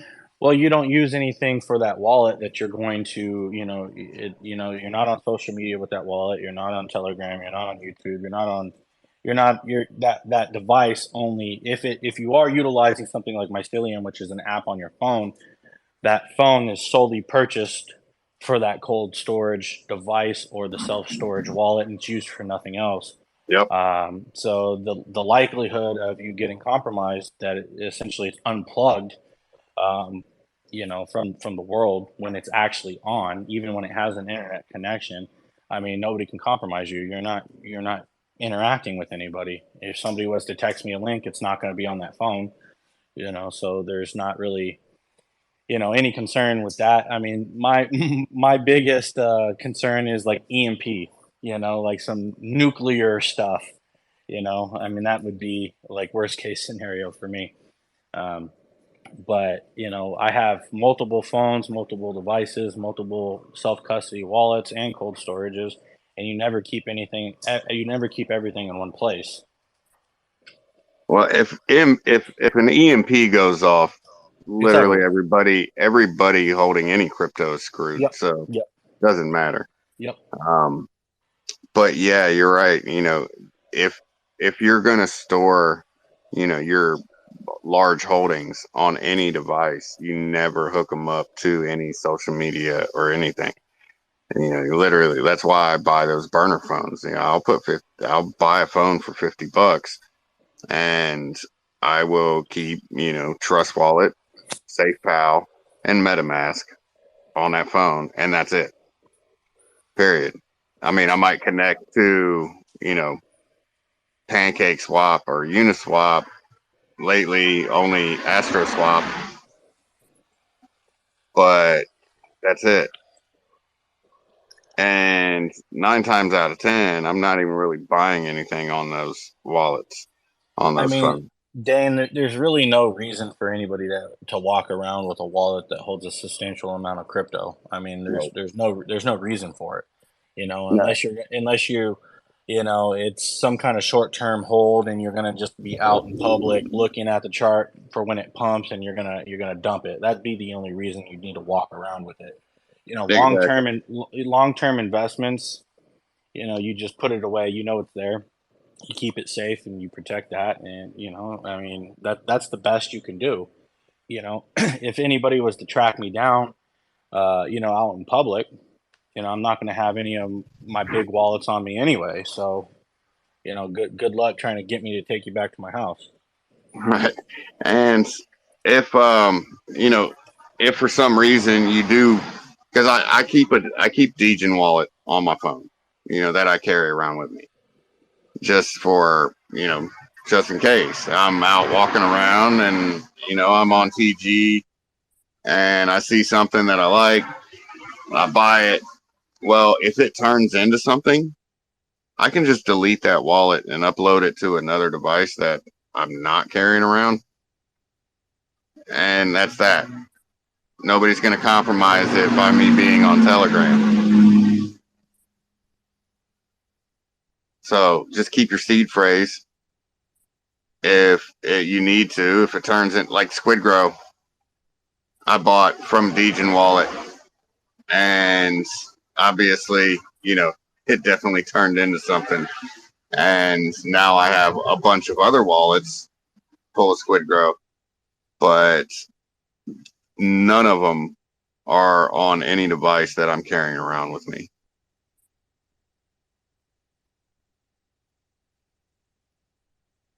So, I mean, you never know, especially in this space, what you might buy as a gamble and it turns into something huge. You never know. So you can just delete that wallet off of that device. And you don't even have to upload it to another device until you want to, cash it out. And, I have 90% of my wallets just on paper, just a seed phrase in a notebook in a safe.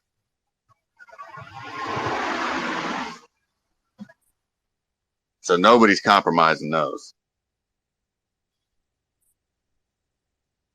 Completely air gapped. Yeah, I mean, I guess it's with what you guys say, it makes sense. Obviously, I just in the back of my mind, I can't imagine that if I got to ever to ship. Well, how'd you operate when you were holding a big bag of Floki?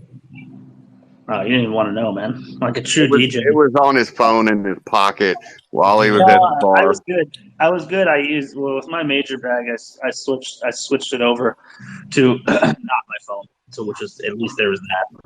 But yeah, for the most part, I took it with me everywhere like a dummy. So I mean, I didn't have huge bags for long. I had a couple big wins. Floki was one of them, but yeah, it was still we're talking like 7 figures at its peak of the actual token, not necessarily realized value. So, but my thought is like, even if I did all those things you said, Shiv and Papa, like with that much, I would still just be like paranoid. I don't know if I could ever shake that. No, and I get you 100%, but that's why you have it split up into multiple wallets. For sure. What did we talk about, Dane? When it comes to crypto, you're your own bank, right? Yep. You're your own bank. So I mean, it's not smart to walk around with the vault wide open and the keys dangling from your neck. I mean that's not smart. I had it's the worst. I had a friend of mine that I knew that was murdered for $60,000 in crypto. Murdered, shot in the chest. Crazy. 60 grand. Fucking crazy. So I mean, and 60 grand is something that I've walked around with in my pocket half my life. So that's people will kill you for a lot less. Exactly. So, I've had people try. Trust me, I've had people try for less than that. But it's pretty crazy that people will do that.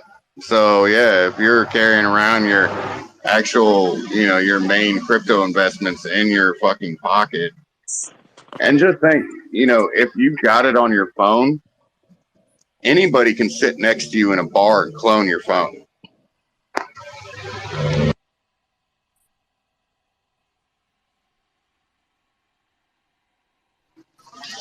Man, I'm sorry to hear 5:30. that, Chib, about your friend. Did he know those people, or it was just? We don't know. We don't know. But they never caught him. But for whatever reason, it's unclear, um, like what he was doing in the back, where he was killed. It was at a mall, but it was in the back of the parking lot. So I mean, we assumed that he was meeting up with somebody, but we don't know. We don't know what happened, but he was robbed. Right. And that goes back to the reason why, Shibtoshi's not going to click on any link that you send him, because, even though he uses a VPN, he's not going to take the chance of anybody grabbing his location to come and do that. Correct. But yeah, my buddy was real big on Instagram. It was known. He was into crypto. Surrounding what led up to his death, it's unclear. But one thing we do know for sure is at the estimated time of the shooting, a couple minutes before that, there was a transfer from his wallet to another wallet, and then it was used. Then Tornado Cash was used. That's what we know. But yeah, a single shot to the chest and killed him. Yeah. So, you can do the math. Man, that's crazy. For $60,000, that's just so bad. Yeah, it was a 20. It was a 22 LR. Wow. Killed him. Really? Yeah. All right. So it was a crackhead that got him. Yeah, it's unknown, but yeah, it was a 22 LR, damn near point blank. We knew that from the gunpowder residue. But I mean, it goes. I mean, I've seen people fucking killed over $20. Yeah. So it's not. That just goes back to your own bank. Like you want to rob somebody's bank account, you got to get them to the bank to withdraw the funds. You're your bank. Your phone is the bank. If you're walking around with your crypto wallet, unless you're willing to die for that wallet, it's relatively easy with some force to persuade you to transfer your assets. I mean, look at all these millionaires that are millionaires and billionaires in crypto that are ending up dead. One was just found in luggage. He was a scammer though, but well, still shouldn't have been murdered like that. Scammer or not, I mean, so I don't think anybody intense. He deserves to go to prison, not be dismembered. But no, I have a different theory about these. I don't particularly like them, but I'm also never gonna let anybody. I don't care if it's for $5. You got to squeeze that trigger, get it out of me.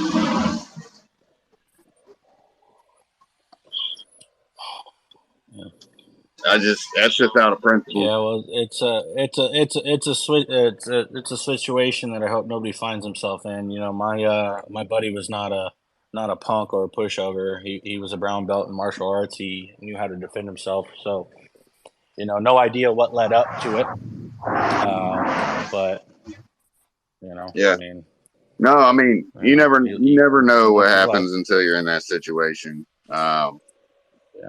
And those are situations I've been in before. Not obviously they weren't trying to get to my crypto wallets, but they were trying to get money one way or the other. But you never know what's going to happen until you're in that situation. And yeah, if and just give it up. Especially if, it's easy come, easy fucking go. Honestly, if you can just give it up and walk away, do it.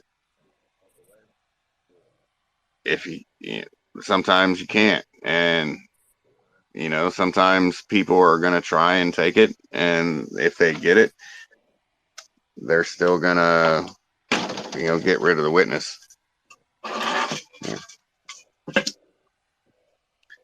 But all right, guys, I gotta go. I gotta get my kids up for school. All right, Stonks, thanks for hanging with us, brother. Thanks for chilling with us. Thanks for keeping me awake. I needed to stay up so I can get them up for school. So take it easy, brother. Have a nice day. I will. Later, guys. Later, buddy. Hey, yeah. Well, actually, before I go, everybody that is unmuted, give me a let's fucking grow. Everybody that isn't, give me some reacts, give me some hearts, some 100s, some fists. On the count of 3. 1, 2, 3. Let's fucking grow. Let's fucking grow. Let's grow. Let's fucking grow. I'm out too, guys. It was good talking to you. I got to get myself some rest too. All right, guys. I see you guys next time. Thanks for tuning in, Papa and 79. We appreciate it. All right, brother. Later. All righty. And Shib Toshi. How's it going, brother? Before I let you go, I just want to give. Sorry, it's late. Dane and Sam, a 5-star review. I've been on some calls with them for the past, some weeks, and they're representing your project really well. And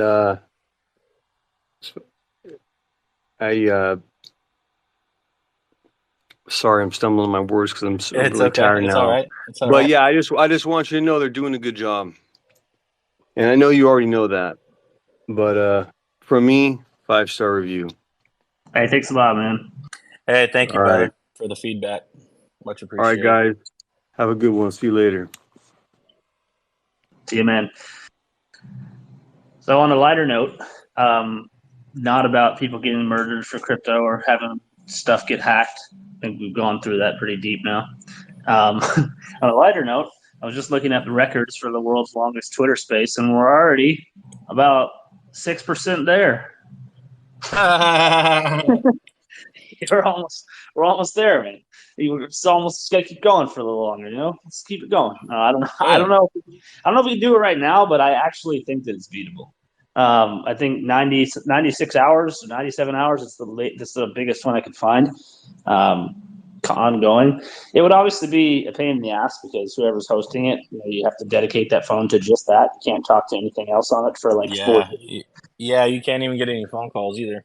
Yeah, so no calling your parents, no calling your girl, no calling your kids, nothing like that. You got to have a burner phone just to make it easier and more convenient. And then additionally, you'd want to have a burner phone anyway because if someone calls you, it might rug the space. And hopefully your internet provider doesn't go out either because that would be a shame. But, a couple intangibles in there that you can make it a little more convenient. But I think that I would be down to do it, but I think I just need to get out of the phone first. So I don't trust this potato one after that long.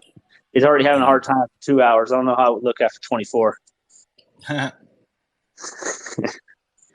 We got Element. What's up, Element? Let me get you up here.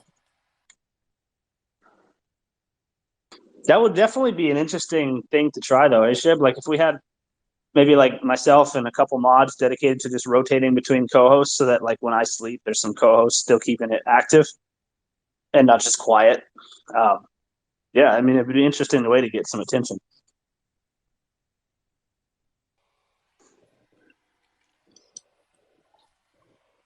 What's up, Element?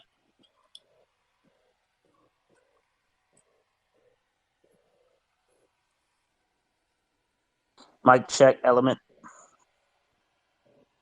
He's having issues. I think that's the third time I tried to get him up, but to no avail. Got Saz in the house. Dave, Dizzle. KK still here. Makungbo. Toshi here from the very beginning. I think you were the second person that joined. Very nice.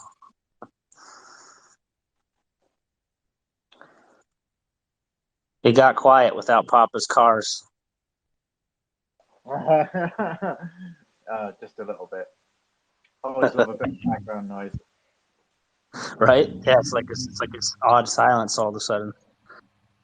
Yeah, for sure. I've been really enjoying the production value and the media and the music that SquidGrow has been putting out recently. So I work in events and entertainment. I've done that for 10 years. So I do circus. As a fun fact, I started 15 years ago doing that, doing fire, but I also do character work, still, acrobatics, aerial, lots of other stuff. I started designing like immersive entertainment for events and installations like Alice in Wonderland, tea parties as you go through into the IP area at a festival, or like post-apocalyptic walkabouts. And I really love like entertainment. I think entertainment is something which is really, really underappreciated in this day and age, especially because the attention span of people. So making great high quality content and providing that to the world is a great way to just add to the art scene and also inspire more people to realize that we're here. And I feel like we need that because, we are the forerunners of this technology, which is in 3 to 5% usage right now. And down the line, it's going to be 95% more, which means that we are the people that should be building all of these things, the entertainment, the platforms, the artwork, and everything for people to enjoy so they have more reason to stay here. So I just wanted to comment and say, yeah, thanks for being a producer and making some really cool things for the community. We appreciate that, man. Yeah, we have quite a few good content creators on board. That's for sure. Sesh, shout out to Sesh for the music. Pretty epic quality that stuff he makes. We had a good conversation about that the other day, Fox, and with him and Protodoge, both talking about it in kind of detail about what goes into the creation process of just something like a YouTube video or a song. And it's pretty incredible the amount of hours it takes to make those. Most people aren't aware. Like you think, like the common question to an artist is, "Oh, how long does it take you to paint that?" And they might say, "Oh, about 8 hours, or maybe like 20 hours." But like the guys that are making these high quality YouTube videos and let alone music videos are putting in like an entire work week or more into a single video. Yeah, you've got to like record every single shot, and then you need to cut them all together to the music that you want to present it to, and then you need to do post production to make sure that it looks good, and then rendering and everything. And people don't understand how much goes into high quality content creation. That's why when I watch it and I see it, and I'm just like, wow, this is super clean, professional, and epic, as you say. Like the music that's involved is something that I also really enjoy. I think it all fits in really, really nicely together. And it's just amazing to see that going out there and getting more traction from people and like crypto providing for Web 2.0. And I feel like that's just going to happen before. We're getting to a tipping point where it's just going to keep growing no matter what. It's already been regulated by the UK, and I'm pretty sure other countries will follow in the short term. Oh yeah, they'll follow. They're gonna get their piece of the pie. That's for sure. The U.S. will probably be the last to do it, but they're gonna get it. So we need a new panel up here. We got Foxy, Shib, and I just down to 3. Let's see if we can get some more hands up here. You guys want to come up and chill with Shib and myself and Fox? Let's see if we can get some of you guys up here. Where's the team SquidGrow at? Well, let's take some questions. Let's start transitioning in and just bringing some people up. Yeah, that's what I was thinking. I want to hear from you guys now, man. You guys have heard us shoot the shit now for a couple hours. We've been here since the beginning, so let's mix it. It's actually been 5 hours and 10 minutes. It's pretty good. My phone, I'm proud of it. Thing's a beast, man. It's built to last. Should have took the iPhone. Yeah, I wouldn't be opposed to relearning it, man. I know it gets a bad rep, but I actually think a little differently. I think it would be good to have both. I know they integrate together between like mobile and desktop or whatever, tablet, but I think having both would allow me to just use the features of both. So I think I would like that more, actually. Like I'd still have my gaming laptop, I'd still have my Android, but then I'd have like an Apple desktop. I mean, I could do all the Apple stuff on that desktop, and then just everything else is like I'm used to. Well, my offer still stands, my friend. I'm taking you up on Black Friday. All right. So November. I think it's November, right? That's so far away, though. It's not that far, man. I got my freaking lease for my apartment just reminded me that it's due in October, and that's 2 months. So it's not that far.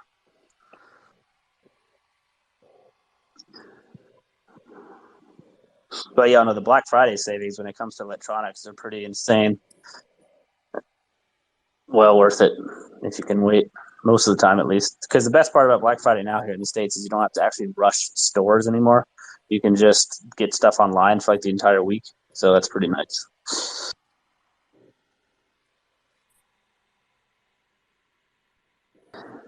I know it's 5 a.m. in Central U.S. time, but any other places, parts of the world where you're just getting up, got any questions about SquidGrow, maybe a little FUD in your mind you want to clear up? Anything. Don't be shy. Come up and ask Shiv himself.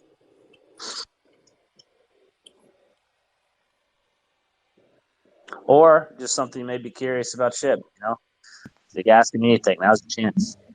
I got a question actually. Go ahead, brother. I stopped drinking around. I think I heard you say correctly. You stopped drinking. I stopped drinking around 7 months ago. It was July 5th for me of 2022 was my last drink. Beautiful. Go ahead. What caused that transition? What was that? I'm sorry. What made you decide to make that transition? One of my good friends had a heart attack, and his alcohol consumption played a role in that. So, in the hospital, he promised me that he wasn't going to drink anymore, and I just supported him with removing alcohol from my life as well. Because previously, when we meet up, we'd have drinks, and that's kind of me encouraging it. And I just I gave it up. I've got a lot of friends now that no longer drink, and I'm a little older and a little wiser, I like to think, than I was in my younger years. And it's one of those things that is just not needed. I don't go out to the bars anymore and drink. Can you still hear me? Yeah, man. Oh, sorry. Yeah. Okay, my AirPod I thought rugged on me. Yeah, it's just one of those things that I just think I outgrew. And quite frankly, the last time that I hung out with my buddy Jack Daniels pretty good, I was down for about 2 days. So I definitely can't handle the liquor like I used to in my younger years. But I mean, raising a family and doing that whole thing, alcohol doesn't really have a place in my life anymore. That's awesome, man. Yeah, that is awesome. I completely understand, and it's something which I talk about this sometimes. Like, it can be a detriment to us because it's used as a social lubricant, and people make up lots of different phrases where they say, "Oh, I just need to have a drink to be social," and you don't. Like, that comes from a level of uncomfort in yourself, and a lot of people use booze as a way to do. Oh, like, I'm happy, I'm going to celebrate with a drink, or oh, I'm going to go out with my friends and have a drink, or I'm having a bad day, I'm going to have a drink, and then eventually that thing that you started to do for recreation then becomes something else completely. And I feel like people don't realize it because we enable each other quite a lot, but it hides some of our human nature as well because it makes it easier to deal with.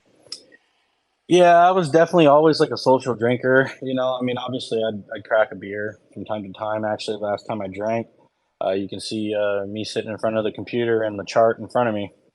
And very occasionally did I crack one open at home. It was more so social aspect. My buddies get out, get away from their wives, and we go play some pool and drink some beer. But when a very close friend of mine had a heart attack, and his drinking diet you know played a role in that. Um, it actually came out that he was an alcoholic, and he hid it from me extremely well. Um, he promised me in the hospital that he was going to stop drinking, and I just made I just flipped the switch in my head. It's not something that I needed. And him and we would always hang out and have drinks, and I just took that out of my life completely. It's been a long time coming though. The last couple of years I was only a beer guy anyway, with some exceptions, but I don't miss the hangovers, and I don't have the time to go hang out at the bar anymore anyway. So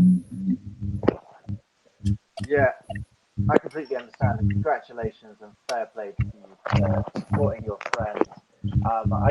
So I'm 30 now. I grew up in a party city full of culture, cosmopolitan, people from all over around the world, lots of different music, and I've worked in entertainment for 10 years, but I started performing at nightclubs and I got scouted to go to festivals at 16. So I feel lucky for that. I feel like events are a chance for the human populations come together, take off their masks, forget about their daily work lives and the fact that they have lives and stresses of being a human for a moment, and then they can go back to doing everything well. And I don't know, I was always surrounded by it from such a young age, and I was never interested in drinking really. And I had some fun, like definitely as you should.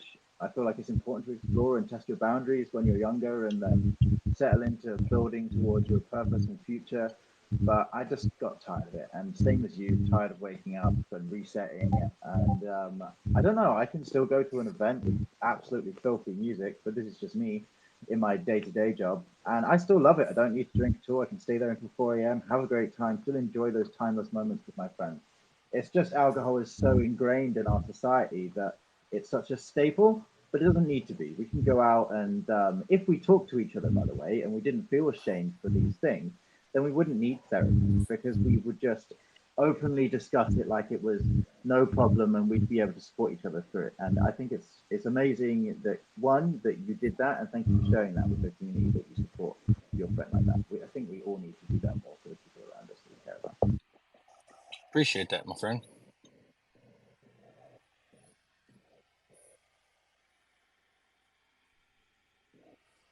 Yeah, that was a very solid. Well, Oh man, you're rugging again. no. Your phone's tired. Oh, let me do something. Let me try to close text thing out.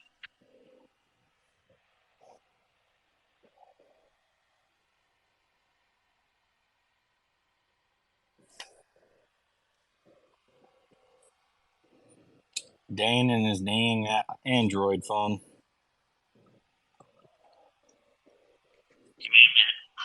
Robot. Anyway, moving along. Anybody want to come up here and chit chat a little bit while we're waiting for Dane to sort his microphone issues? Okay, here we go.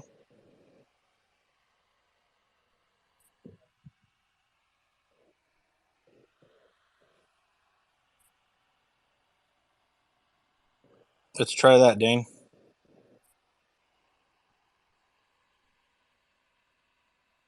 Mic check.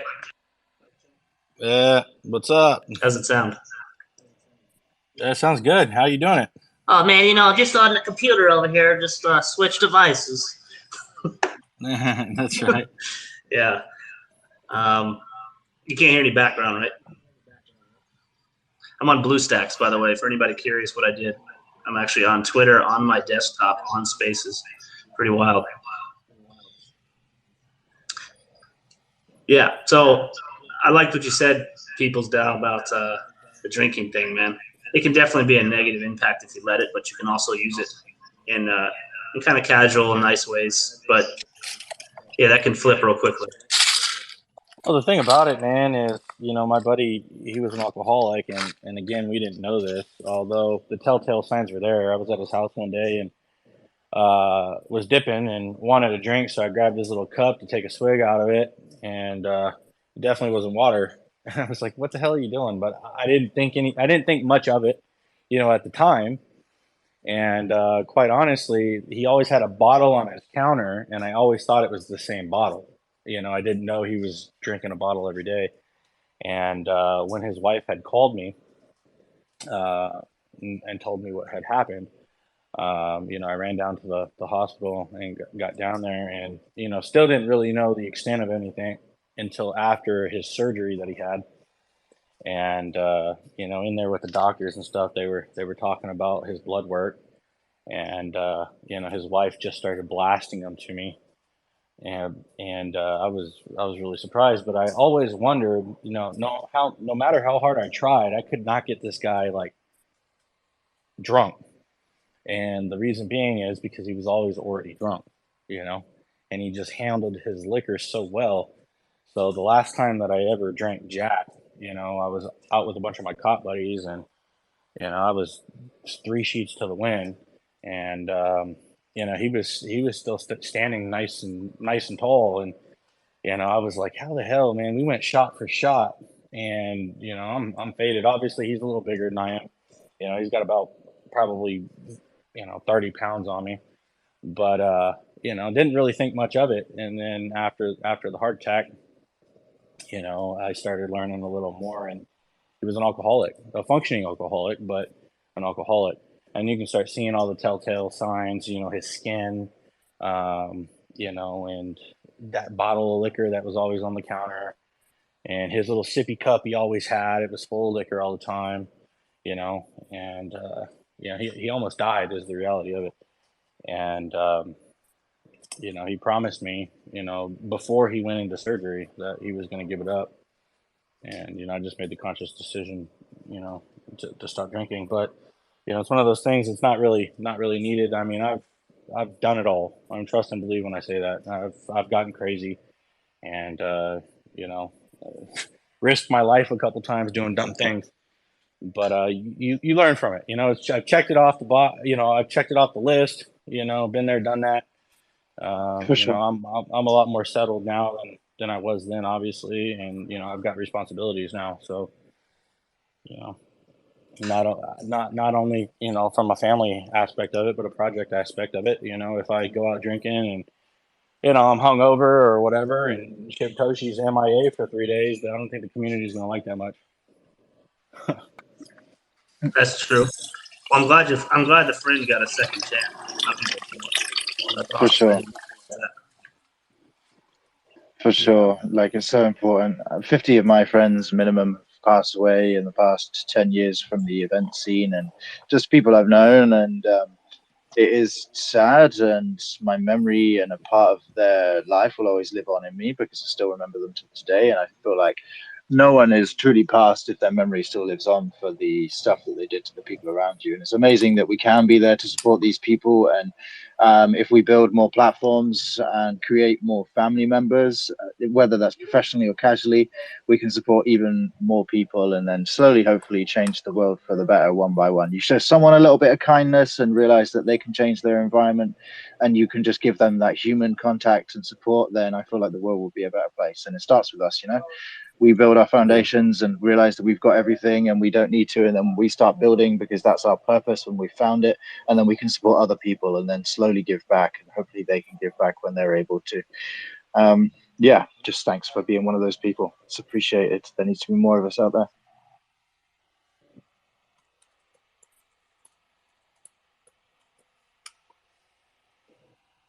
Yeah, well, very well said, man. I've seen it firsthand. I think we all have. Society has taught us to be functioning alcoholics.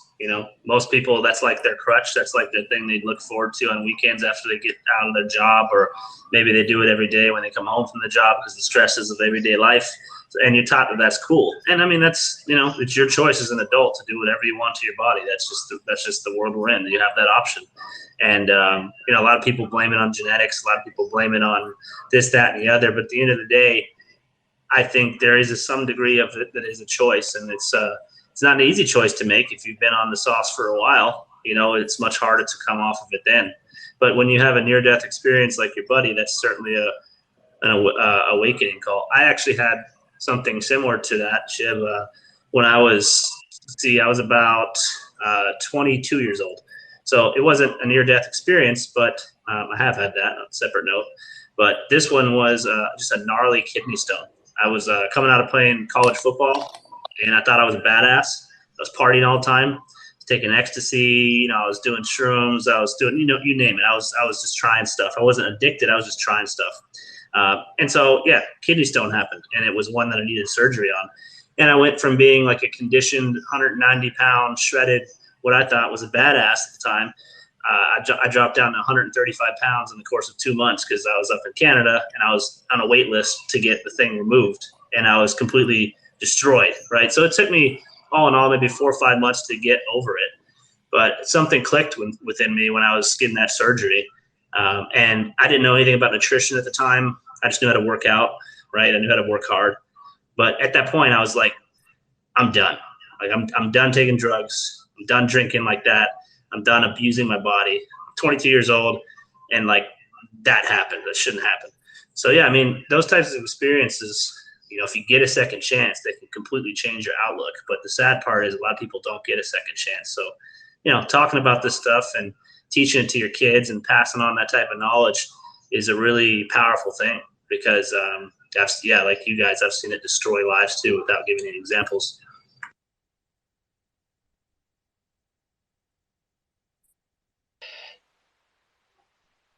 Yeah, it can. But these moments that you just said very, very aptly are really important for us because the more hard times you've got a choice. You can have a bad reaction to that or a good reaction. You can choose to blanket how you're feeling, or you can choose to breathe into it and take a bit of time for yourself and then move forwards even stronger. A lot of wisdom comes from trauma. A lot of this pain we can use to then help other people. There's a great picture I saw years ago of this little girl who had an arrow in her back, and then there was an older girl, and she had about 30 in her back, and she was like holding her hand out.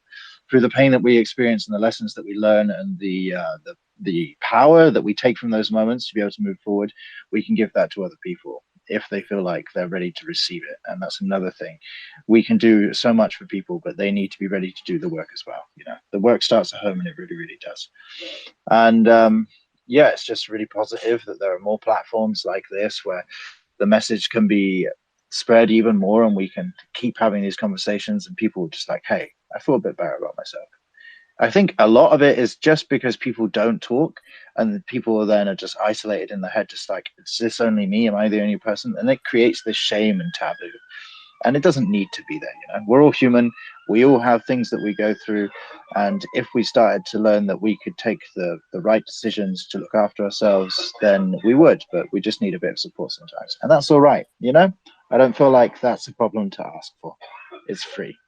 And we should always be there for the people that we care about, if possible. Very well articulated, man. Yeah, that's one of the coolest things about these platforms. I love that you can share those types of messages. I mean, we can talk about anything we want right now, and nobody's gonna remove us off here, right? Like that's pretty amazing. We didn't have that not so long ago, especially not where you had an audience in this crypto space. So, yeah, I think these spaces and hangout sessions are awesome for just that, to spreading things like that. But you're spot on about people not being ready to receive it. Like they're gonna find information like that in their own time if they're not, and that's fine. Hopefully they come to figure it out a little quicker. Maybe if you're able to tell something to them, and even if they don't agree with it at the time, maybe they'll think about it a couple years down the road. And that could be like a seed you planted. So, but I respect people who drink too at the same time. Like there's a lot of people that are able to integrate it into their lives in a healthy way. In a casual way, just maybe you go out to eat like Tex-Mex at a restaurant and you just have a margarita, and you just do that like once a week on date night with your girl, right? I wouldn't consider that person an alcoholic or a drinker, but they do have an occasional, beer or a margarita when they go out to eat with their girl. And that was me for a long time, but I've even cut that out, and I even feel better from not doing that. So, even the odd drink here and there can definitely take a smaller toll, but it still can take a toll on you. Yeah, for sure. And I had my first drink in 6 months about a week ago. I met some amazing new friends where I was doing an artist liaison for a festival. I do like 10 festivals a year still, even though I started 10 years ago, 30 now. I feel like events are really important. Like, please take time for yourself, people, and make time for yourself. Building is important, but also you need to fill other bars in your life. But drinking is just the phrase that we're using here, but it could be so many other things. And I feel like if people just realize that it isn't a problem and they can change their environments and be happier in their life, then they'll make the right decisions for themselves because they feel like they're happier with what's going on. It's crazy how much like small details in our life can affect us in such a way. And this part of time is really important because people are getting the language, they're understanding why they're feeling that way. And I feel like it's a really, really pinnacle point in how we're going to move forwards from here. Only positively, in my mind. I mean, if we're all trying to put forward the same idea and be there for people, then one by one, that will slowly become the normal, you know? Yep. Got to plant the seeds. You got to change the culture. Starts with you.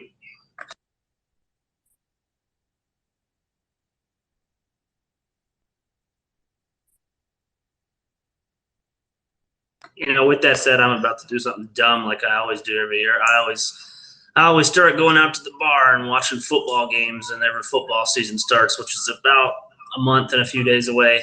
So old Dane might be a little saucy coming up in the next month or two, but nothing major. Just a pitcher or two.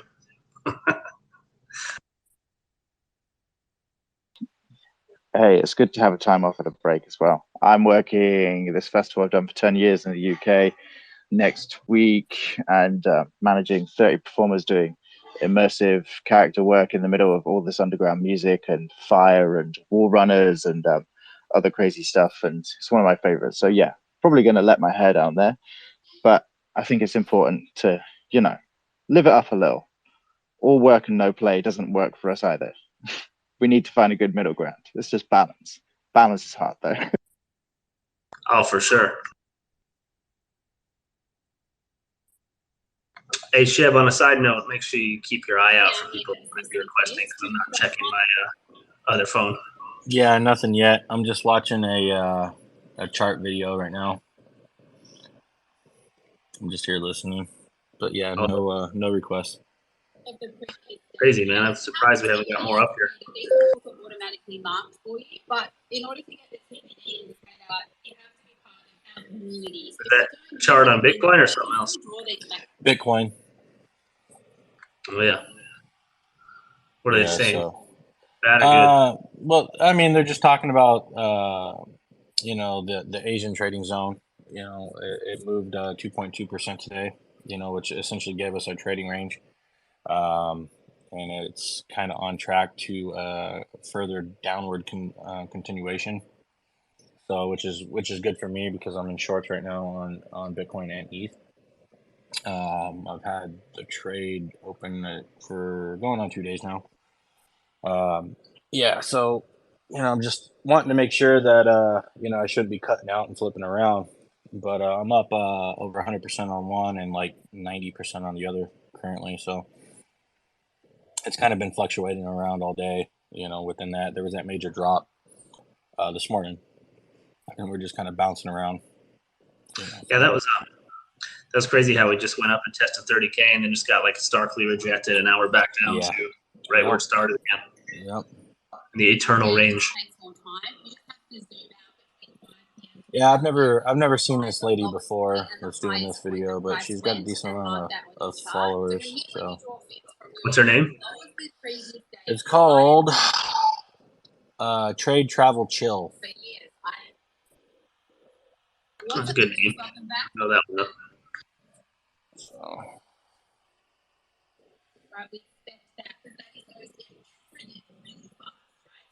Also going to have a wick out of that zone. That is what forms the first side of a W. You're going to get a second side of a W. There will be an attempt. Question for you guys. Do you have any opinions? Do you have any opinions on the UK officially signing in stablecoins, NFTs, and cryptocurrency into the financial regulation system? Do you feel like this is positive or negative for the future of cryptocurrency, and why? Well, just off the top of my head, I think it'd be a positive. You know, just another nation adopting, you know, crypto in some way, shape, or form.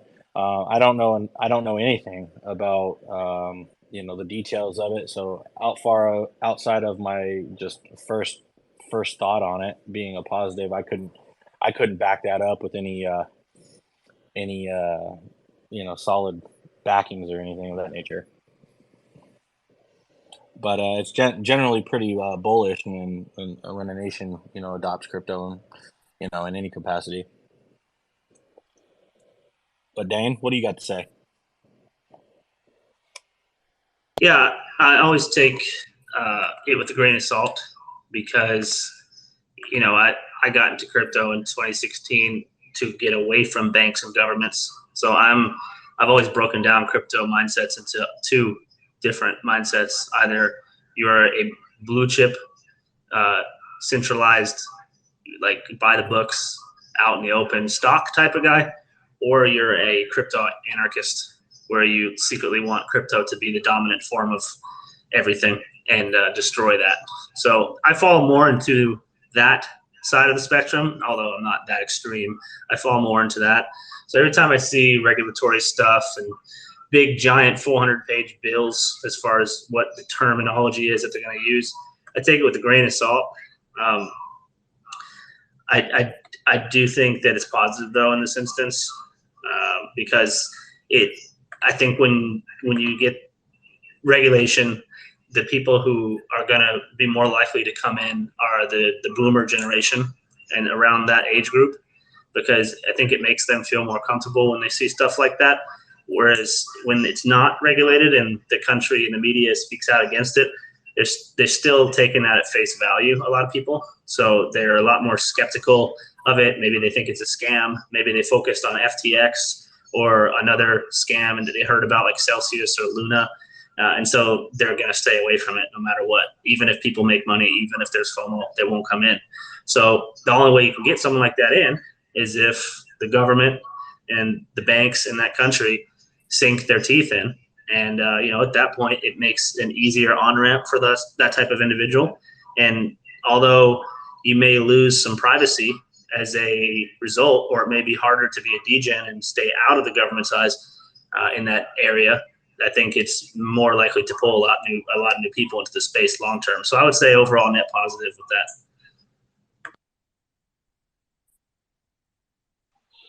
Yeah, decentralization is something that I have always preferred, even with like my entertainment, my event company, my immersive dining business.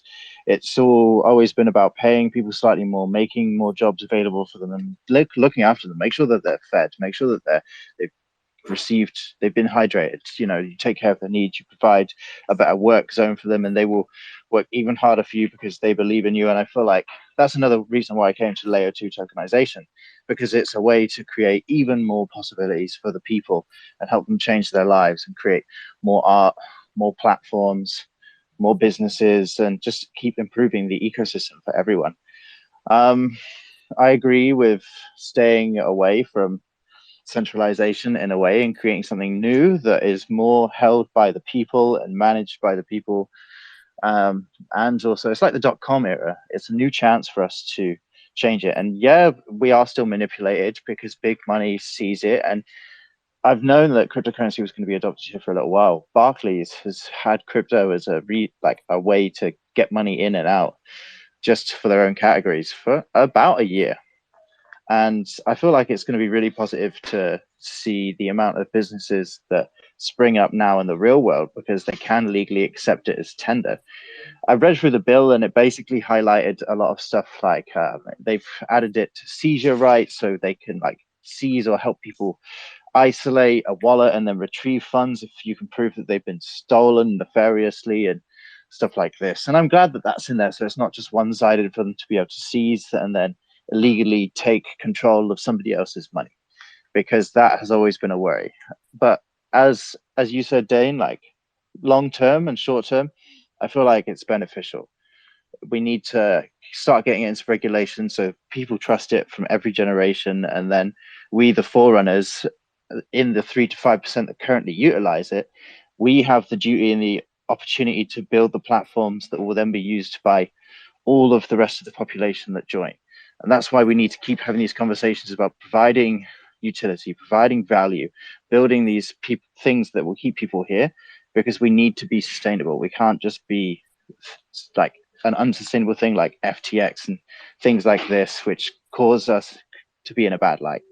This is a really important opportunity, and I feel like we're all part of it. So it's an amazing time for us right now. Very, very well said, man. I think that two worlds can exist. I personally don't think that they'll ever be able to fully regulate crypto. There's no shot. I would put all my cards on that and say that the decentralized tech that continues to emerge will always be one step ahead. And I would use the example of traditional piracy to the form of streaming media that you see now. As back in the day, you were burning CDs, you're burning games. If you're into that stuff, like on Xbox, you could flash your console. There was ways around the centralization of things like Microsoft and Sony, even by doing that on their hardware. So there's always pirates. They're always going to be a step ahead.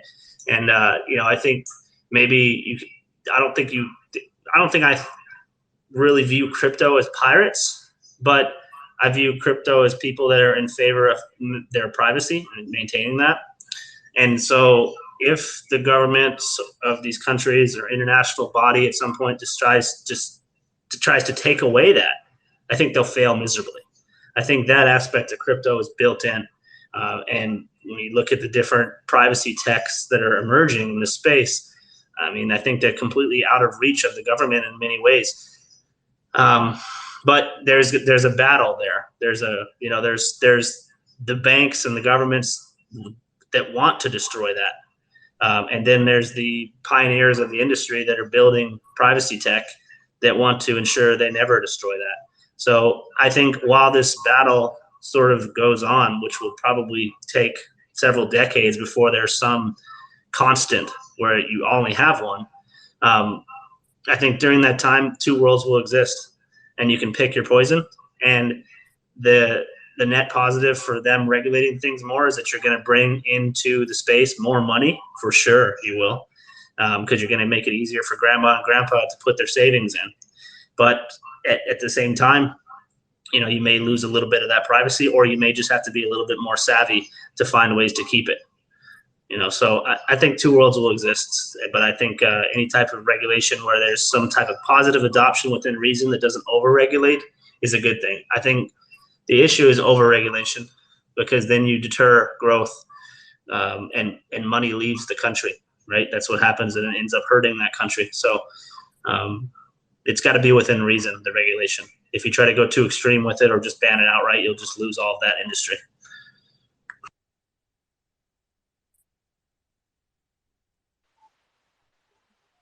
Agreed.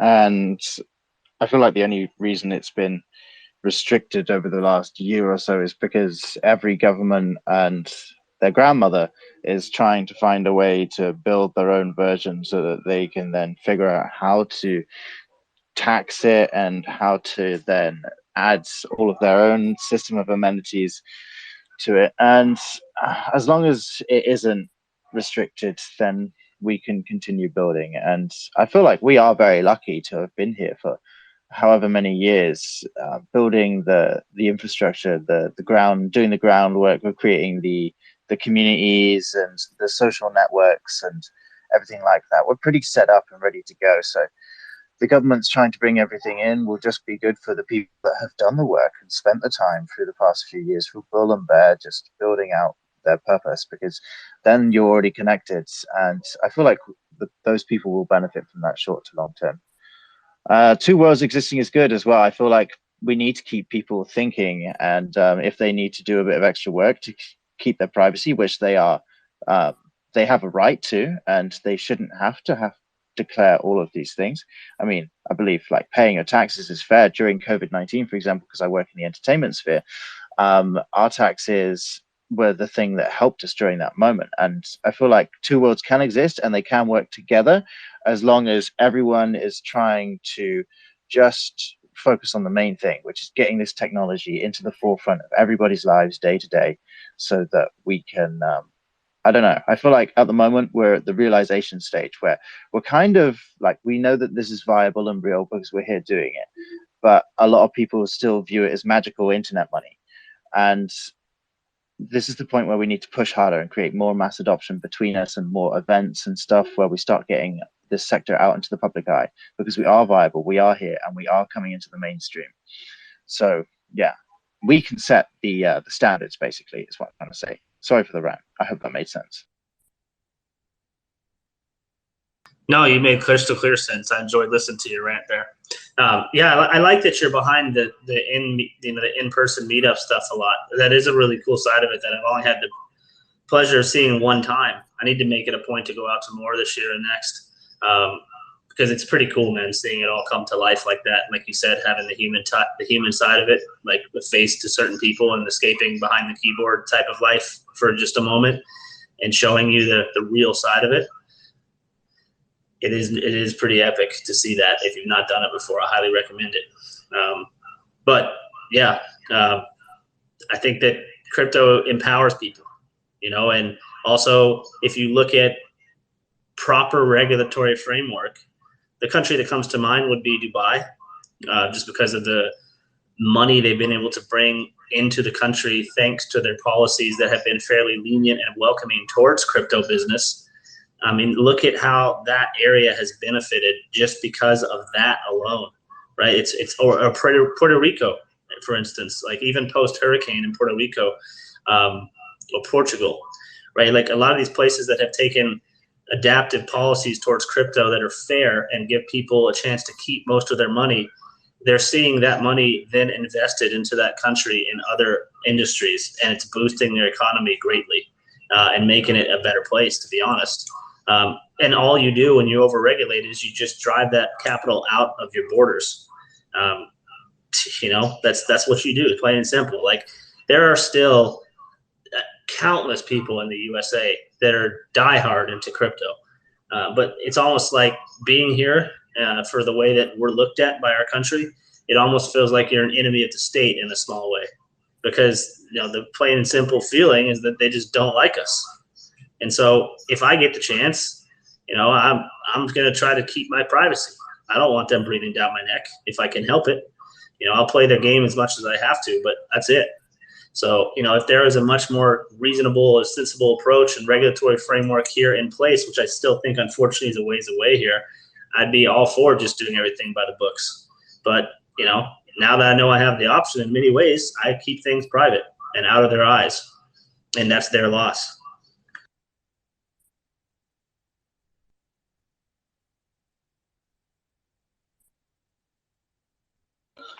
Yeah, and cryptocurrency really is borderless, as you say. So if they start restricting it, then we can just be like, we have other options. This is a global community, and we will move it. And that's completely within our right as well. In relation to how it works here in the UK, so I'm self-employed, have been for about 8 years. So I need to wait until I get about 13K plus before then 20% tax is paid. But cryptocurrency, it comes under capital gains. I don't know what it's like in America. And then that's a separate amount. So you like, it is fair if you are working for yourself and you are building, because you can still make a decent amount in it, and it's not that restrictive here. But there are countries with better policies, like you say, with 0% interest. And the Dubai event scene is beautiful. I mean, cryptocurrency is the future. We're a cutting edge sci-fi-esque thing that's alive and existing right now. But a lot of the conferences in the UK, for example, are very dull and boring. But the Dubai scene, I've done some market research on them, and they're beautiful. They've got great production value. How they run it is amazing. They facilitate worldwide conversations by some incredible professionals, creatives, and innovators in the space.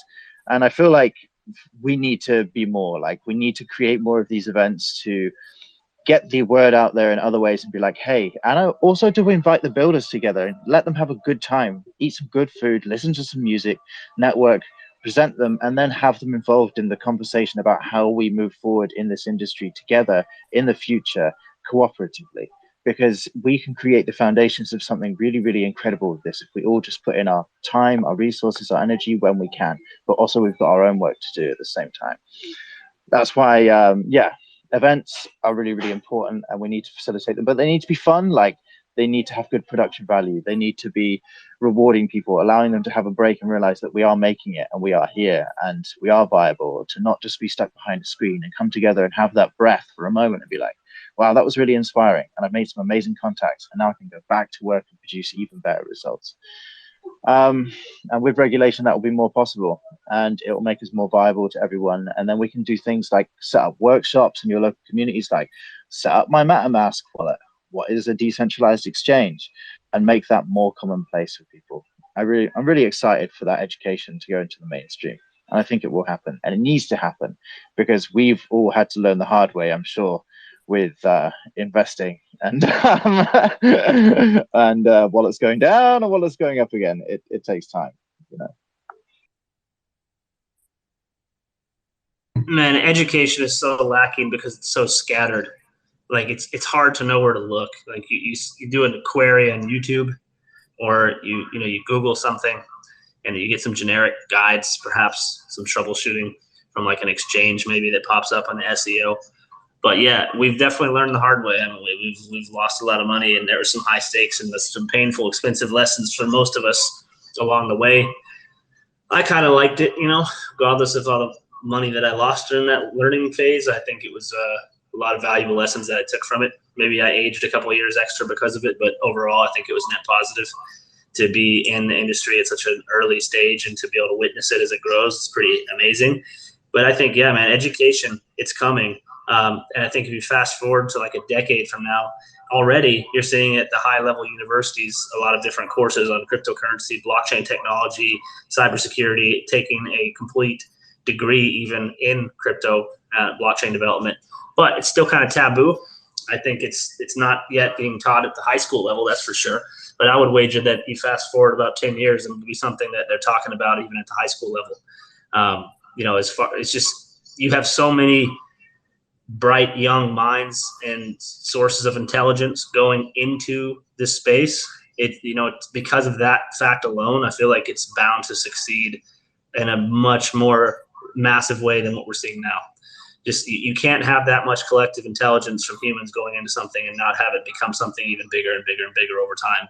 And that's what we're seeing. We're seeing MIT students in the US drop out of college and just go full-time crypto. We're seeing that across the board in all different industries. People realizing they can work remotely if they get involved in something related to blockchain and Web3. So yeah, going out into conventions and meeting other people that are like-minded and putting a face to a name from some people that you may know at those conventions, it's a pretty exciting experience. And yeah, I think the regulation will only help that because it'll make it more comfortable for people to do.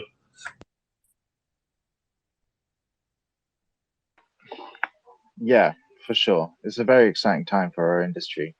And I would love to fly you guys out to come and feature our event, just talk about the same things that we're talking about here. I just want to invite passionate people that are creatively making new ways of reaching out to the mass of population that is all around the world and not necessarily in this space, in Telegram, in Twitter, on Instagram, looking for these things, because not everyone is, and the only time that we usually get that attention is during the bull run. But through our efforts, and we like the outreach, the music videos, the events, the project manufacturing and stuff like that, we can do that work soon. And I just feel like all of our efforts working together will just keep that turning even quicker. And I'm so happy that there are conversations like this happening right now, because we have a lot of stuff that brings people in and then they're not sure what to do. But if we build sustainability and ecosystems and actual use case for the technology that we're hosting ourselves on, then it will only just exponentially increase.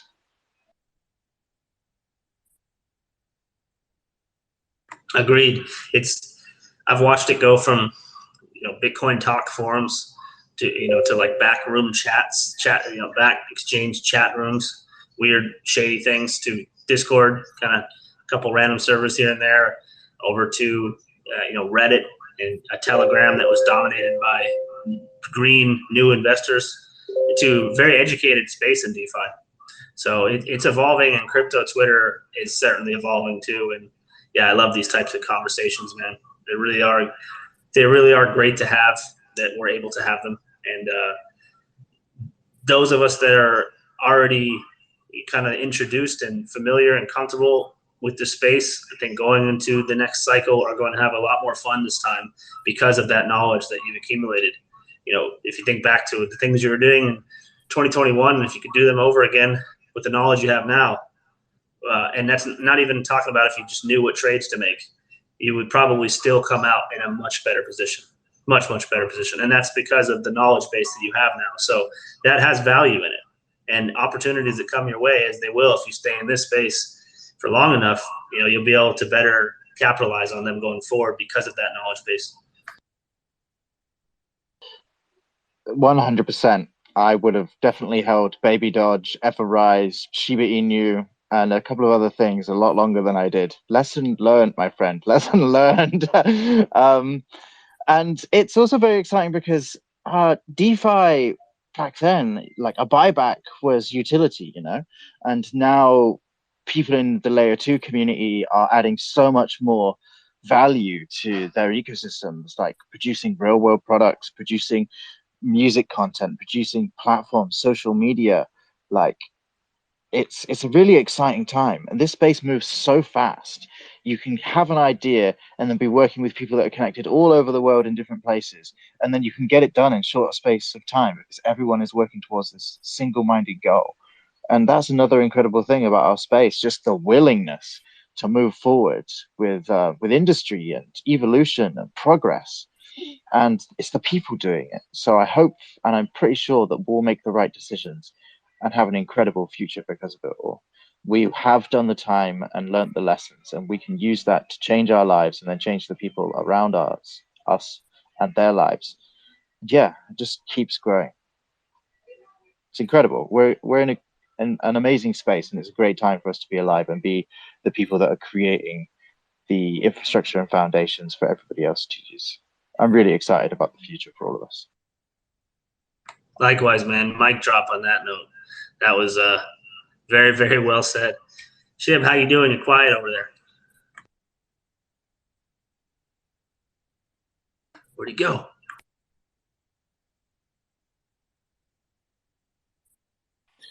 Oh, my bad. Are you asking for me? Yeah, I was saying, where'd he go? Did you fall asleep over there? Oh, no. I'm here. I'm just watching chart protection. Oh, yeah. Yeah, to answer your question without saying any name, Shib, I think that's fine to do on that thing you just sent. I think that it's a pretty high-profile segment that they have there. Obviously, it would be kind of like a little bit nerve-wracking compared to the type of things that we normally go on, but I think it's doable. If you want me to do it, I'm down to try, but I think you'd be good at it too. You'd have to, well, I mean, the problem is the camera, you know what I mean? Like, I don't know if I can hold a in-depth conversation wearing my mask. You definitely need to go practice in front of your camera first. Yeah. So that's probably a skill. It's a good thing to practice anyway, though, if you plan on doing that anywhere. Yeah. Yeah. I mean, it's a nice offer to have. So, I mean, actually, I won't give the date, but we'll discuss it after the call. Sounds good. Yeah, I mean, I'm down, but I don't know how I am in front of a camera either. It's been so long. Freeze up or make a weird face or something. I don't know what I'll do. Oh, stop. I don't have a mask, man. I'm good when no guy look at me, but when I have to like stare into like a camera lens, it just like makes me feel awkward. I don't like it. I'd rather just be talking to some person. Another aspect of it is I don't know how I would, I'd have to do something like behind my house behind me, not to show off the house, and that type of thing. I don't know how I'd have to figure something out with that. Oh yeah, you'd have to just move your monitor and like have it face a wall or something. Yeah. But yeah, I mean, it's a pretty decent little chance there, so worth looking into. Yeah. So maybe we'll use this. Sorry, go ahead, Del. You could always pre-record and then like just leave a message. No, it's not pre-recorded. It's live. So, it's a live show. Yeah, it's a live show. So I don't, so.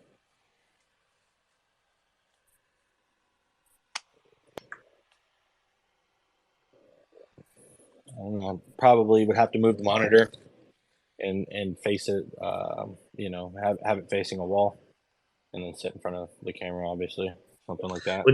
Would you ever go onto like a major podcast of some type if you knew like your security is going to be guaranteed? Like I'm talking like a Joe Rogan or like Oh, for Andrew. sure. For sure I would. I mean, being mic'd up is different than talking to a computer. You know, I just don't know how audible I will be, you know, is the thing. Yeah. I don't know. I always feel very awkward on calls that we've had in the past on like Zoom and whatnot, and all the meetings on Google. You know, I just when you're meeting like an exchange or a group or something, and you're showing your face, it's just weird to me. I've never been fond of the whole dynamic there with your webcam pointing at you while you're talking to someone just staring at your computer webcam. Yeah. I think it'd be pretty cool. I just have to we have to do some tests on it. Yep. I think you got it though. Kind of early though. Also, I'd have to get to bed pretty early. Yeah, that's the other thing. The schedule is a little awkward right now for those things. Need to find some like Australian or Singapore stuff. It would be right on point. Yeah.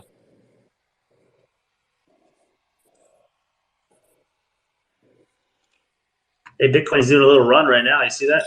Yeah, Kinda. I'm noticing.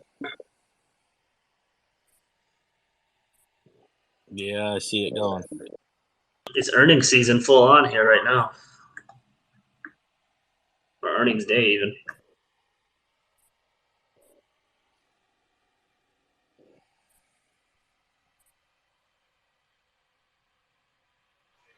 Gentlemen, I'll bid you a good night. It's time for me to get on with my exercise and start the day. It's a glorious, beautiful, sunny day here in the UK, and thank you for letting me join in the conversation today. It was nice to talk to you, and I just hope you have a great day. Hey, take it easy, buddy. Thanks for coming up and chatting with us. Yeah, man, you're welcome anytime. We're going to be doing a lot of these, so anytime you catch us on, that's time's good for you. Just hit us up. I will do. It's been a pleasure, and it works out that it's just about the time I wake up. So night time for you. I'll come and bring in some energy from the UK. Thanks for having me, and catch you soon. Thanks, Fox. Have a good one, man. So, Shib, what's Dub thinking right now? I haven't looked at his channel in like a couple hours. I'm not sure. I'm still due for a call with him. I'm not sure his current predictions though. But I'm currently watching Eric Crone crypto. Oh yeah, man. Eric Crown is the OG. We gotta get him on here one time or go on his channel. That would be like a big fanboy moment for me. I've been watching Crown for 5 years. Yeah, he's pretty vicious with his analysis. Oh yeah, he doesn't have any love for any project. He will tell it like it is. Prior highs that we did see earlier in July at 31,000 or 32,000 bucks. Probably, fall a little bit more and then continue with that. I think he lives in Finland, so he's good out there. Is there potential for a trap right here? There's always potential, right? There is always potential. It's just, how likely is that once you get into it, you can set up with that a little bit later. Who else we got in this chat? I gotta go look at my phone to see. But to be fair, anyways, like again, Bitcoin does fall back down to about 28,000 bucks or so. 28.1, 28.2. I would be looking for bounces there, and anyways, that's just the region. Anyways, going over here to the daily look, we have anything weird to be looking at. Got the quiet crowd out here now, shit.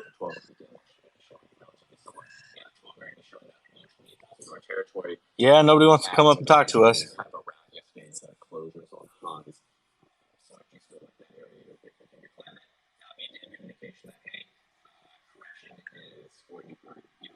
See a couple OGs out there still listening. Dizzle, Luminous, TC, K. Farguson, Mark, Andre, Captain, Purcell, Crypto X, Elon Goat. So please step up, guys. On a medium or higher term closing basis. Ada Lamb in the house.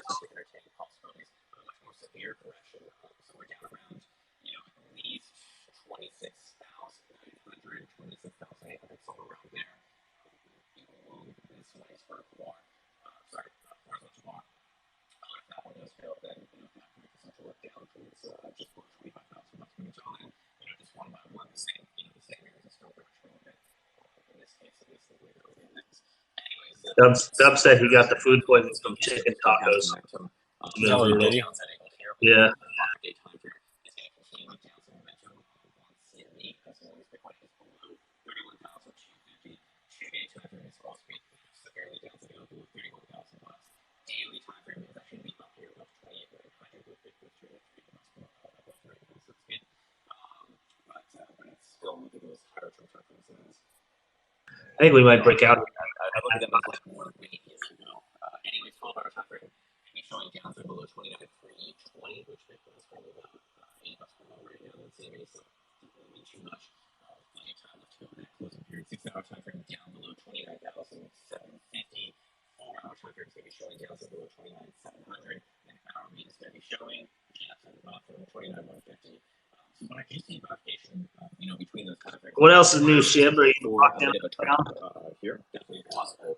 What was that? I can hear Eric Crown in the background. I can tell you're zoned in. Oh man, not much going on over here. Have that thing possibly that I sent you. Got to do some tests on that to see if that's even doable.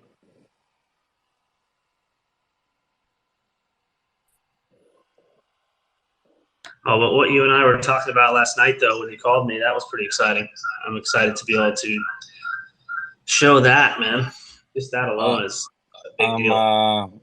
I was extremely tired last night, so you're gonna have to help me along a little more than that. Yeah, let me DM you then. I can't hide this one.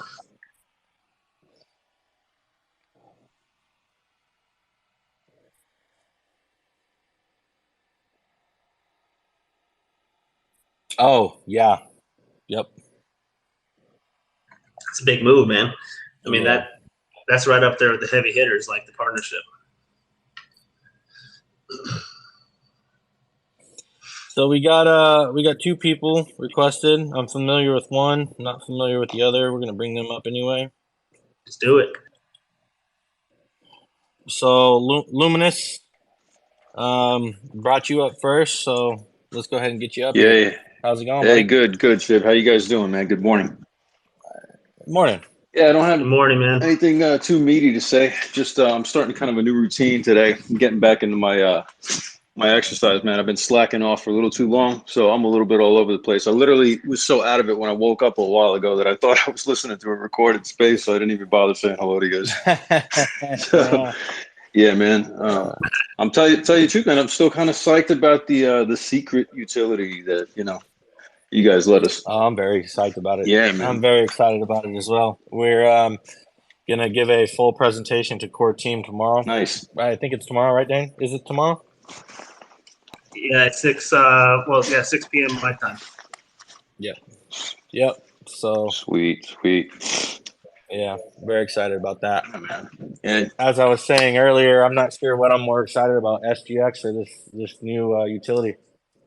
Yeah, dude, that's exactly what got me going on it, man. So haven't really stopped thinking about it since then. So, you guys are doing a great job of keeping everybody interested, and you're always kicking ass. So yeah, just wanted to say hello, man. Tell everybody to have an awesome day. Thank you guys as always for everything you're doing, and I'll jump back in and keep it pithy at some point in the future, man. You guys have an awesome one. Yeah. Well, hey, thank you, buddy. We'll go ahead and keep you up as a speaker, so just feel free to chime in. Sure, thanks, bro. Hey, Luminous, real quick, what kind of workout are you going to get in, man? You said you're getting back into it. What are you going to jump into? Man, I'm kind of mixing it up. It's a little weird right now. I'm doing like calisthenics one day. I'm kind of switching between like just straight body weight exercise and weights.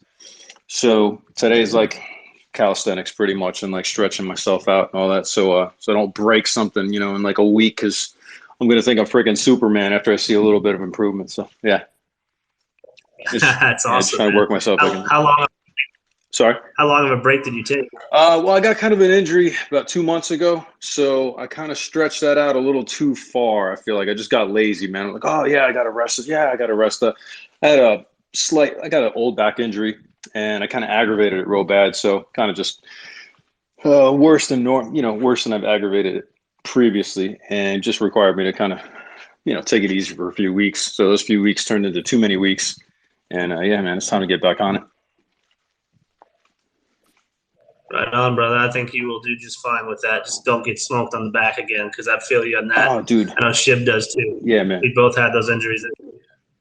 Yeah, it never kind of leaves you. You know, you got to like go easy. And I had to do a lot of rehab work just on my own and stuff when all this happened. It wasn't like, you know, a life altering moment or anything, but yeah, you can't be that guy the same way after that. You got to kind of take care of yourself a little differently. So yeah, man, just trying to get all the pieces put back together. You know what I'm saying? Oh yeah, I feel you very closely on that, man. Like I said to you guys the other day, Scott was in Hawaii for a week and a half with the girl, and prior to that, I was being lazy. Then I got back and slowly out of it. So yeah, I just came off almost like a 2.5 week break from training as well, and just those first 2 workouts back were just a mind battle to try to push through it, because I keep myself operating at a pretty high level for my age. So you know, when I take time off, it's like I'm just a mental, I don't want to say mind, you know, use a bad word, but yeah, that's what it is. Yeah, the inertia is real as you get older, bro. It is, and it's harder to come back up that mountain. It's like you get to a certain level and you maintain it, but then like once you lose it at an older age, it becomes harder to get back to. That's the annoying part, and I think that's why a lot of guys retire from professional sports, because like in off season, you know, after a professional sport, whatever it is, you take any time off, get hurt, and you have to come back and get to the level you were at, and then you can't. Like it's not only hard physically to then adjust your game to that current level that's maybe a lesser point than what you used to be, but also the mental toll that takes on you not being able to perform how you feel like you should be able to. I mean, and you know, not like super old, but I can already tell a difference considering what this type of stuff I used to do back in my training when I was, you know, 20 to 25. Oh yeah, man. You know, it just comes with the territory. But you know, I guess you get your lessons along the way, so there's that benefit and all that. But yeah, man, it's going to be a good thing. I'm just, you know, I usually keep myself pretty active, so being sort of down like this, you know, totally my own fault for 2 months. That's too long. So yeah, it feels good to wake up early again and get some coffee and just get to it. So, but yeah, man, I'll be floating around in here. I'll say what's up in here and in a little bit. Just got to get this Cool, out of the brother. way and get to the grind. So yeah, have an awesome one, boys. I'll be around. You too, man. Good luck.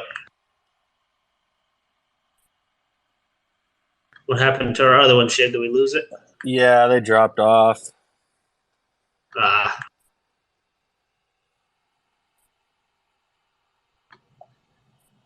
Anybody else want to come up here and chat?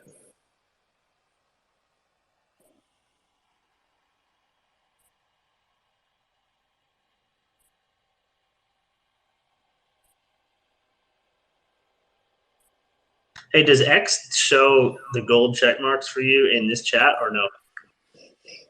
Does what? Does this Twitter X does it show the gold check marks next to your name and my name and the host or no? Just the main account and myself. You get the blue check and the affiliate badge. Yeah, sorry, that's what I meant. But you can actually see that in this chat, eh? Yeah. Yeah, I can't see it yet. They all just look like blue checks to me on Android because they haven't updated Android again. Yeah, they look like blue check marks to me as well. Android here as well, man. Yeah. Oh, yeah. Yeah, we can see the affiliate badge. Dave's rocking one, you're rocking one. And Yeah, I can't see that yet. Yeah, BlueStacks hasn't updated either, I think, because this is whatever this is I'm on here. Nobody uses this, but yeah, for what it's worth, it doesn't show here either. Dude, Twitter needs to roll out their updates, man. They're slow on that. I just updated myself. Yeah, but what did it change though? It changed the logo. It got rid of the Twitter thing. Now it's X. As far as the differences, I'm not really seeing much of a difference. Same. I really want them to have an indexing for the spaces. That's like my biggest request. Like just a search system, you know, like maybe a keywords or like a big list of every space in order by most people in the space. I don't know. Maybe that would be obvious. That would probably be taken advantage of with bots, but you know what I mean? Like just if I want to go like listen to people talk about, a game, I should be able to search that game and go find that, right? Like I think that's some feature they're missing out on big time.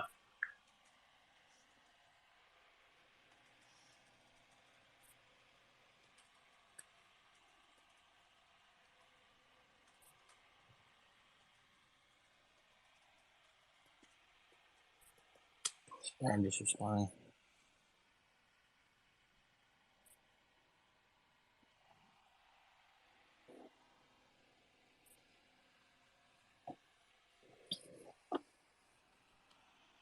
All right, guys, what's going on? Come on, somebody come up here and chat with us.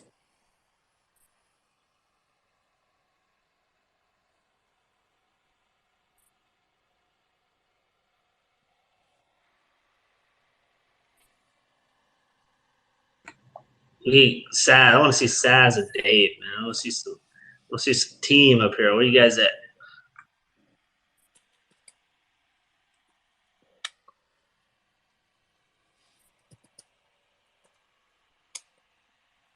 I just responded to you, Dan.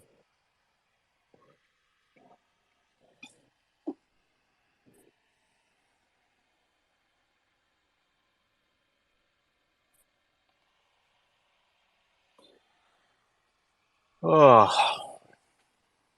well, come on, let's revive this. It's getting quiet. People are losing interest. They're starting to drop off. What the heck is going on? My energy's going down. I did some deadlifts earlier. I told you I did 5x5 with 500, so a little beat from that after taking a time off. And now I'm 6 a.m. man, 2 hours ahead of you, or 3 is it? I don't know. Hang on one second.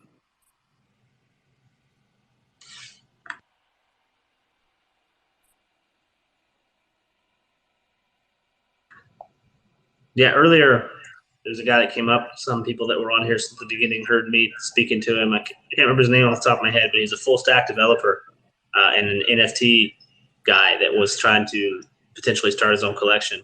And he just found us through the algo of our tags, marketing, investing, business, and finance, which I thought was pretty cool.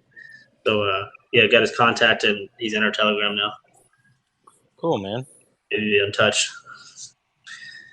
He asked some pretty smart questions, but you could tell he was like just trying to figure out what the hell he was seeing with all this crypto stuff and like what direction it's going in. Try to give him some good answers. Sam did as well. But yeah, you never know who you might find on Spaces. That's why I like it. So he is a crypto guy? Is that what He's you not. said? He's not a crypto guy. He's a full stack developer that has a background in that has kind of forayed into the NFT space out of interest of trying to start his own collection. Man, we got something for him completely. Right? That's what I said. It's like, well, you've come across the right place. He didn't know about you. He didn't know about SquidGrow. He didn't know what it was. He was just here to ask a question about NFTs and figure out if it was still a relevant thing or not. So I told him my opinion on NFTs and how I think that it's going to come back. And this is the perfect time to educate yourself and kind of get some roots going and test it out. It's like, if you can do that, position yourself as a lead artist. And I told him about Mike Miller, and you. So I think he's definitely interested, and he had just gone to sleep after he got off the space, so we'll probably hear from him tomorrow.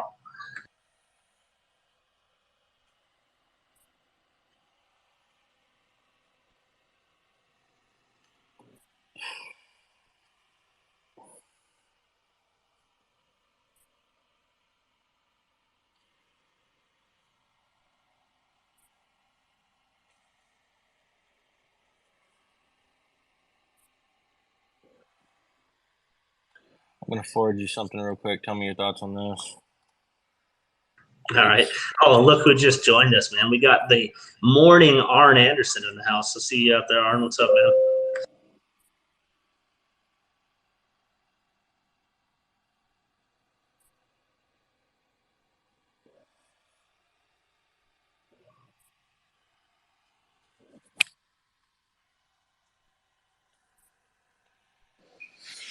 Morning Arn is in the house. What's going on, Arn? Well, as you can hear it in the background, I have Mickey Mouse Clubhouse on TV. and I'm sitting with my babies here having grapes. Nice. It's 7:00 a.m. How long have you guys been online? Oh man, I think Sam and I started the space around midnight. It's 6 a.m. here, so it's a nice all-nighter. Fantastic. That is so good. Morning Arn is in the house. Oh man, what do you guys got planned for today? I think it was a Thursday. I don't even know what day it is. I think it's Thursday. Yeah, it's Thursday. I'm gonna get some sleep. That's what I'm telling you. I'm gonna do. I'm so tired. You need to get it then. Everybody needs to get their sleep. Hello, Mr. Man. Everybody's got to get their sleep. And listen, if you feel like watching Mickey Mouse Clubhouse, coming on over, having some grapes, maybe some eggs, by all means, sheep, come on over. You see, Dave? Come over. I'll pay for your flight. Don't even worry about it. Say it again. I was talking to Dave. Dropped something in our main TG right now. Listen, I'm. You should have a look real quick. Hold on, let me look. Hold on. I'm literally sitting here. All of us just woke up. Gotta love the babies. Hold on, let me look. Aha! Arna's taking. What did he say? No, Twitter Spaces right now with Trump at the truck. Yeah.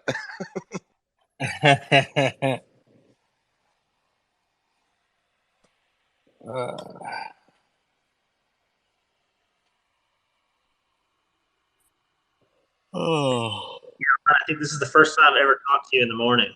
This is usually when Shiv and I are still awake, and usually we crash shortly after this, and then that's it. Normal schedule. Hey there. I think, Dane, did I lose you for a second? Yeah, probably. No, I was checking out what. Oh my God, you could tell it's the morning. I was checking out what Dave. That's very funny. Donald Trump at the truck. I got one for you. What are you showing me? Oh boy. Yeah, let me find it. Let's see. Let's have it.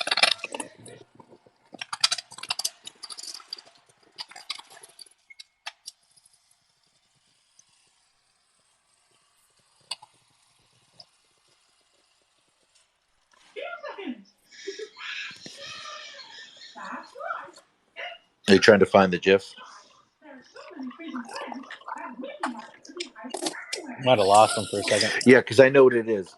Twitter has this new, or should I say X, has this new feature when you're on iPhone that if you're within the app and you are listening to Spaces, you're good to go. But if you switch to another app, Spaces actually disappears for a while, and I guess you go offline until you swipe back, until you get back into the app. It used to be that it stayed on the whole time. Now it's, I guess now it kind of goes away. But anyway, it's good to see all of you, Dave. I hope you're feeling good, buddy. And you want to watch Colors? Can you say hi to SquidGrow? Say hello, SquidGrow. Yeah. So cute. Can you say hello, Sheep Toshi? Say hi to Sheep Toshi. Can you say hi, Sheep Toshi? Hi, Sheep Toshi. Say Sheep Toshi. Say hello, Dane. Hello, Dane. Can you say to Dad? Can you say to Dave? Daddy's not Donald Trump. that one she's not saying. I guess that means that I truly am. Anyway, guys, feel good. Everybody have a great morning. Happy Thursday. I love you guys. Take it easy, brother. Thanks, Arn. Kid is awesome, by the way. I love it.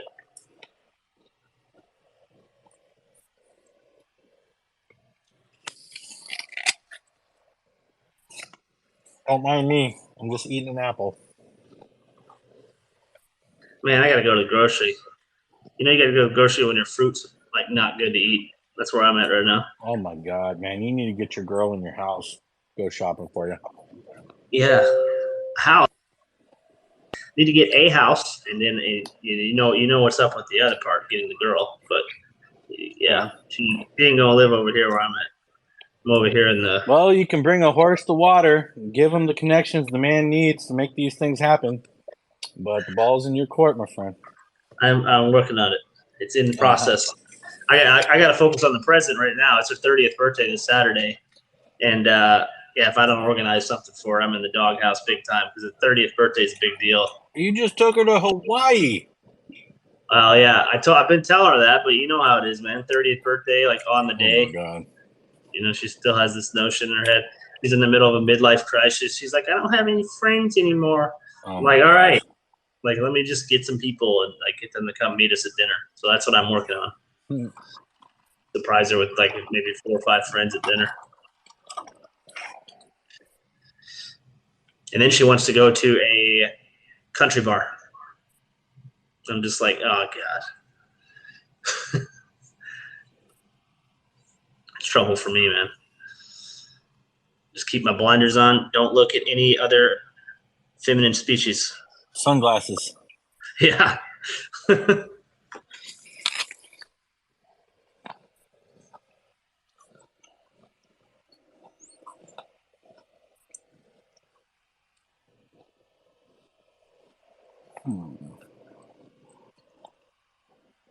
Just catching up in the main chat. Everybody's laughing at my story.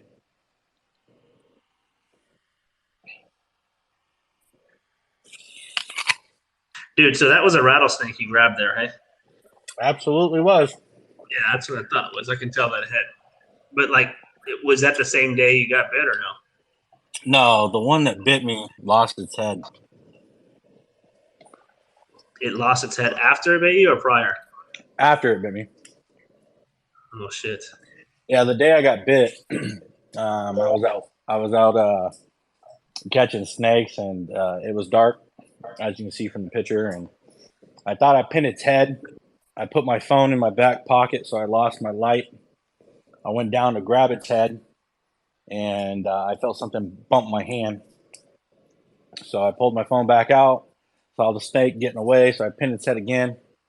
I grabbed it, killed it, and as I start walking back, my hand starts burning. And I'm like, oh shit! So get to the car because I was in my vet at the time, and shine my light on my hand, and I was like, oh shit! I got 2 puncture marks. This freaking thing got me. So I snapped that picture real quick, and went to the fire station. Luckily, it was a dry bite, so just enough little residue on the fangs to feel a little burn, but he didn't inject me. How screwed would you have been if it did inject you, like even a little bit? I know how strong. No, I mean it's the anti-venom's like $1,900 a bottle. It takes like 4 of them. Like, how far were you from the fire station? You know what I mean? Like how long? Oh, dude, I'm in the country, bro. I would have been good. You know, I mean, it's not like I'm gonna drop dead from a hand bite. Yeah, true. You know? It was like on the wrist, like in the soft spot of your wrist, or like. Yeah, you more so would have to be worried about soft tissue damage. Yeah. So.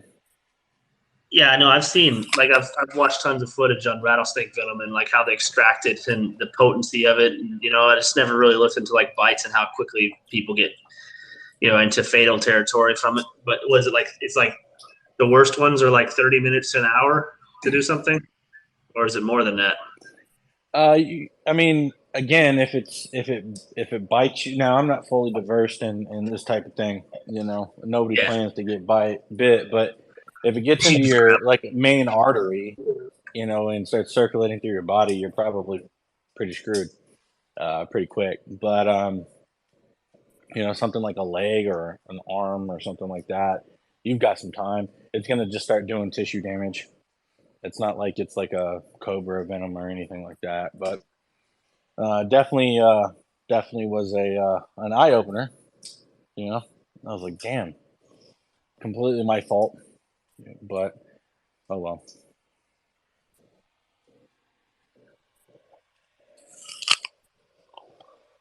But, yeah. Well, I mean, you play with fire, but it's also kind of fun and fast, I'm sure. You know, it's super adrenaline rush. You know, I mean, one of the most stupidest things I've ever done is that video on my story. That was pretty damn stupid. You know, especially because I was fucking with them before I grabbed them. You can hear them rattling at me pretty good. So.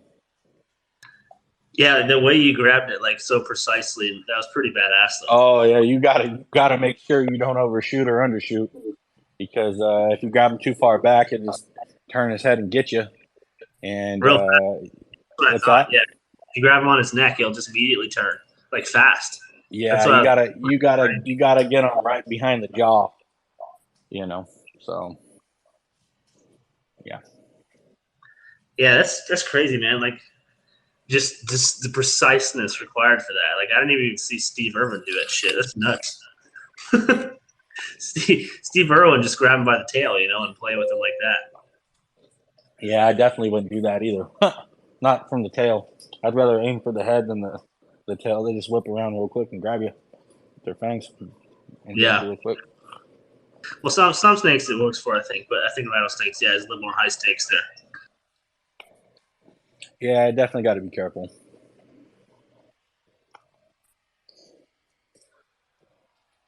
But yeah, that's one of the more stupider things I've ever done. I knew it in the video. So I was like, well, it's either going to be an epic video or it's going to be the video of me getting bit. So.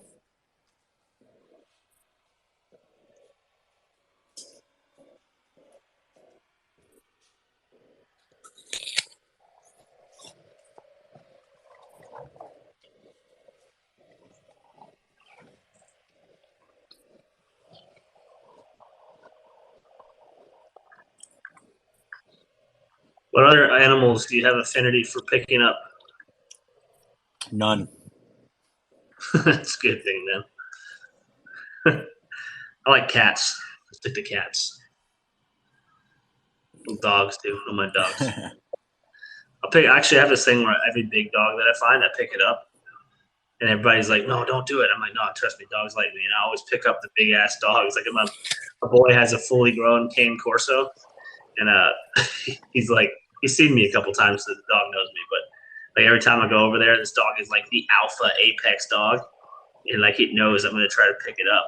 Just like, oh shit, and then I pick it up, and you can see he's like so scared. But then as soon as I put it down, it's like the most playful, hyped up, happy dog. Yeah. It's so funny. I love watching the big dogs' reactions. I'll pick up like 200-pound dogs. I don't care, And I just think it's hilarious because they're not used to it. They look like big puppies. But I'm not picking up a rattlesnake, man. That's pretty crazy. You haven't lived in Texas, my friend, unless you wrestle with a rattlesnake. That's what I hear. I don't know if I want to do that. Let's move. Just move. I'm gonna go to South Dakota or something. Let's get out there in the middle. That's actually a state I wouldn't mind moving to. Speaking of South Dakota, that's a pretty cool state. You know anything about that one? Nah, I don't. That's a good sign. Most people don't. It's it's basically just like a pinnacle for freedom, like right in the middle of the U.S. You get all 4 seasons. It's pretty. It's very safe. A lot of jobs, tons of space. Real estate's still affordable, but it's on the up. No state income tax. It's a good place to just have like a ranch or like a good amount of land and just like raise a family. That's kind of what I'm looking for, because I've been in Dallas long enough, man. Just the city just kind of wears on you. Just so much traffic everywhere and congestion and pollution. It's hot as hell. Like I've been here a decade now, permanently. I was visiting my whole life, but 10 years in Dallas is enough. I'm ready to move on somewhere else. I would prefer to stay in the U.S., but looking at islands too, depending on how this cycle goes. Wouldn't mind moving to Hawaii, where I just was then. Every time I leave there, I'm like, dude, I gotta move back here.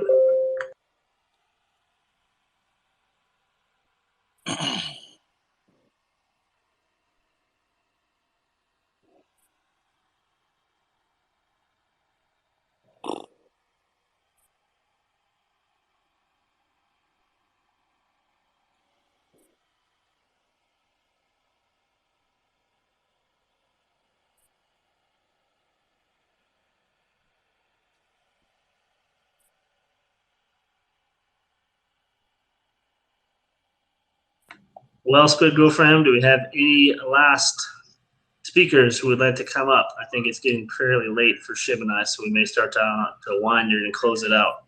It's been a long, epic one, but I don't know how much more I have in me to keep it interesting.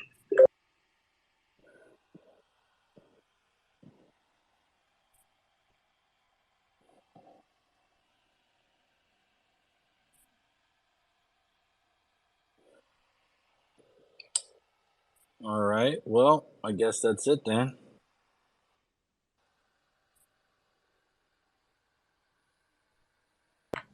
Yeah, well, we'll save some for tomorrow, right? We got lots of other stuff to talk about, I'm sure, when we're a little bit more lively. Save some for the future AMAs that we're going to be running soon. We definitely have some interesting options that were brought to light by the most recent Twitter post that we made, asking for you guys to comment where you want to see us on. So far, I saw some pretty cool influencers and people that I hadn't, and I'm not familiar with yet, and that's a good thing. That's what we want to see. We want to find different circles. There's also Discord. Someone asked for if we could go on Discord. I think we can make that happen. Just need to find, need to plan it so we can actually get an audience there. But yeah, there's definitely some options as far as not having to go back to the same places and find new ones that we'll try to go on to.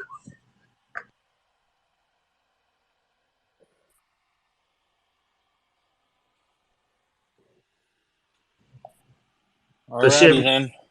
What do we Go have? ahead. What does the SquidGrow community have to look forward to this week? Maybe we can leave them a little something. Anything exciting coming this week, or just more teasing as far as this massive run of release of thingies that we have coming? I guess we're gonna have to wait to find out. Cool. I think we can do that, man. Nobody in this SquidGrow community chat right now I know is doubting us. I think we all have faith that good things are in store for us. So, yeah, let's leave it at that, guys. I'll just say let's fucking grow one last time. Any closing thoughts, Shib, or we can close it down? No, I'm good. I'm gonna go soak in the jacuzzi, soak my neck. I'm getting old. My neck hurts. But I'm sure you can catch me in the Telegram here in a little bit. I'm sure I'll be around. Sounds good. All right, guys. Thanks everybody for turning out, hanging out with us for the last couple hours. Much appreciated. We appreciate it. Yeah, we spent the whole night here, man. 6 hours in this thing. 6:15, I think. We'll see what it says at the end here. Thanks again, everyone. This is recorded. If you want to sit through 6 hours later and you're really, really, really, really bored, you have the option to do so. But it was a pretty good space. Had some awesome calls and speakers rather, that came up. So, yeah, kudos to everyone that listened. And until next time, let's fucking grow. Chat soon, guys. Take it easy. Let's fucking grow, boys.